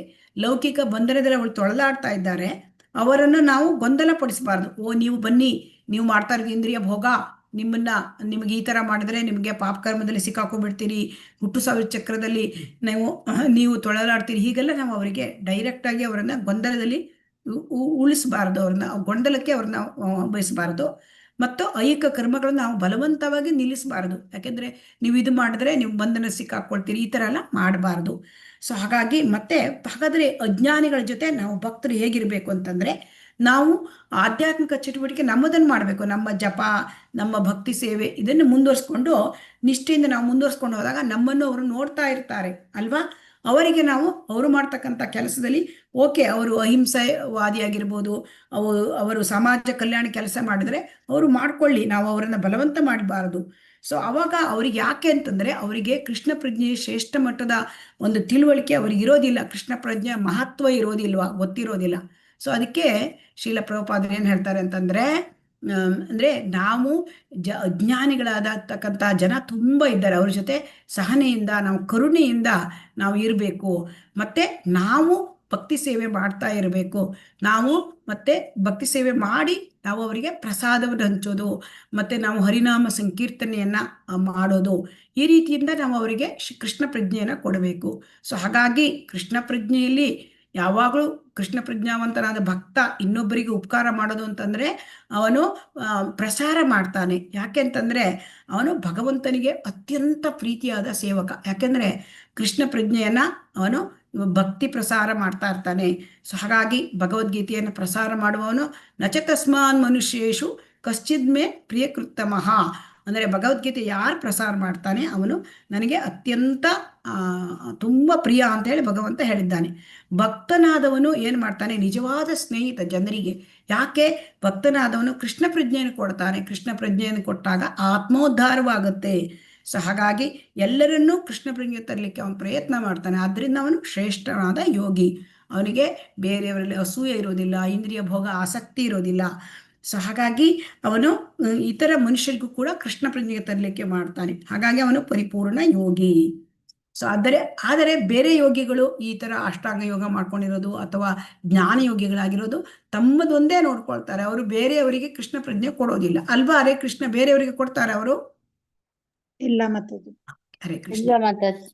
ಇದನ್ನ ಯಾರಾದ್ರೂ ಇದನ್ನ ಓದಿ ಹರೇ ಕೃಷ್ಣ. ಇನ್ನೊಂದು 10 minutes ಹೋಗುತ್ತೆ, ಓದಿ ಮಾತಾಜಿ. ಹರೇ ಕೃಷ್ಣ. ಹರೇ ಕೃಷ್ಣ ಮಾತಾಜಿ. ಪ್ರಭುಪಾದರ ಮನಸ್ಥಿತಿ ಮತ್ತು ಧ್ಯೇಯ. ಶ್ರೀಲ ಪ್ರಭುಪಾದರ ಭಾವಗಳಿಂದ 6.30. ಮಾತಾಜಿ ಇದನ್ನು ಓದಿ. ನಾನು ಕಾಣ್ತಾ ಇಲ್ವಾ? ನಾವು ಅವರಿಗೆ ತೊಂದರೆ ಕೊಡಬೇಕು ಹೇಳಿ. ಹಾ ಮಾತಾಜಿ, ನಾವು ಅವರಿಗೆ ತೊಂದರೆ ಕೊಡಬೇಕು, ಆದ್ದರಿಂದ ನಾವು ಅವರಿಗೆ ಕೇಳ್ತಾ ಇಲ್ಲ. ಹರೇ ಕೃಷ್ಣ. ಅವರಿಗೆ ತೊಂದರೆ ಕೊಡಬೇಕು, ಆದ್ದರಿಂದ ನಾವು ಅವರಿಗೆ ತೊಂದರೆ ಕೊಡಬೇಕು, ಅದು ನಮ್ಮ ಕರ್ತವ್ಯ. ನಾವು ಈ ಅಸೂಯ ಪರ ವೃತ್ತಿಗಳನ್ನು ತೊಂದರೆಗೊಳಿಸಬೇಕಾಗಿದೆ. ಹರೇ ಕೃಷ್ಣ. ಅವರಿಗೆ ತೊಂದರೆ ಕೊಡುವುದು ನಮ್ಮ ಕರ್ತವ್ಯ ಮತ್ತು ಇದು ಶ್ರೇಷ್ಠ ಸೇವೆಯಾಗಿದೆ. ಹೇಗೆ ಒಬ್ಬ ಮನುಷ್ಯ ಮಲಗಿದ್ದಾನೆ ಮತ್ತು ಯಾರೋ ಅವನನ್ನು ಕೊಲ್ಲಲು ಬಯಸುತ್ತಿದ್ದಾರೆ ಮತ್ತು ಇನ್ನೊಬ್ಬ ಕೊಲ್ಲಲು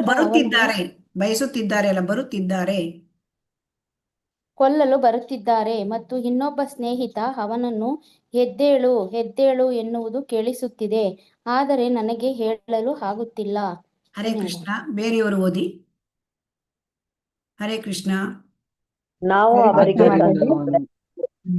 ಆದ್ದರಿಂದ ಅವನು ಹೇಳಬಹುದು, ನೀವು ನನ್ನನ್ನು ಏಕೆ ತೊಂದರೆ. ಹರೇ ಕೃಷ್ಣ.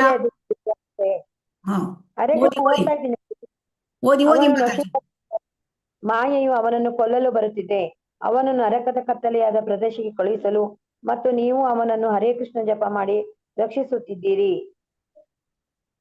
ಹರೇ ಕೃಷ್ಣ. ಇದರಲ್ಲಿ ಏನ್ ಹೇಳ್ತಾ ಇದ್ದಾರೆ ಮುಖ್ಯವಾಗಿದ್ದಂತಂದ್ರೆ ಶ್ರೀಲ ಪ್ರಭುಪಾದರು ಏನ್ ಹೇಳ್ತಾ ಇದ್ದಾರೆ ಅಂದ್ರೆ, ನಾವು ಎಲ್ಲ ಜನ ನಿದ್ರೆ ಮಾಡ್ತಾ ಇದ್ದಾರೆ ಅಲ್ವಾ? ಅವರು ಮಾಯೆಯಲ್ಲಿ ಅಂಡರಲ್ಲಿ ನಿದ್ರೆ ಮಾಡ್ತಾ ಇದ್ದಾರೆ. ಅವರಿಗೆ ಗೊತ್ತಿಲ್ಲ ಮಾಯೆ ನಮ್ಮನ್ನು ಕೊಲ್ತದೆ. ಯಾಕೆಂತಂದ್ರೆ ಮಾಯೆ ನಮ್ಮನ್ನ ಆಕರ್ಷಿಸುತ್ತದೆ. ಮಾಯೆ ಆಕರ್ಷಣೆಗೆ ಒಳಗಾದ್ರೆ ನಾವೇನಾಗ್ತೇವೆ? ಬಂಧನಕ್ಕೆ ಒಳಗಾಗ್ತೇವೆ. ಸೊ ಅದಕ್ಕೆ ಶ್ರೀಲ ಪ್ರಭುಪಾದರು ಹೇಳ್ತಾರೆ, ನೀವು ಭಕ್ತಿಯನ್ನು ಅವರಿಗೆ ಕೊಡಬೇಕು, ಎಬ್ಬಿಸಬೇಕು. ಸೊ ಜಾಗೋ ಜೀವ ಜಾಗೋ ಕೋಟ ನಿದ್ರೆ ಮಾಯಾರ ವಶ. ಮಾಯೆಯ ವಶದಲ್ಲಿ ನಿದ್ರೆಯಲ್ಲಿ ಮಲಗಿದ್ದೀರಿ, ಎದ್ದೇಳಿ ಅಂತ ಜಾಗೃತ ಮಾಡಬೇಕು. ನಾವು ಅವರಿಗೆ ಕೃಷ್ಣ ಪ್ರಜ್ಞೆ ಹರೇ ಕೃಷ್ಣ ಮಹಾಮಂತ್ರ ಜಪವನ್ನು ಕೊಟ್ಟಿರಬೇಕು. ಯಾಕೆಂದ್ರೆ ನಾವು ಅವರಿಗೆ ರಕ್ಷಣೆ. ಹರೇ ಕೃಷ್ಣ ಮಹಾಮಂತ್ರ ರಕ್ಷಿಸುತ್ತದೆ. ಹೇಗೆ? ನಮ್ಮನ್ನು ಹರೇ ಕೃಷ್ಣ ಮಹಾಮಂತ್ರದಿಂದ ನಾವು ಭಗವಂತನ ಲೋಕಕ್ಕೆ ಹೋಗ್ಬೋದು ಅಲ್ವಾ? ಈ ಮಾಯೆ ಹತ್ರ ನಾವು ಯಾಕೆ ನಾವು ಆಕರ್ಷಿತರಾಗಿ ಮತ್ತೆ ಮಾಯೆಯಿಂದ ಆಕರ್ಷಿತರಾಗಿ ಎಲ್ಲ ಪಾಪ ಕಾರ್ಯಗಳನ್ನು ಮಾಡೋದು ಮತ್ತೆ ಬೇರೆ ಎಲ್ಲ ಇಂದ್ರಿಯ ಭೋಗ ಮಾಡೋದು, ಇದರಿಂದ ನರಕಕ್ಕೆ ಹೋಗ್ತೇವೆ ಅಲ್ವಾ? ಹರೇ ಕೃಷ್ಣ. ಇದು ಅರ್ಥ ಆಯ್ತಾ? ಹರೇ ಕೃಷ್ಣ. ಅದಕ್ಕೆ ನಾವು ಇಂದ್ರಿಯ ಭೋಗ ಮಾಡ್ತಿರ್ತಕ್ಕಂಥ ಮಾಯೆಯ ವಶದಲ್ಲಿರ್ತಕ್ಕಂಥ ವ್ಯಕ್ತಿಗಳಿಗೂ ಕೂಡ ಭಕ್ತ ಏನಾಗಿರ್ತಾನೆ, ಅವನು ತುಂಬಾ ಕರುಣೆ ತೋರಿಸಿ ಅವರಿಗೂ ಕೂಡ ಹರೇ ಕೃಷ್ಣ ಮಹಾಮಂತ್ರವನ್ನ ಕೊಡ್ತಾನೆ. ಅಂತಹ ಭಕ್ತ ಭಗವಂತನಿಗೆ ಇಷ್ಟ. ಭಗವದ್ಗೀತೆಯನ್ನು ಯಾರು ಬೋಧಿಸ್ತಾರೆ ಅವರು ಭಗವಂತನಿಗೆ ತುಂಬಾ ಪ್ರಿಯರಾದವರು. ಹರೇ ಕೃಷ್ಣ. ಆದ್ದರಿಂದ ಇದು ಓದಿ. ಹರೇ ಕೃಷ್ಣ. ಹರೇ ಕೃಷ್ಣ ಮಾತಾಜಿ. ಉಪದೇಶ ಮಾಡೋದು ಅತ್ಯುತ್ತಮ ಸೇವೆಯಾಗಿದ್ದೆ, ಆದ್ದರಿಂದ ಕೃಷ್ಣ ಪ್ರಜ್ಞೆಯುಳ್ಳ ವ್ಯಕ್ತಿ ಸುಮ್ಮನೆ ಇರಲಾರ. ಅಂತ ಉತ್ತಮ ಜೀವನ ತತ್ವವನ್ನು ಏಕೆ ವಿತರಿಸಬಾರದು ಎಂದು ಅವರು ಭಾವಿಸುತ್ತಾರೆ. ಅದು ಅವರ ಧೈರ್ಯ. ಒಬ್ಬ ಯೋಗಿ ಅವರ ಧ್ಯೇಯ, ಅದು ಅವರ ಧ್ಯೇಯ. ಸಾರಿ ಮಾತಾಜಿ, ಅವರ ಧ್ಯೇಯ. ಒಬ್ಬ ಯೋಗಿ ತನ್ನ ಸ್ವತಃ ಉನ್ನತಿಗೆ ತೃಪ್ತಿ ಹೊಂದಬಹುದು. ಏಕಾಂತ ಸ್ಥಳದಲ್ಲಿ ಕುಳಿತು ಯೋಗ ಅಭ್ಯಾಸ ಮಾಡುತ್ತಾ ಪಾರಮಾರ್ಥಿಕ ಜೀವನಕ್ಕೆ ತನ್ನನ್ನು ತಾನು ಏರಿಸಿಕೊಳ್ಳುತ್ತಿದ್ದಾನೆ. ಅದು ಅವರ ವೈಯಕ್ತಿಕ ಕಾಳಜಿ. ಆದರೆ ಒಬ್ಬ ಭಕ್ತನು ತನ್ನನ್ನು ತಾನು ಉನ್ನತೀಕರಿಸಿಕೊಳ್ಳುವುದರಿಂದ ತೃಪ್ತನಾಗುವುದಿಲ್ಲ. ನಾವು ವೈಷ್ಣವರಿ ನಮ್ಮ ಗೌರವವನ್ನು ಅರ್ಪಿಸುತ್ತೇವೆ. ವಾಂಛಾ ಕಲ್ಪತರುಭ್ಯಶ್ಚ ಕೃಪಾ ಸಿಂಧುಭ್ಯ ಏವ ಚ ಪತಿತಾನಾಂ ಪಾವನೇಭ್ಯೋ ವೈಷ್ಣವೇಭ್ಯೋ ನಮೋ ನಮಃ. ಅಂದ್ರೆ ಇಲ್ಲಿ ಏನ್ ಹೇಳ್ತಿದ್ದಾರೆ ಅಂದ್ರೆ, ಕೃಷ್ಣ ಪ್ರಜ್ಞೆಯಲ್ಲಿ ಯಾರು ಭಕ್ತ ಇರ್ತಾನೆ ಅವನು ಸುಮ್ಮನಿರೋದಿಲ್ಲ. ಯಾಕೆಂದ್ರೆ ಪರದುಃಖ ದುಃಖಿ ಭಕ್ತ ಪರದುಃಖ ದುಃಖಿ, ಇನ್ನೊಬ್ರು ದುಃಖದಲ್ಲಿರುವುದನ್ನು ನೋಡಿ ಅವನು ಸಹಿಸೋದಿಲ್ಲ. ಅದಕ್ಕೆ ಅವನು ಕೃಷ್ಣ ಪ್ರಜ್ಞೆಯನ್ನು ಕೊಡ್ತಾನೆ. ಹರೇ ಕೃಷ್ಣ ಮಂತ್ರ ಹೇಳಿ, ಭಗವದ್ಗೀತೆ ತರಗತಿಗೆ ಬನ್ನಿ, ಪ್ರಸಾದ ಸೇವನೆ ಮಾಡಿ ಅಂತ ಜನರಿಗೆ ಪ್ರೋತ್ಸಾಹ ಕೊಡ್ತಾನೆ, ಅವ್ರಿಗೆ ಕೊಡ್ತಾನೆ. ಅದೇ ಒಬ್ಬ ಯೋಗಿ ಅವನು ಏನ್ ಮಾಡ್ತಾನೆ, ಆ ಏಕಾಂತ ಪ್ರದೇಶಕ್ಕೆ ಹೋಗಿ ಯೋಗಾಭ್ಯಾಸ ಮಾಡ್ತಾನೆ. ಆದ್ರೆ ಅವನು ಬೇರೆಯವರಿಗೆ ಕೊಡ್ತಾನ? ಹರೇ ಕೃಷ್ಣ. ಭಕ್ತರ ತರ ಭಕ್ತಿಯನ್ನು ಬೇರೆಯವರಿಗೆ ಕೊಡ್ತಾನ? ಹರೇ ಕೃಷ್ಣ. ಇಲ್ಲ ಮಾತಾಜಿ, ಇಲ್ಲ. ಸೊ ಅದಕ್ಕೆ ಭಕ್ತ ಶ್ರೇಷ್ಠ. ಯಾಕೆಂದ್ರೆ ಅವನು ಬೇರೆಯವರಿಗೂ ಕೂಡ ಉದ್ಧಾರ ಆಗೋದನ್ನು ನೋಡ್ತಾನೆ, ತನ್ನದೊಂದೇ ನೋಡ್ಕೊಳ್ಳೋದಿಲ್ಲ. ಯೋಗಿ ಆದವನು ಏನ್ ಮಾಡ್ತಾನೆ, ತನ್ನದೊಂದು ನೋಡ್ಕೊಳ್ತಾನೆ ಅಲ್ವಾ, ವೈಯಕ್ತಿಕ ಕಾಳಜಿ ಮಾಡ್ಕೊಳ್ತಾನೆ, ತಾನು ಪಾರಮಾರ್ಥಿಕ ಜೀವನದಲ್ಲಿ ಉನ್ನತಿಯನ್ನು ಪಡ್ಕೊಳ್ತಾನೆ, ಆದರೆ ಬೇರೆಯವರಿಗೆ ಕೊಡೋದಿಲ್ಲ. ಆದರೆ ಭಕ್ತ ಹಾಗಲ್ಲ, ತನ್ನನ್ನು ತಾನು ಉನ್ನತಿಗೊಳಿಸ್ತಾನೆ, ಬೇರೆಯವರಿಗೂ ಕೊಡ್ತಾನೆ. ಸೊ ಅದಕ್ಕೆ ಚೈತನ್ಯ ಮಹಾಪ್ರಭುಗಳು ಹೇಳಿದ್ದಾರೆ, ಭಾರತ ಭೂಮಿತ ಜನ್ಮ ಹೇಳ ಯಾರ ಕರ ಪರ ಜನ್ಮ ಸಾರ್ಥಕ ಕರ ಪರ ಉಪಕಾರ. ಭಾರತ ಭೂಮಿಯಲ್ಲಿ ಯಾರು ಜನ್ಮ ಪಡೆದಿದ್ದೀರಿ ಅವರು ಜನ್ಮ ಸಾರ್ಥಕ ಮಾಡ್ಕೊಳ್ಳಿ, ಆತ್ಮ ಸಾಕ್ಷಾತ್ಕಾರ ಮಾಡ್ಕೊಳ್ಳಿ, ಭಕ್ತಿಗೆ ಬನ್ನಿ, ಹಾಗೆ ಭಕ್ತಿಯನ್ನು ಬೇರೆಯವರಿಗೂ ಕೊಡಿ ಅಂತ. ಅದನ್ನೇ ಶ್ರೀಲ ಪ್ರಭುಪಾದರು ಹೇಳ್ತಾ ಇದ್ದಾರೆ. ಭಕ್ತ ಶ್ರೇಷ್ಠ, ಯಾಕಂದ್ರೆ ಅವನು ಬೇರೆಯವರಿಗೂ ಕೂಡ ಅವರನ್ನು ಕೂಡ ಆಧ್ಯಾತ್ಮಿಕವಾಗಿ ಅವರನ್ನು ಉನ್ನತಿ ಮಾಡಲಿಕ್ಕೆ ಅವರಿಗೆ ಕೃಷ್ಣ ಪ್ರಜ್ಞೆಯನ್ನು ಕೊಡ್ತಾನೆ. ಅವನು ಈ ಯೋಗಿ, ಈ ತರ ಅಷ್ಟಾಂಗ ಯೋಗಿ ಇವರೆಲ್ಲ ಏನ್ ಮಾಡ್ತಾರೆ, ತಮ್ಮ ಒಂದು ವೈಯಕ್ತಿಕ ಕಾಳಜಿ ಮಾಡ್ಕೊಳ್ತಾರೆ. ಸೊ ಆದ್ದರಿಂದ ಭಕ್ತ ಅವನು ಬೇರೆಯವರಿಗೆ ಕೃಷ್ಣ ಪ್ರಜ್ಞೆ ಕೊಟ್ಟು ಅವರ ಉನ್ನತಿಯನ್ನು ಕೂಡ ಮಾಡ್ತಾನೆ, ತನ್ನ ಉನ್ನತಿ ಜೊತೆಗೆ ಅವರನ್ನು ಕೂಡ ಉನ್ನತೀಕರಿಸುತ್ತಾನೆ. ಆದ್ದರಿಂದ ಭಕ್ತ ಶ್ರೇಷ್ಠ. ಹರೇ ಕೃಷ್ಣ. ಇದನ್ನು ಓದಿ. ಹರೇ ಕೃಷ್ಣ. ಹರೇ ಕೃಷ್ಣ ಮಾತಾಜಿ. ಹರೇ ಕೃಷ್ಣ ಮಾತಾಜಿ. ಉಪದೇಶ ಮಾಡುವುದು ಅತ್ಯುತ್ತಮ ಸೇವೆಯಾಗಿದೆ. ಭಗವದ್ಗೀತೆಯನ್ನು ಬೋಧಿಸುವ ಯಾರಾದರೂ ಭಗವಂತನ ಅತ್ಯಂತ ಪ್ರಿಯ ಭಕ್ತ ಎಂದು ಭಗವದ್ಗೀತೆಯಲ್ಲಿ ಹೇಳಲಾಗಿದೆ. ಅವರು ಹೊರಗೆ ಹೋಗುತ್ತಿದ್ದಾರೆ, ಅವರು ಉಪದೇಶ ಮಾಡುತ್ತಿದ್ದಾರೆ, ಅವರು ವಿರೋಧಾತ್ಮಕ ಅಂಶಗಳನ್ನು ಭೇಟಿ ಮಾಡುತ್ತಿದ್ದಾರೆ. ಕೆಲವೊಮ್ಮೆ ಅವರು ಸೋಲುತ್ತಾರೆ, ಕೆಲವೊಮ್ಮೆ ನಿರಾಶೆಗೊಳ್ಳುತ್ತಾರೆ, ಕೆಲವೊಮ್ಮೆ ಮನವೊಲಿಸಲು ಸಾಧ್ಯವಾಗುತ್ತದೆ. ಆದರೆ ನಾನು ಹೋಗಿ ಕೃಷ್ಣ ಪ್ರಜ್ಞೆಯನ್ನು ಬೋಧಿಸುತ್ತೇನೆ ಎಂಬ ಪ್ರಯತ್ನವು ಭಗವಂತನ ಅತ್ಯುತ್ತಮ ಸೇವೆಯಾಗಿದೆ. ಹರೇ ಕೃಷ್ಣ ಮಾತಾಜಿ, ಧನ್ಯವಾದಗಳು. ಪಾದ್ಕಿ ಜೈ. ಏನ್ ಹೇಳ್ತಾರೆ ಗೊತ್ತಾ, ನಚ ತಸ್ಮಾನ್ ಮನುಷ್ಯೇಶು ಕಶ್ಚಿನ್ಮೇಯೋ, ಅದು ಒಂದು ಶ್ಲೋಕ ಇದೆ. ನಚ ತಸ್ಮಾನ್ ಮನುಷ್ಯೇಶು ಕಶ್ಚಿನ್ಮೇಯೋ ಪ್ರಿಯತಮಃ, ನನಗೆ ಅತ್ಯಂತ ಪ್ರಿಯನಾದ ಸೇವಕನ. ನಚ ತಸ್ಮಾನ್ ಮನುಷ್ಯೇಶು ಕಶ್ಚಿನ್ಮೇ ಪ್ರಿಯಕೃತ್ತಮಃ ಭವಿತಾ ನಚ ಮೇ ತಸ್ಮಾನ್ ಅನ್ಯ ಪ್ರಿಯತರೋ ಭುವಿಹಿ. ಅಂದ್ರೆ ಭಗವಂತ ಏನು ಹೇಳಿದ್ದಾನೆ ಭಗವದ್ಗೀತೆಯಲ್ಲಿ ಅಂದ್ರೆ, ಪ್ರಪಂಚದಲ್ಲಿ ಭಗವದ್ಗೀತೆಯನ್ನ ಇನ್ನೊಬ್ಬರಿಗೆ ಯಾರು ಬೋಧಿಸ್ತಾರೆ ಅವರಿಗಿಂತ ಒಳ್ಳೆಯ ಪ್ರಿಯನಾದವನು ಯಾರೂ ಇಲ್ಲ, ಅವನೇ ನನಗೆ ಅತ್ಯಂತ ಪ್ರಿಯನಾದವನು ಅಂತ ಭಗವದ್ಗೀತೆಯಲ್ಲಿ ಹೇಳಿದ್ದಾರೆ. ಶ್ರೀಲ ಪ್ರಭುಪಾದ ಏನ್ ಹೇಳ್ತಾರೆ, ಭಗವದ್ಗೀತೆಯನ್ನು ಬೋಧಿಸುವುದು ಭಗವಂತನ ಅತ್ಯಂತ ಪ್ರಿಯ ಭಕ್ತನಾಗ್ತಾನಂತೆ. ಸೊ ಹೇಳಿದ್ದಾರೆ. ಈಗ ನೋಡಿ, ಭಗವದ್ಗೀತೆಯನ್ನ ಡಿಸ್ಟ್ರಿಬ್ಯೂಟ್ ಮಾಡಕ್ಕೆ ಹೊರಗೆ ಹೋಗ್ತಾರೆ, ಉಪದೇಶ ಕೊಡ್ತಾರೆ, ಆದರೆ ವಿರೋಧಾತ್ಮಕ ಜನರನ್ನ ಭೇಟಿ ಆಗ್ತಾರೆ. ಎಲ್ಲರೂ ಭಗವದ್ಗೀತೆ ಒಪ್ಕೊಳ್ತಾರಾ? ಇಲ್ಲ ಅಲ್ವಾ, ಸೋಲ್ತಾರೆ ಅಲ್ವಾ ಭಕ್ತರು. ಹರೇ ಕೃಷ್ಣ. ಎಲ್ಲರೂ ಒಪ್ಕೋತಾರಾ?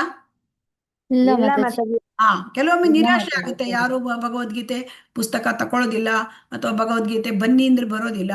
ಆದರೆ ಕೆಲವೊಮ್ಮೆ ಅವರ ಮನಸ್ಸನ್ನ ಒಲಿಸಬಹುದು ಅಲ್ವಾ, ಅವರಿಗೆ ಹೇಳಿ ತಕೊಳ್ಳಿ, ಇದು ನಿಮ್ಗೆ ಒಳ್ಳೇದಾಗತ್ತೆ ಅಂತ ಅವ್ರ ಮನ ಒಲಿಸಬಹುದು ಒಮ್ಮೆ. ಆದರೆ ಅಲ್ಲಿ ನಾನು ಹೋಗ್ತೇನೆ, ಕೃಷ್ಣ ಪ್ರಜ್ಞೆಯನ್ನು ಬೋಧಿಸ್ತೇನೆ, ಇದು ಮುಖ್ಯ ಅಲ್ಲ. ನೀವು ಪ್ರಯತ್ನ ಮಾಡ್ತೀರಿ, ಅದು ಮುಖ್ಯ. ಅದನ್ನ ಭಗವಂತ ತುಂಬಾ ಇಷ್ಟಪಡ್ತಾನೆ. ನೋಡಿ, ನಾವು ಯಶಸ್ವಿ ಆಗದಿರಬಹುದು, ಆಗಬಹುದು, ಅಥವಾ ಅವರ ಮನವೊಲಿಸಬಹುದು, ಅವರಿಂದ ತಿರಸ್ಕೃತವಾಗಬಹುದು.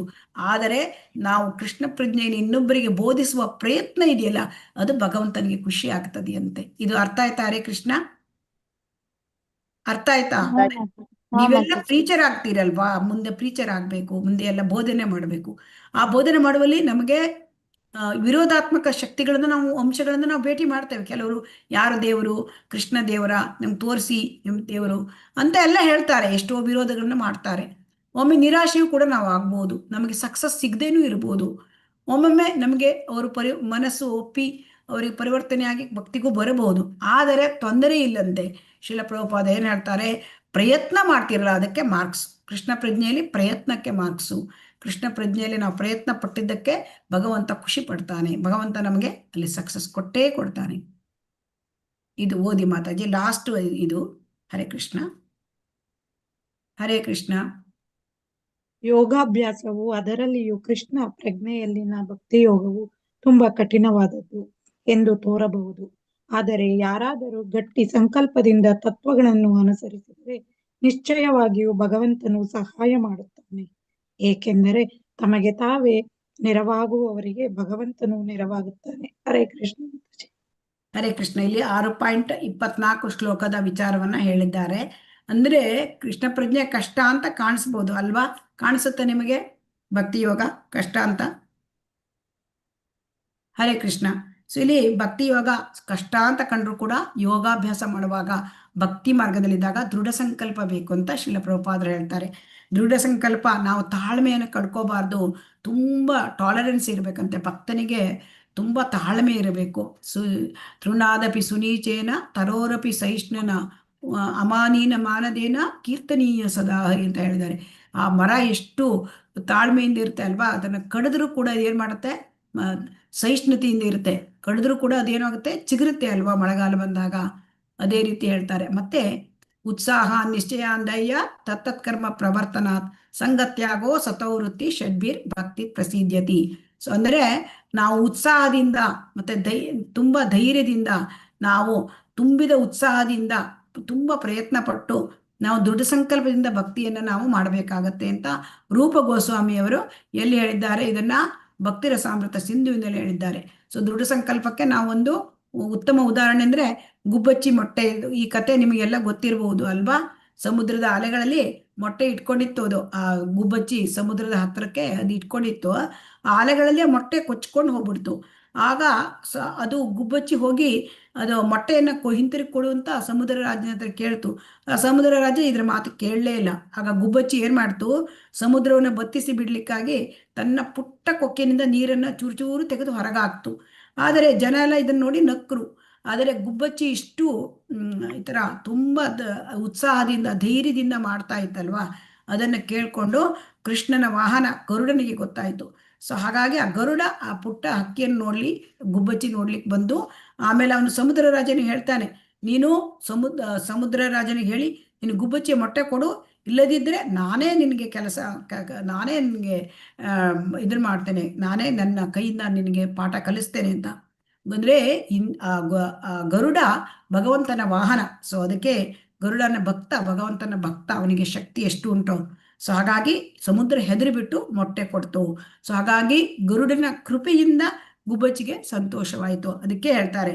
ಸೊ ಹಾಗಾಗಿ ಭಕ್ತಿ ಯೋಗ ಅಂದ್ರೆ ಕಠಿಣ ಅಂತ ಕಾಣಬಹುದು, ಆದರೆ ಯಾರು ಭಕ್ತಿಯಲ್ಲಿ ತುಂಬಾ ಶ್ರದ್ಧೆಯಿಂದ ಪ್ರಾಮಾಣಿಕತೆಯಿಂದ ಇರ್ತಾರೆ ಅವರಿಗೆ ಭಗವಂತ ಸಹಾಯ ಮಾಡ್ತಾನೆ ಅಲ್ವಾ?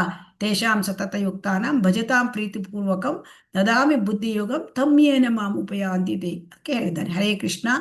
ಇಲ್ಲಿಗೆ ಇವತ್ತಿನ ಒಂದು ಪಾಠ ಮುಗಿಯಿತು. ಹರೇ ಕೃಷ್ಣ. ವಾಂಛಾ ಕಲ್ಪತರುಭ್ಯಶ್ಚ ಕೃಪಾ ಸಿಂಧುಭ್ಯ ಏವ ಚ ಪತಿತಾನಾಂ ಪಾವನೇಭ್ಯೋ ವೈಷ್ಣವೇಭ್ಯೋ ನಮೋ ನಮಃ. ಹರೇ ಕೃಷ್ಣ ಹರೇ ಕೃಷ್ಣ ಕೃಷ್ಣ ಕೃಷ್ಣ ಹರೇ ಹರೇ, ಹರೇ ರಾಮ ರಾಮ ರಾಮ ಹರೇ ಹರೇ. ಶ್ರೀ ಶ್ರೀ ರಾಧಾ ಗೋವಿಂದ ಕಿ ಜೈ, ಶ್ರೀ ಶ್ರೀ ಗೌರನಿತಾಯ್ ಕಿ ಜೈ, ಶ್ರೀಲ ಪ್ರಭುಪಾದ ಕಿ ಜೈ. ಹರೇ ಕೃಷ್ಣ. ಎಲ್ಲರಿಗೂ ಧನ್ಯವಾದಗಳು. ಹರೇ ಕೃಷ್ಣ.